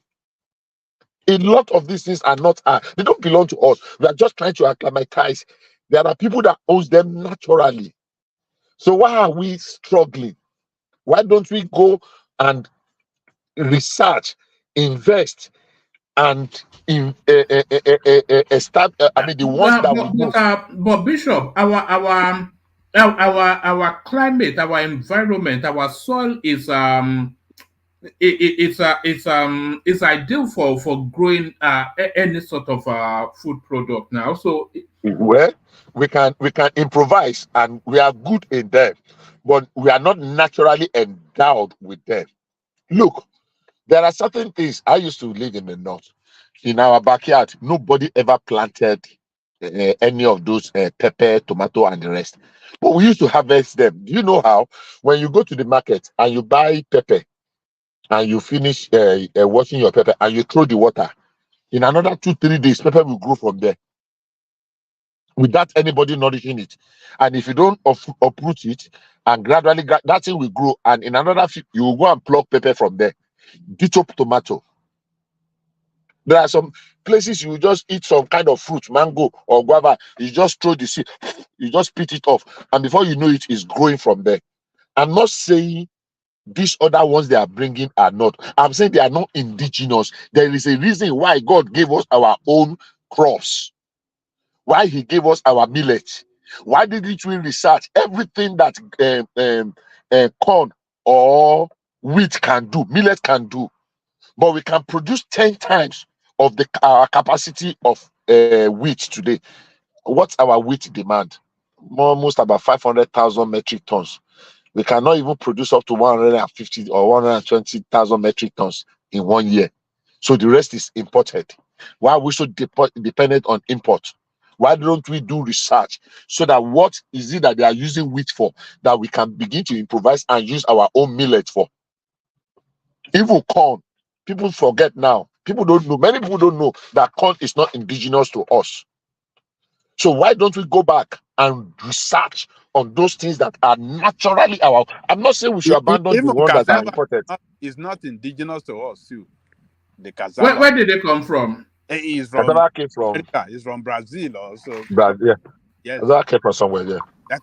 So Gary is not in. Are you joking? Are we Gary is not. No, but Mama, let's make an effort because in Ogun State, I mean, you can literally that thing just goes everywhere. Just throw that thing in, just put that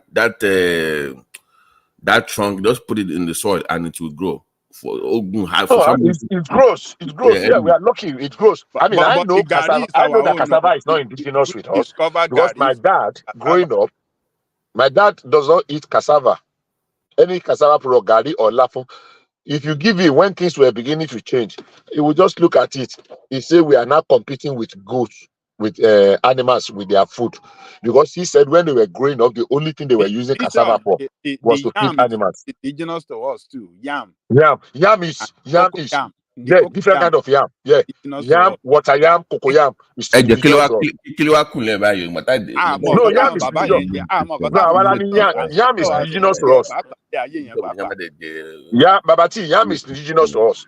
Yam, water yam, it's not going to suru and cocoa yam. Can you hear me, Bishop? Yes. Oh, am I on? Oh shit. You are on. Yes, I have a question because we've talked about research and stuff like that. I was watching a video early this morning. Yes. From the Polytechnic of Ilaro, and I was amazed with the kind of research they've done in terms of using technology for agriculture. I mean, they were designing this EV for agriculture, where they have EV stuff for cassava slashers, planting. I mean, they actually made a lot of tech for agriculture. Okay. E-power though, no petro anything, and it was made by students of that university of that polytechnic. And when they asked the chancellor, wherever it is, he said, "Hey, we have the brains, we know what to do, we just don't have the funding." So the idea, like people like they will say, "Oh, we don't research, we don't." No, they actually do research. They actually produce things. I will find the tip and send it to one man. Yeah. Okay. Let me answer you. They're not funding it enough or to mass produce it for them to. Something,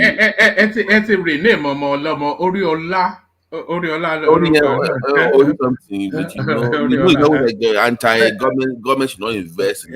Well, no, government. No. I never. I don't know what you mean. I never said that. Now, this is it. I've been an advocate of.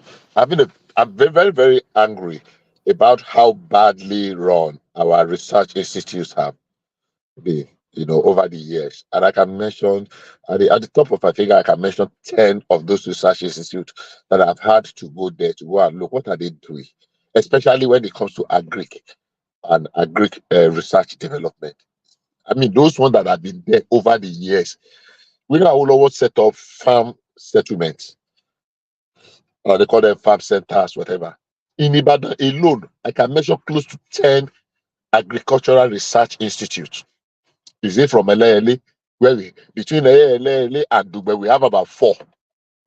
Is it NIHOT, Nigeria Institute of Horticultural Research, or IART, or Institute of Root Crop Research?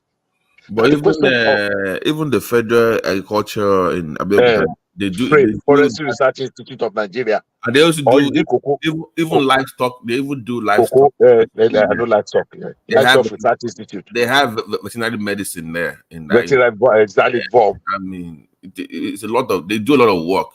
Uncle need the wood. That's it. What happens to all their research? Look at Cocoa Research Institute. I can mention more than 5 of their outposts. They have in Aganebode, they have in Sabongidaora, they have somewhere in Cross Rivers. I can't remember the name of that village. I've been to those places. That Cocoa Crane, if Thomas is there, Thomas will testify to that. Cocoa Research Institute of Nigeria has been there. What is the product? What is the output? Where are we in cocoa production in Africa? So the issue that our research institute have disappointed cannot be overflowed. Now let's go to the agricultural institute. I don't know whether they've changed it now, or the University of Agri, whether it is a Federal University of Agri in Makurdi or the one in Abeokuta. They were not under Ministry of Education. They were actually under the Ministry of Agri. Ditto all the colleges of Agri. I can mention 10 in Nigeria. There's College of Agric in Abeokuta, Akure. There's College of Agric in Ibadan. There's College of Agric in Samaru, Zaria. There's College of Agric in Maduguri. There's College of Agric in Karanamoda. There's College of Agric where they know they finished. They were all under Ministry of Agri. What are they doing? What have they done over the years? How about the Universities of Technology? At some point, all those Universities of Technology were not under the Ministry of Ministry of Education. They were under the Ministry of Science and Technology. They draw their funding. So when people come and say, oh, we are only spending X naira on our education, they can't university. No, it's not all the universities that are under the Ministry of Education. It's not. You are only counting the ones that you know. You are not counting all the ones that are operating under different agencies and parastatals, and they are drawing their funding. You are not talking about the state budget. You are not talking about the private university. What happened? Is Bishop there? Or am I the one not? I am here. Can you hear me? Bishop is here, Ajanle Koko. Can you not hear him? Ajanle Koko. Have him go out and come back in. Maybe his system is. So basically, yes. Ilaro, Federal Polytechnic Ilaro, how can they market their research products? Look, it hurts my heart when I see people subscribe to what's this one they do? This TV show they do that everybody is subscribing. Big Brother, Africa, and they say they give somebody 80 million, and they give them SUV and blah blah blah. Everybody is running for Big Brother, but people graduate at first class with a lot of research, potentials in the university, and they give them 10,000, 20,000, 50,000 naira.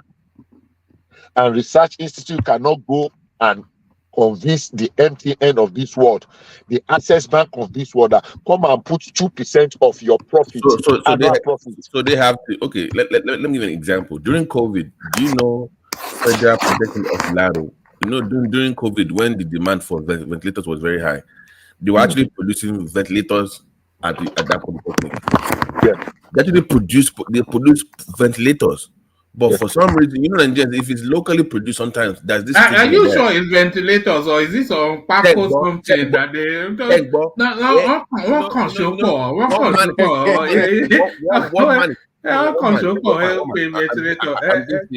this serious. You're part of the problem. Once I brought it up, that's very same reaction from one man is with the problem of Nigeria. you're quickly to dismiss anything that if it's locally produced, you are quickly to dismiss it. And right here, you just did it right on this platform, right now. Because it's made in Nigeria, all of a sudden, what is this say? Could that now? No, Babati, you can't see, have yes. this kind of mindset. You can't have this kind of mindset. Babati, the problem is that, yes, they carry out a lot of research and did some research work, but they didn't follow through. They didn't expand on it. They didn't develop. But you need funding. No, that's my point. Yeah, you can actually produce something. Maybe make 4 Okay, 5. so But this is it, no. Babati. But if it's proven that it works, then you need somebody to just back it with funds. But to be the way one man just did right now, to just be dismissive of it because it comes from one polytechnic from the middle of nowhere. I was only saying that in jest, Babati. Oh, that now.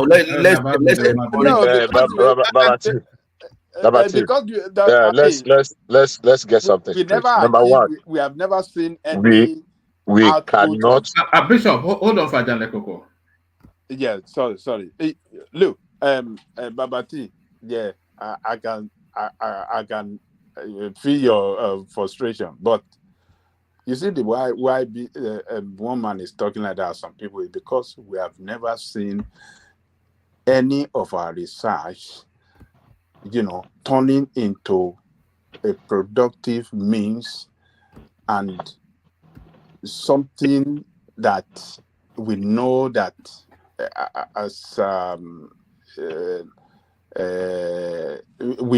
something that we can really feel the impact. We have not felt the impact of any outcome. Any discovery in Nigeria because of the failure of those in power to fund it and make it work for the advancement. But the brain, but they actually do. That's my point. They actually doing it. Yeah, you're right. University. That's my whole point. Funding is a different issue, but they can actually do it, and they've done it. Is my whole point. In fact, during the COVID, in Ogun State, I think is it not Ilaro Poly or yes, maybe Ilaro Poly or Ogun State Poly. Do you know they actually developed ventilator? Ajale Koko, you are breaking. Oh, can you hear me? Can somebody hear me now? Yes. Am I still breaking? Yes. Okay. You are better now. Okay. And do you know that during the COVID in Ilaro Polytechnic or maybe Ogun State Polytechnic, do you know they did their research and they developed this ventilating machine? Is it ventilator? What do they call that? Yes, yeah. Huh? Breaking a little bit, yes. I'm still breaking up. No. What is that machine that they were using? Ventilator, yes. They developed it in Ogun State, in Ogun State Polytechnic. And they show it and they display it and they run it. And they are saying that, look, if government can come to their aid and support them, this research and everything is done in that university, they can mass produce this thing if there is funding for it. But what happened? Ajale Koko, you're breaking up heavily. Oh, okay. Are you okay? Let me leave it. Let Bishop continue. I don't know what. I will Sorry, go who out has and come back. the floor? Everybody's gone quiet.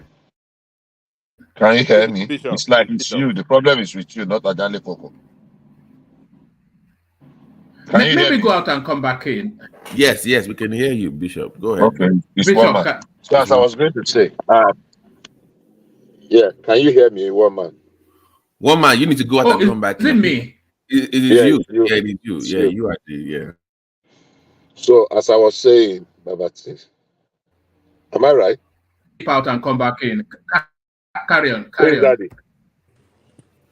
Is it Prince Daddy that is? Is that the Ogun State? Is that the Ogun State ventilator? Yeah, that is it now. Yes.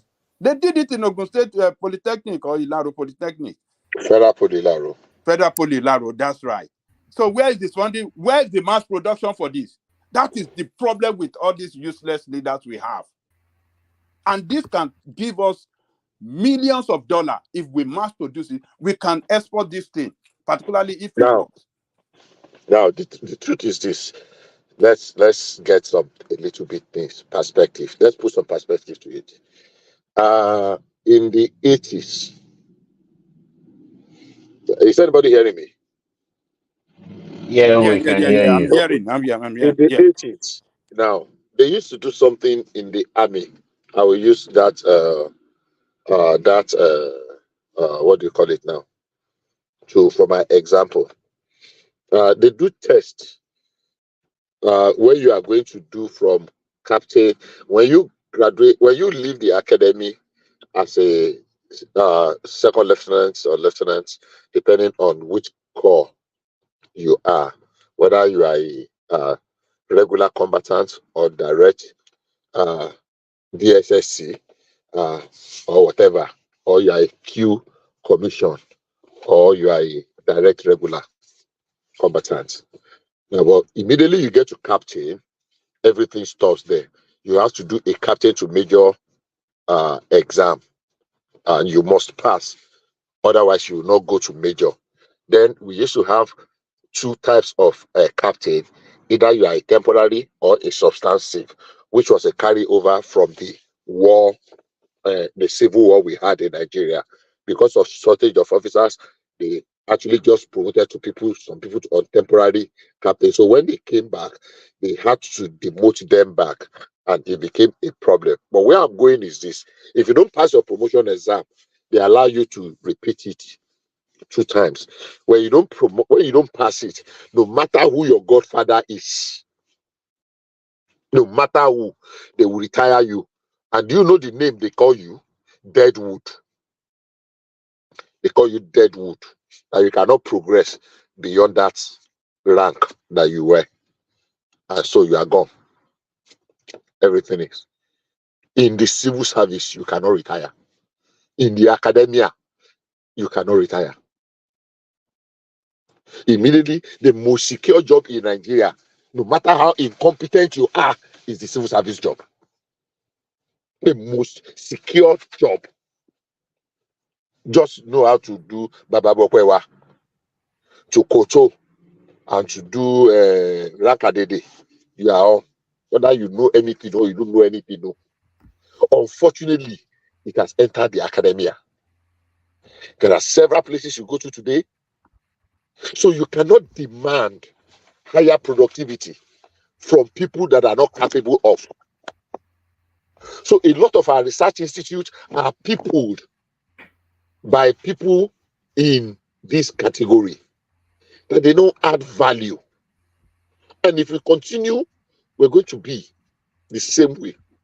People worked in Crane Cocoa Research Institute of Nigeria for 30 years, 40 years, and they retired. And you cannot see a single product of Cocoa Research Institute. I did mention then that we have more than 20 agricultural research institutes across Nigeria. How about universities of technologies? Universities of technology not supposed Bishop, to can I just chip in, please? Okay. Yeah. Yes. What you are saying is perfectly right, but I will not blame it squarely on the workers, because I've worked in some of those research institutes before. I did not blame the workers, so I'm blaming the system, not the workers. Exactly. Okay.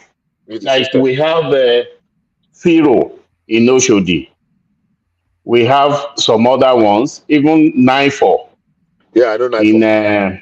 Yes. So now there was a time a minister went to FIRO and was looking around, and you know that is where you have a lot of this microbiology research. I was looking at what they have there and say, is this what you are wasting our money on? Petri dishes. Because to him, it doesn't really mean anything to him. That is looking at those Petri dishes that were being used to culture microorganisms.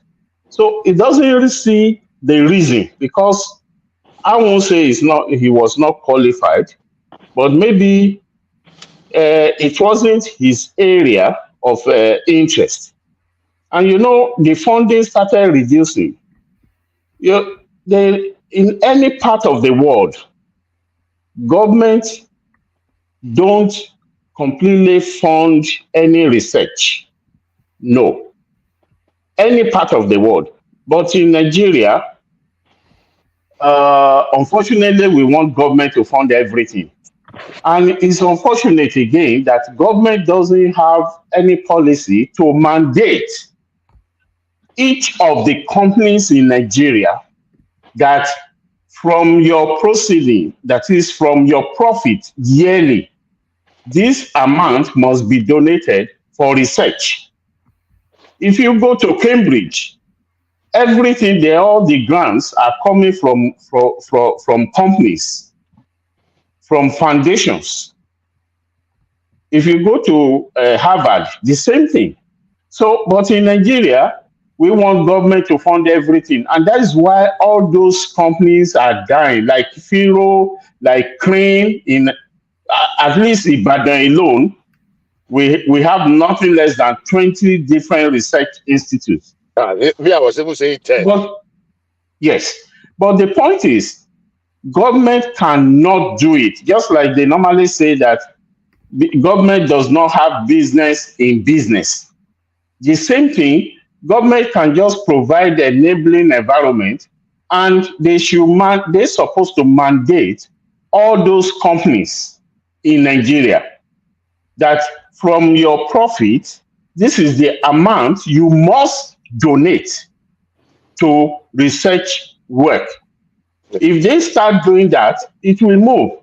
And in that case, those people that are donating, they want to have an oversight of everything that is going on there. But if it is government that is funding it, it will just be the same thing like civil service. It will be the same. I think you are spot on, and you are just yeah. Okay, go ahead. Go ahead. No, yeah, I'm just trying to explain that is I understand. the main reason. I understand. Where I'm going, Yeah. really, you are spot on to the great extent. And where I was going was where you just pointed out now. The investment in those areas, unfortunately, by people that are not capable, don't have vision. So there are no deliverables. So I was going there when I was telling you about military, where if you cannot advance beyond a certain level, you are retired, and they call it dead wood. That was where you came in. They call them dead wood. Now, if in our military, I know Firo in Oshodi, something in I think Federal Institute of Industrial Research, something. If I'm not mistaken, are you there? Yes, Yeah, you are Federal right. Institute of- There was a They particular are time. into different things, even petroleum and There was so on. I know. I will give you. I don't know whether you were there. There was a particular time. There was a certain woman, Akin something, who was with NAFDAC, who was deployed for some research. NAFDAC was then in Federal Secretariat in Ikoyi before they moved to Abuja. NAFDAC in Yes, Federal, you are right. there was a particular woman. Yeah, I came to see her because there was something I was pursuing in Firo. Look, we have Firo there. Even we have the Armed Forces Resettlement Center. We have which was this other body. Now, my problem is this: there are people that are not adding value to all those research institutes. You say we have up to 20 research institutes in Ibadan. You might be correct. I know about 10, at least, because I have not lived in Ibadan for too long, but I'm an Ibadan boy. So I know the research. I know Crane, Cocoa Research Institute in Idia, you read there. I know that place very well. And I know about 5 of their outposts across the country. Whether it is in Aganibode, I have been there. Whether it is in Sabongidaura, I have been there. Whether it is the one they have in Calabar, I have been there. Or is it the one they have near in Abuja? What's the name of this place? I have been there. Or is it the one they have in Samaru? I have been there. But what is the product of Cocoa Research Institute of Nigeria in the past 50 years? Come and show me. Rather, cocoa production has gone down and down and down. And we keep retaining people until they get to retirement. If the army can retire people at captain because they are not adding value and they did not pass exam, why can't we subject people in this research institute? Why can't we ask them that, look, we are giving you a 10-year moratorium. We are going to fund you. But after 10 years, you must be self-funding. You must be able to sell your research product. The day I saw a Gari processing machine from China, I almost cried. China are now doing Ankara. Ankara, we are still doing Adire. No, not Ankara, I mean Adire. The way our forefathers were doing it in Abeokuta 1,000 years ago. But China have gone ahead. We are still putting our own Ankara inside Ikokwaro, in Abule Aba, in Okelewo, in Abeokuta, and what's this other place? What's the name of this place? We are still using old method of dipping in the pot, and some young girls are still tying a rope in their chest to go and be soaking. But the Chinese have already gone beyond that. They are putting the sign in computer, and they are manipulating. I don't know if you understand the pain, the agony I'm going through, sir. They have taken Ankara away from us. All our textile industries have perished. I can mention 10. You will sit somewhere in what's the name of this place? Ijesha. In those days, by there's a name they used to call it, where all those textile mills are. You will see the kind of people pouring out from that place till Apapa during close period. All of a sudden, all those textile mills have closed. But Chinese are not doing Ankara. You know what happened? I think knowledge is key to what we are saying here. And I've mentioned it, government doesn't have business in it because they take all those institutes as civil service. Now, some of them, they get to a point, they can't go further because I remember when I was in Unilab, there was a guy from fishery, oceanography, in along Amadu Bello Way. What's his name? Well, don't worry. Was it a lecturer? Don't worry about that.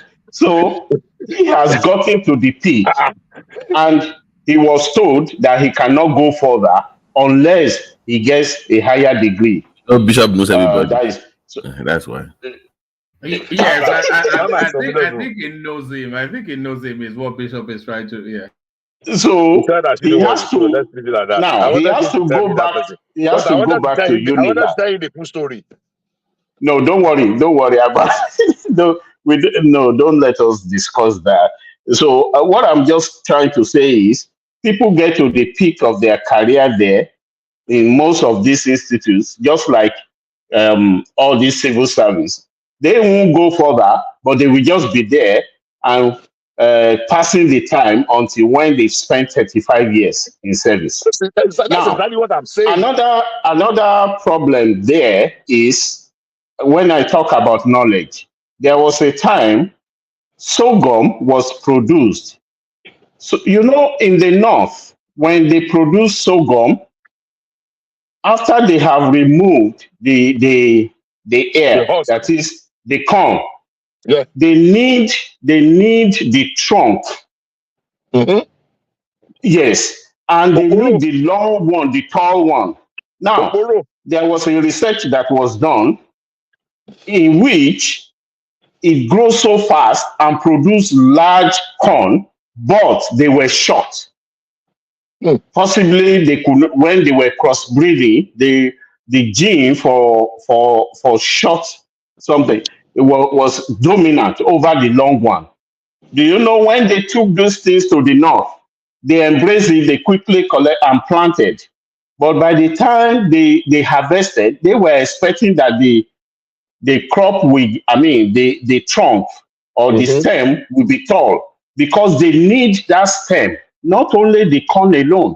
And it couldn't. The following year, they will not allow the extension workers to supply them that type of corn anymore. Now, the reason is very simple, because there are stages in research. Most of our researches, they don't go beyond the lab. And that is where we need, if you look at IITA now, IITA is doing better than any of the research in Nigeria, because IITA is not funded by Nigeria. It's not funded by just one government. Apart from not even being funded, I'm sorry, apart from not even funded, there is, I'm sorry, somebody will take me on now. There's quite a few I can tell you about IITA also. Because I technically was involved in one of their researches, especially two, cowpea and cassava. And I visited a lot of their fields, cowpea and cassava. And I can mention some of the names that were in IITA. Back to NEOMA, Institute of Oceanography and Marine Research. And I know the fellow you were trying to talk about. The Japanese government invested so much money in 1991 to a shrimp a hatchery that was somewhere in Ekpe. I don't know whether you know how that research, that investment went down the drain, because we didn't get anything out of it. Because there is a place we can actually do capture fisheries to raise shrimp for export, and it's a multi-billion-dollar investment way back in 1991. If we had grown it through, you know what it means to be able to export shrimp today. That was 1991 is how many years ago? 30-something years ago. But I know how we adjourn as usual in our characteristics manner. And back to the issue of a Pharaoh that you did make mention of. Now, without necessarily belaboring this, can we continue in this trajectory of making some people sacred cows, and we continue to destroy the future of the generation? Because we have potentials, but when you don't dot the I's and cross the necessary T's, there is no way you can convert those potential to reality.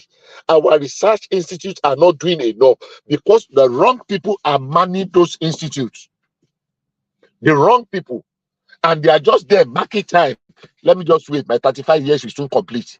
Let me just wait. My 35, and people will say, just leave him out of sentiment. If somebody is not adding value, no matter how sentimental you are, sack that person.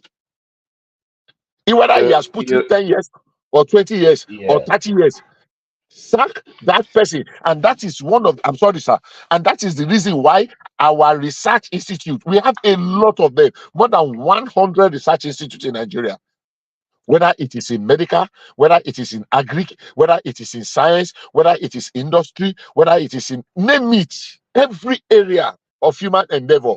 We have one institute that is established and funded, but they are not adding value. Almost on your report is soon going to shut all of them down, I'm sure. You know one thing, most of those institutes, rather than taking up students for research, students only go there for extension, like visiting, a day visit or so. Like when I was doing a research on microorganisms that can break down crude oil, and I was asked to go and get crude oil from, is it DPR? That possibly when I get to DPR, when I got there, I was told that, they are not sure. Maybe they have to send me all the way to Warri to go and get crude oil. How many liters? Maybe just what year was that? What year was that, please? Who is talking? What year was that? That's Lee. Yeah, carry on. Yeah. So now I don't know whether they still call them DPR now or whatever. In Ikoyi. I know supposed to. I know DPR, of course. Yeah. Hold on. I was sent eventually. Luckily, I was sent to Chevron to go and meet one of them there. I took a letter there You know, all these things could have been done easily by the university. But I have to be the one that was doing that, spending my own money. And that is one thing I was saying, that most of our research don't go beyond the lab. Now, eventually I got the petrol. I mean, sorry, not petrol at that time. Crude oil. Sometimes they call it a black gold. Now, I was to go to Ondo State, where you have bitumen. You know, bitumen is supposed to be a byproduct, or sometimes you have to dig so deep before you get bitumen. But if you get to Ilubeni in Ondo State, you find bitumen on the surface. Now, before I could get a small quantity of bitumen, I have to pay the king. I was taken to the king. I paid the king. The guy that was guiding the place has to take his own money, and so on, before I could get a very small quantity. All these things that I'm just talking about, you can see the steps that I have to take, and I have to pay by my own money. By the time I did the research, the first one I did, it was published actually, but it didn't go beyond that. When I wanted to go further, I was stuck because I have to go and look for something, any organism that is around Port Harcourt where they produce. Are you in produce. Are you in Newcastle? I'm in Newcastle. Yeah. You know the university? Bishop, you know him too, Harvey? No. I'm just asking a question. Are you in the University of Newcastle? Don't worry, Are you Bishop. a geochemist? No. Sorry. Are you a geochemist? No, I'm a geneticist. Okay, geneticist. So, does the name Equiozo ring any bell in Newcastle? Equiozo. Equiozo. No, I'm not. No, I'm not in uni. I'm not in uni presently. Yeah, I'm not in uni. So what am I just saying is, at the end of the day, do you have published paper in NAPE? Do you have published paper in NAPE? I have a published paper in NAPE. Don't worry, Bishop. Though I don't have one, because even when I have to publish, you know, if it is here, my name is supposed to come first as a student. And then the names of the lecturers and others will come last. But in Nigeria, your name will come last, even though you are the one that did the research.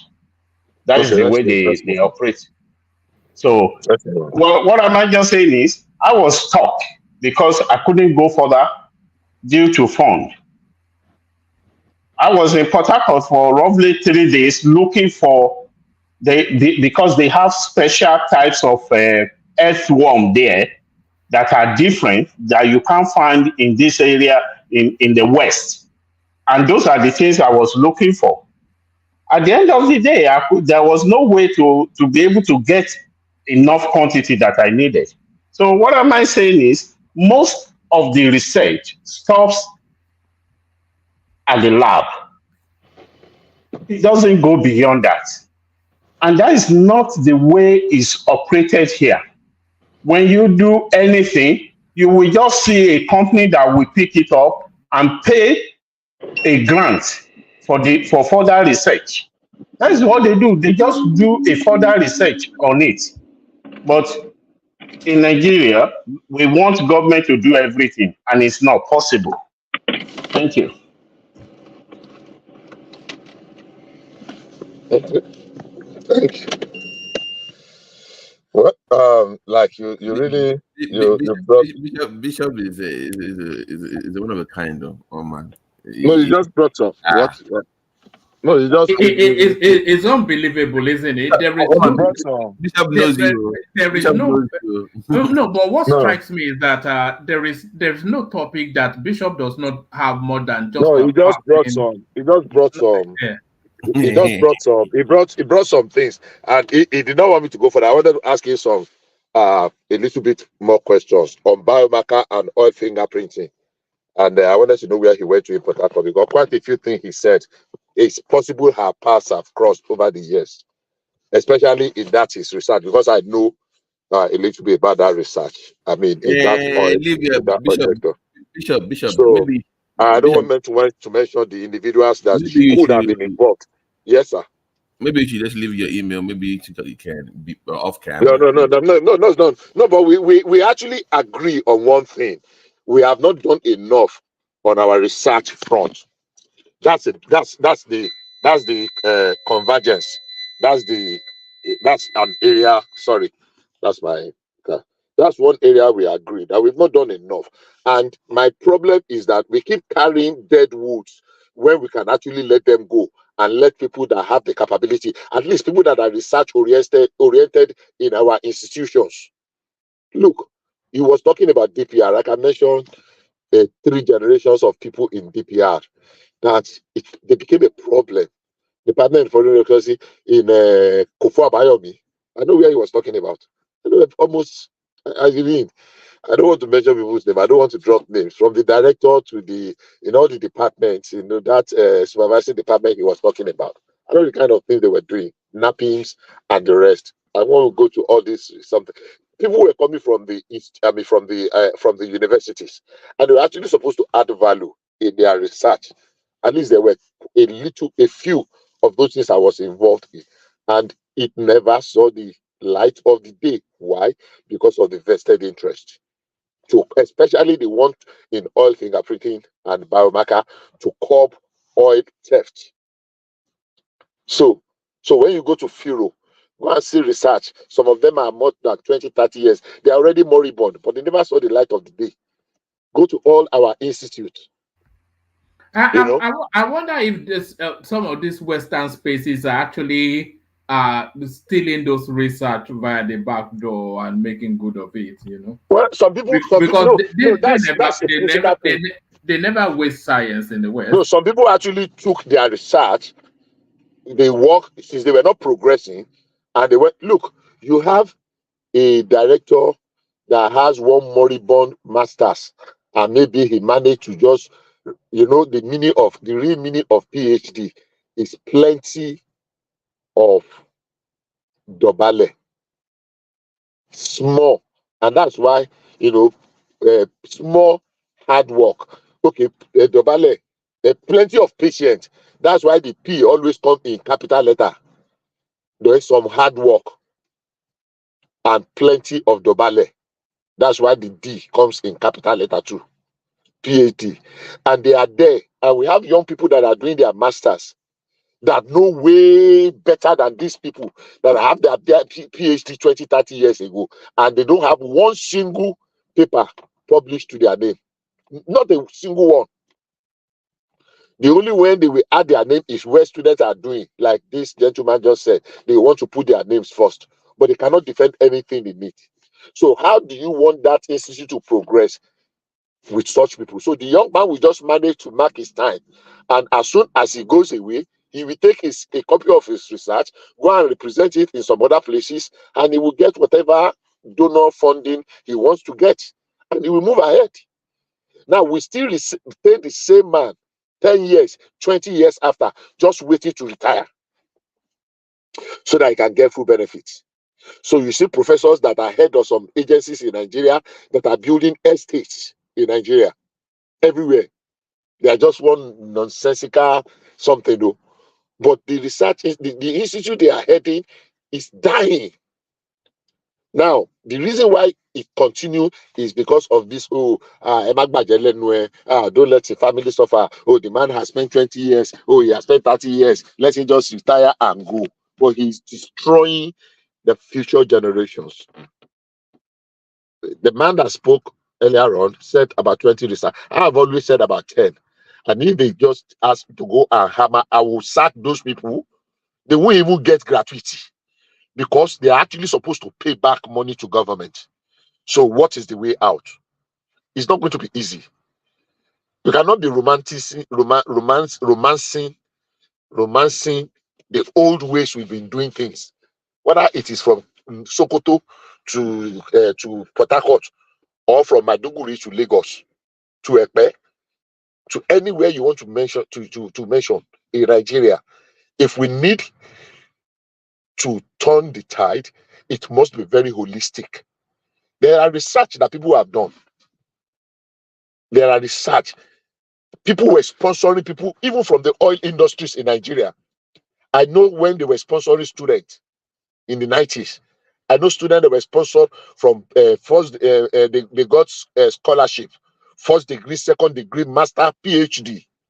They are everywhere across, but there is no opportunity to come and contribute their quota to those industries back in Nigeria. If you know the amount of money people spend, they are spending on these researches. Ordinarily, the one I just mentioned, the very simple one, Gari, Adire. Look at Ashofi. Now China know how to use machine to whip Ashofi. Go to Iseyin Oromo baby. Alashoke. Oromo Lasho Iseyin. That's the song we know.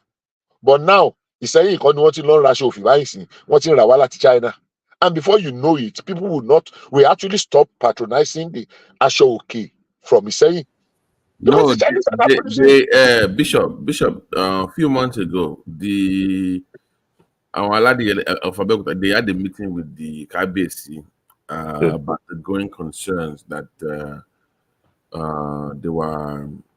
Chinese made was dominating that market. And it was spreading. Now, the quality of the locally produced one is still better. But people will buy what is cheap and that's just the way sometimes it's not about quality sometimes for most people. I understand. Its quality is better now, but gradually they keep improving. They will improve on that over time, not from China. Exactly. But guess who was selling that design stuff to them in China? Your fellow Nigerians. Of course, now it's Nigeria that took the things to them now. Bishop, what happened? Those people went to China with design models and stuff to be cheap in the import. But I want to China is very good at something. If you bring something to them for them to do for you, they will also copy it in their own country and you send it back to you again. So I want to love, but don't for cheap. The one produce and that was what caused the wahala. So our own worst problem is the problem. That's the problem. So we are the same place. So the same thing we are saying is that look, why are we allowing these things to happen to us? Why? I saw a production line in China, how their industry was processing cassava. They just bring the cassava truck, dump it, the machine wash it. But in Nigeria, we are still using our finger to pick cassava. If I meet 3 people or 4 people today and I shake their hands and I look that provides employment though, does it not? But does it add value? No.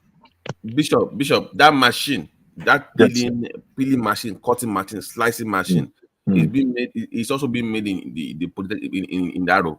Let them improve on it. Instead of MTN, I begin about with Anguda doing ultimate search that they will give people 10 million. Why don't they? Okay, the universities come and do one competition in research. Give us something. Why would they? You look at how if they are doing research now, whether it is good at ultimate search, whether it is that what they used to do that put some people inside the house. Is it MTN that used to do that one? No. Big Brother. I will not sponsor Big Brother. Guinness Company or something like that. No, it's not Guinness. It's not Guinness now. Is it MTN? It's this South African company. That does. All right. Whichever company. Anyway, let's DSTV. Abi. It's DSTV now. That's sponsor Big Brother. Look at the amount of money. Over 100 billion. Over 1 billion in the raking from phoning something and the rest. And look at, but people that first class materials that you can give scholarship and set them up in research institute. We are not doing that. So we should of a necessity and very urgently begin to get these things right. Otherwise, we'll just keep complaining and another 20 years will meet us here. Our generation will go, another generation will come. Now, the most important thing in Nigeria is Kelewu. Is what do they call it? That's Kelewu. What do they call them? This one that this boy is doing. This one that is singing music now. Wala. What's the name? That's what is raining. Portable. That's what is raining. Or they do Colorado. They do Colorado. They do Kinikon, the drug, cultism. That's what is raining. Nobody is praising. You get first class, they give you 10,000, they give you 20,000 as reward. But somebody go and dance one nonsense that they're giving them 1 million. Somebody went to Big Brother that time in Nigeria, and people were crowdfunding, and they raised almost 50 million for that individual. That's where we are. Bishop, do you remember? That's the way of the world, though. Do you remember that told the guy from my state that won Big Brother, and the governor gave him a house. They gave him like housing. From Ogun State. Did people not rile against that? I thought people riled. They did not. They even give the guy. They celebrated him now. They give him a house. The government. I mean, when somebody got the best student in WAEC or whatever, they give maybe like 100K or something like that. I don't even remember some ridiculous amount like that. Even best graduating students in the universities, they are giving them 50,000, 20,000. So how can we encourage intellectual work with that? So finally, go ahead. No, carry on. So finally, I mean, with that topic, we can never end it. It's painful. It's hurting. For me, it's something I've always complained about. When you go to places like, sorry for saying it, when you go to places like DPR and you walk through, you want to get something done, you will cry when you get down. You will cry. Say, can we get it right like this? Until we get somebody that has the heart of stone. So back to the issue of that foreign income, foreign earning, that says that we had earning that is 2.something%. Yes. But the only thing about that is that that was just for the month of February. January was a little bit higher than that, I think. I can't remember the number, quite honestly. But January was a little bit higher. And it stems from some certain things. We don't expect it to be dramatic. That's the growth, to be, so dramatic. But if we can sustain the gradual growth, and from the reports, the one you were dealing with yesterday and the one we read 2 days ago, and the ones that are going to come in the coming weeks, there are some of a little bit preview. I think, like I have always said, we are headed in the right direction. We have not made any necessary serious moves, but like we have already, we have at just or no. But now to see how we can continue on that road, it's going to be painful. It's going to be painful. But if we can endure and continue, I think the trajectory is upward. It's going to be a upward growth. That's the trajectory. If we can sustain it, those decisions cannot be rescinded. We cannot go back on those things that we have gotten right. They are most likely going to be very painful. But to go back on them is to go the Haiti way. And I wish I can look for one short report on Haiti and supply you with. Thank you. All right, brilliant, excellent. Actually, Goldman Sachs was saying just exactly what you just rounded off with right there, Bishop, yesterday. But Babati, can you talk us through what is on the screen? Right. It's for we in the diaspora. So they finally came out with this, I think 2-3 days ago. So if you want to apply for renew your passport, you can actually do it from your home now, from anywhere in the world. So if you're in the diaspora, you can renew your passports, get a reissue. I think you just do most of it online. Then you go to the security agent anywhere in your city. I think they have places for biometrics approved by your local state in that country, where you do your capturing for the fingerprinting and stuff like that. Then they can mail it to you. So that's the new policy now for renewing passport in the diaspora. There's no need for you to fly to Atlanta, to fly to Washington D.C. or to New York anymore. So this is the new. Just to let everybody know. There are actually real improvements taking place. I think I dropped an anecdote of receiving a phone call from the Nigerian house. My wife was telling me regarding my daughter's passport. They called you. In fact, we nearly passed out. Are you sure? Yeah, and then the lady was explaining that that is the new boss that they have, and this is how he wants them to do things. And then by the next day, there was a knock on the door, and somebody was handing over the passport. It was they brought it to you. They brought it to you for. Wow. They paid for it as well. Wow, unbelievable! That you have to go in as far as all of my life, as long as I've ever needed, you had to go in there and then to do endless hours of screaming and shouting, packed like sardine into some. Oh God, it's unbelievable. But that is a new policy now, so they should be able to take care of most things online. You only go for your capturing at the places they want you to go, and they will just mail it to you at home. So there's no need for you to go and line up somewhere, and All right, but it has to be tested, though. Maybe if when somebody tests it and it works, then we know. And they also have fast tracking as well. So if you want your 4 or 5 day fast track speed up, of course you pay extra fees for that. But if you want that as well, but the reason why I actually brought that up because I'm trying to renew mine. It's sad that it expired 50 years ago. Where do you? Yeah.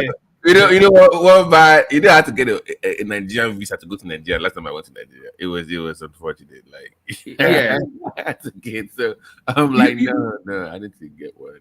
So. I think Biggie wants the link. It's quite I've always debated. Is it worth carrying Nigerian passport, or should you just continue to get visas? Because I think they are intimidated more by a foreign passport. If you have something going in Nigeria, like business or whatever, it's better. And by the way, the minister is also introducing. And he wants to do 10 years now, so you can do the 10 yes, years. Which they they changed it to 5 years. So for a cash grab, for a money grab. Yeah, that didn't make any sense to me. 10 years, so it wants to do 10 years. You know that visa will cost you more money than passport, because that visa, maybe the maximum is 1 year or 2 years, and that is around $300. Yeah, they give me like 9 months. They give me 9 months visa. Yeah, I might be like 1 year or so, like for $300, maybe $250. I can't remember. So compare it to one-time passports, renewal of your passport for like. Let me say, okay, let's say maximum like $300, and that will give you, 10 years to expire. So look at the difference now. So you save costs to have the passport that will serve you for 10 years at the cost of $300, and to say, okay, you want to go and apply for visa every year, that will cost you $300 or $250 every year that you are applying for. Visa. So yeah, so I'm going to try it, and I will give the platform a feedback on how it goes. But I'm going to try to renew my. By the way, one man can do is in Nigeria though. Can do is in Nigeria right now. So can do. No, you know can do now on our platform now. You don't know can do. Oh, can do. Right now, in your possible is can do allowed in Nigeria? What's going on? I thought they'd given up on Nigeria completely. but I thought I spoke to him on an American number not quite 2 days ago. Yeah, I believe he traveled on that Thursday. Sorry, I'm announcing, but I thought you. It's got to take advantage of the hemorrhaging naira, all those option deals. Yeah, it's going. Yeah, but it's having the time. But that's. I think this that minister is doing a fantastic job. I think we don't have to admit that. BK is doing okay. This guy also, the minister of of David Umahi. My God, I saw his stuff. You know, the back end of that Eco Atlantis is going to be the beginning of that coastal road. I saw him. I mean, this guy is really working. No, it's a serious man. That's that. You know, in terms of Bushman presenter, I like him. I like the way he carries. Man, the guy. He told the guy that was in a different side. He said, "Yeah, take the soil." The guy took the soil. Yeah, pour water on it. He was giving him. Yeah, I saw that. He knows what he's looking at. He's an engineer now. More industry. What is all this? He knows. I'm like, okay, this one is he knows exactly what he's doing. So him, Wiki and Tunji Ojo, to me, they're like the three in the administration. So yes, I don't know who else. I concur with that. Tunji Ojo, Wiki, nobody can fault what Wiki is doing. You know, but the one that excites me the most is Dave Umahi, because what he's doing is going to have real impact. Real impact. Yes. Can do low announcement entry here with Michael. One man. I'm here. Okay, carry on. Yes, I was going to move. If I can just chime in, I won't be long on here. Of course. Good to see you, Joe. Good evening. Good evening to the panelists. I was listening earlier on to Bishop's excuse for the padding on the budget. And we can clearly see why we are where we are today. We are not talking about 1 million or 2 billion. We're talking about trillion. If that does not worry any of you, it does worry me. It does.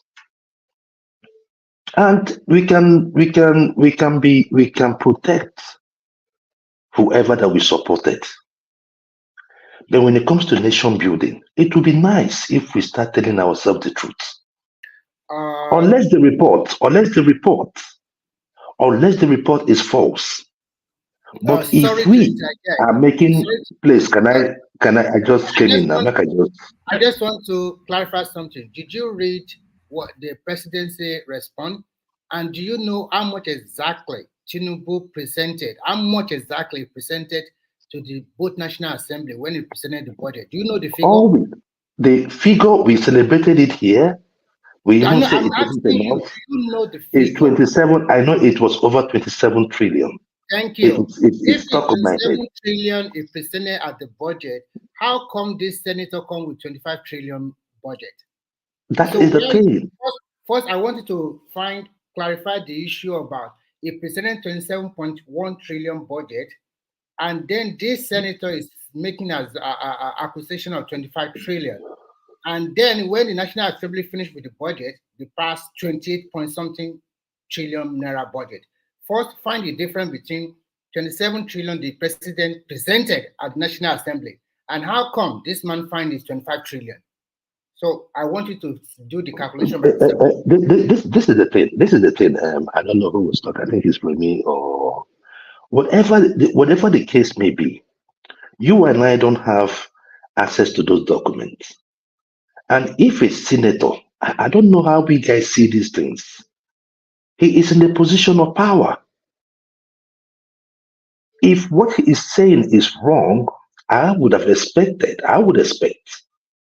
someone like the presidency to rein him in. I mean, I'm talking about arrest. We are talking about our country, for crying out loud. These signals, the signal this sends out shows that we are on a serious nation. So it's not something that you just give out a rebuttal. He must be meant.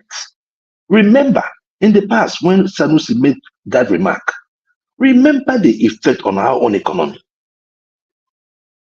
You can't just come out and you make any type of statement. We are not talking about maybe 200 or 300 million, which is even too much. We are not talking about that. We're talking about 2 trillion. Look, we have to decide what kind of country we want to live in. And that is why I came in, just to say, that's what I came in to say. We have to start looking inwards. Don't forget the people who they support for crying out loud. Let's think about Nigeria for crying out loud. Okay, can I respond? It has to be. It must be addressed not only through press conference. It must be seen. It must be seen. Let me finish, my brother. Let me land. It must be seen that if he made a wrong statement, he must be punished and must be seen to be punished. And if he is saying whatever, because you cannot tell me that money just came up from nowhere. Somebody here was saying that you give one man used the analogy of 10 pounds. So if your wife comes and tell you, oh, give me 10 pounds, you give him, I want to go and buy something in the market. You give it to the person, probably because the way the budget is being released. What if part of the budget that is released is part of that area, is part of the budget that was padded? What if it's part of the budget that is padded? Budget padding is nothing new. That's what you know very well. See, my brother. Hold on. Let me respond to you. That's why they have pork in the Prince Daddy, you want to tell me, hold on. Prince Daddy, you want to tell me in the US you have over $2 trillion? Absolutely. Oh my God. I know you've heard the term pork. The weight in budget is unquestionable. Okay, you know that. Okay. And Prince Daddy, even if, let's assume without considering that these monies, that's how it's been done abroad. In my place, there's a statement we make it, there's a stay in my place that Unuyana Aboko Anara Joke. Meaning that a man that his house is burning does not chase rats. If it happens everywhere, our economy is in a dire situation. I am thinking that if the US want to do that, if the UK wants to do that, they already have the foundation to carry such wastage. We don't have the stomach to carry such wastage. And one man, I don't want to sound like a broken record. I agree with you. That I agree with you. But the level of corruption in our government is nothing new to you. Not because I'm supporting it. Not 2 trillion. 2 trillion. 2 trillion for crying out loud. It's not 200 million. 2 trillion. One man, thank you guys very much. I just said let me just come in and just make my statement.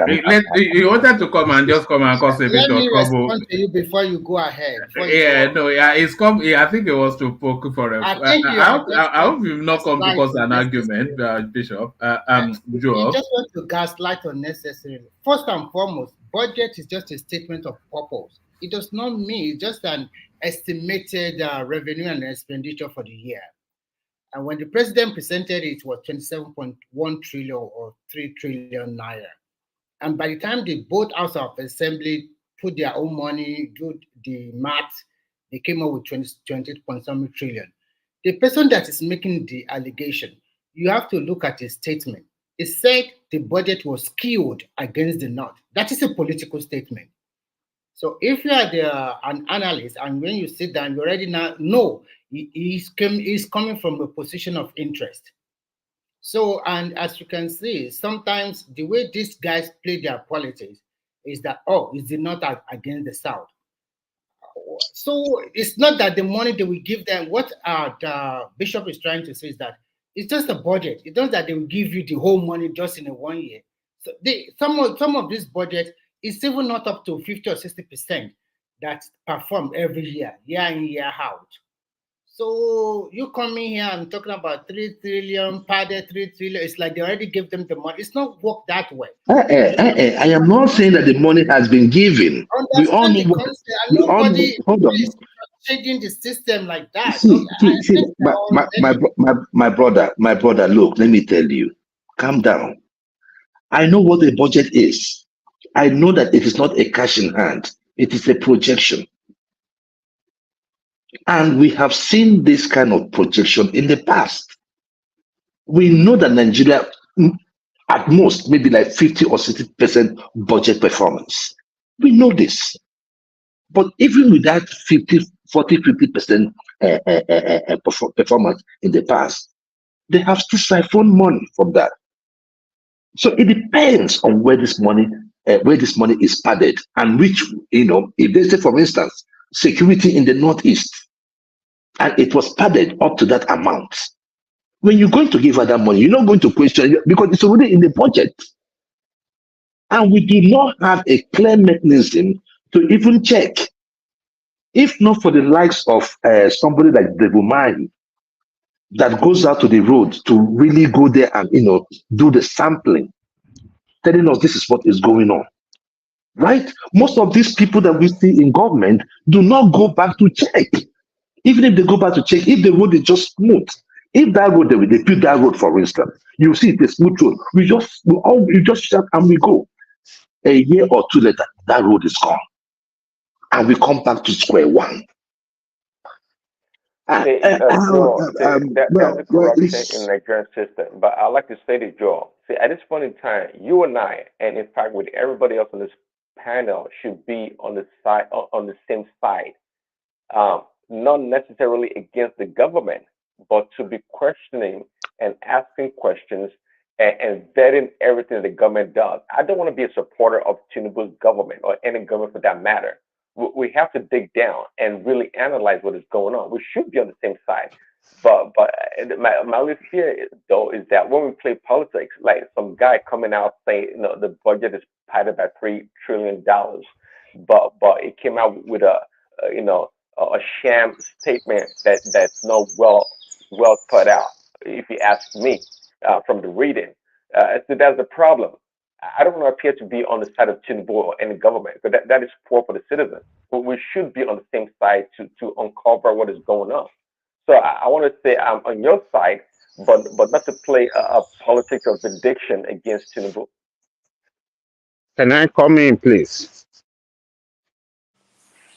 But is the head? But sorry, can I just come? He ascended a signature on that budget when it was finally passed, meaning that it's a law. And when it's a law, that budget must be fully implemented. So if they have padded it with 3 trillion, that should call for concern from everybody.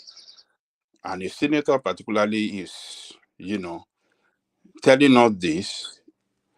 I think what the government should do is to, particularly the Office of Budget and Planning, they should be able to come out to, tell us the true fact of the matter and tell us where that man is lying. Can I come in, please? Let me land. Okay. Let me All land. right. So the budget and planning office should be able to come out and tell us their own position on this. And the press, Nigerian press, should investigate this. Investigation is by taking a look of that budget in totality. The business correspondent or of those media houses or the economics correspondent of those should be able to have sat down The all these government, facts right. the presidents have already released a report about it yesterday. Are Forget you about aware? the report. They can't lie. Oh my God! So you should Hold forget on about now. the Hold government on. itself. Hold on. Let Adane Koko land. I think Niyi wanted to come in. Yes. Who is lying? Who is saying the truth? We don't know.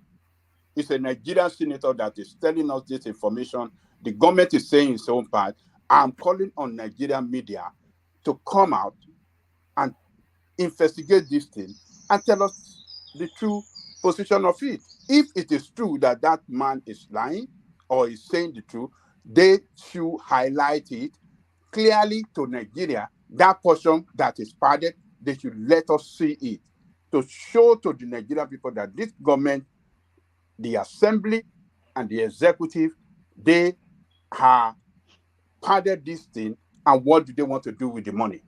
We know that, yes, it's generally in every part of the US, they do it, but we know what is specifically meant for by the senators in America when they do this kind of thing.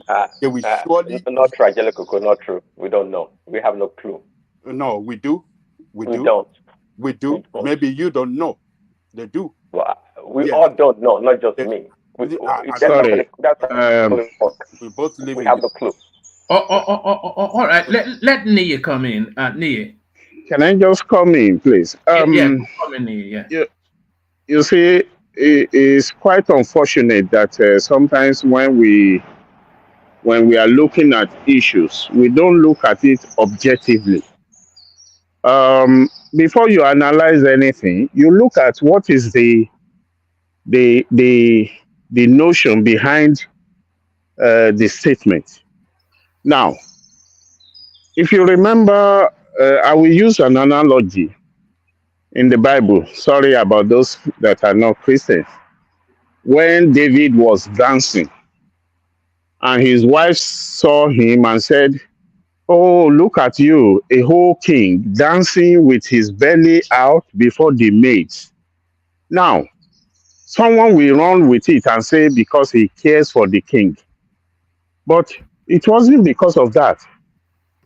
He was actually making jest, looking down on the king, because God saw the reason behind her statement.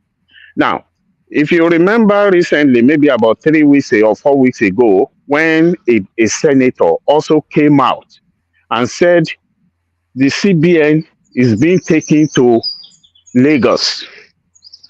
Oh, Abuja is going to be taken to Lagos. Many people, even on this platform, ran with it, which they didn't sit down to look at what was the reason. Now, this guy said, oh, 3 trillion. I know budgets are always padded, which is not good anyway, but he was the only person that came out to say this. And if you now look at the undertone, he said, even if you look at that budget, it's skewed against the North. You should understand.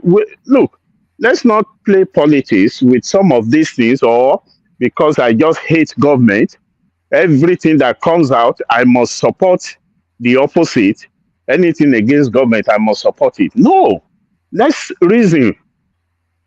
It may be true that is still, but what is actually the reason behind it? And just like I think it was Simba that said, this is a projection. It's not that the money has already been given. Is there any state in Nigeria, whether PDP or APC or Labour or whatever, that doesn't pad their budgets? None of them. Even the same thing with this, but sometimes things can happen and then they may just come out. I will give you one example. A senator was saying that if you mess up with the Senate president, you may not get any commission or all those little committees, because that is where they get a lot of money. You may not be able to get a single one, and then you will just be on your salary or whatever. But if you are able to bribe the Senate president, or you are able to do something, you may be in 2 or 3 committees, and that is exactly what is happening. So sometimes maybe someone is angry about what happened, and then he will just come out and start saying things. Ordinarily, he will never come out to say it. So please, let's look at things holistically, not just blaming, oh, yes, he must be telling the truth. How do you know he's telling the truth? You don't know. How do you know he's telling the truth? So please, this is still our country. No matter how we see it, we cannot run away from it. But look, let us look at it from this angle. When the president presented 27, by the time the assembly returned it for president to sign it into law, it has increased to 28 plus. So they openly. Sir, who increased it? Hold on now. Hold on. Who increased it? The Senate. Was it not the Senate? The Senate. Yes. It wasn't the executive. Yes, hold on. So they openly, right in our faces, they increased it by 1 trillion. And the president did not push back. He put his signature. He let it go. That's a huge sum of money. A trillion. A trillion. But what this man was saying is they signed 27, but the government is working with 25. So what does that mean?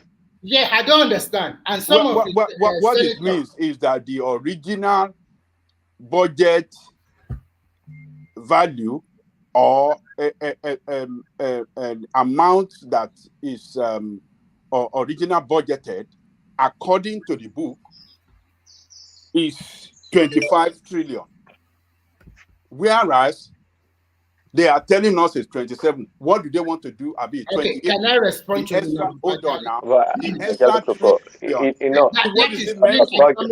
truth. Even though we have an actual budget, right? The actual expenditure can be above the budget expenditure, which is not uncommon. So the fact they have a 27.1 or 27.5 trillion that is approved by the Senate, that's an official budget. It's an official budget for the state of the country that they can draw from. So, but the argument rather should be, just like somebody said earlier, I guess, that there's a political undertone to it. What we should be talking about rather should be, okay, this senator talking, is this saying that the excess amount in question, is it allocated for something that shouldn't be, or what is behind it? We're not hearing that story. We're just hearing about the over budget, but we're not hearing the reason why. So it seems to be that this person making this claim, this accusation is not genuine. It has some other ulterior motive to his claim. All right, brilliant. So gentlemen, let me do this. None of the after hours hosts are available, so I'm going to shut it down at the front end, but of course we carry on the conversation at the back end. Anybody that wants to be part of the after hours coming now, because we're going to shut it down on the YouTube space and take it to the back of the room. So that Biggie, that's for you. If you want to come in. Nwachuku, if you want to come in, or anybody else that wants to come in, come in. To acknowledge the super chatters, Olatubosu, who has been doing that with some regularity, Prince announcing his return from Nigeria and all that. So thank you to all those. Thank you to everyone. See you tomorrow. Anybody that wants to come in, click on the link as we shut it down on the front end to take the conversation to the back room.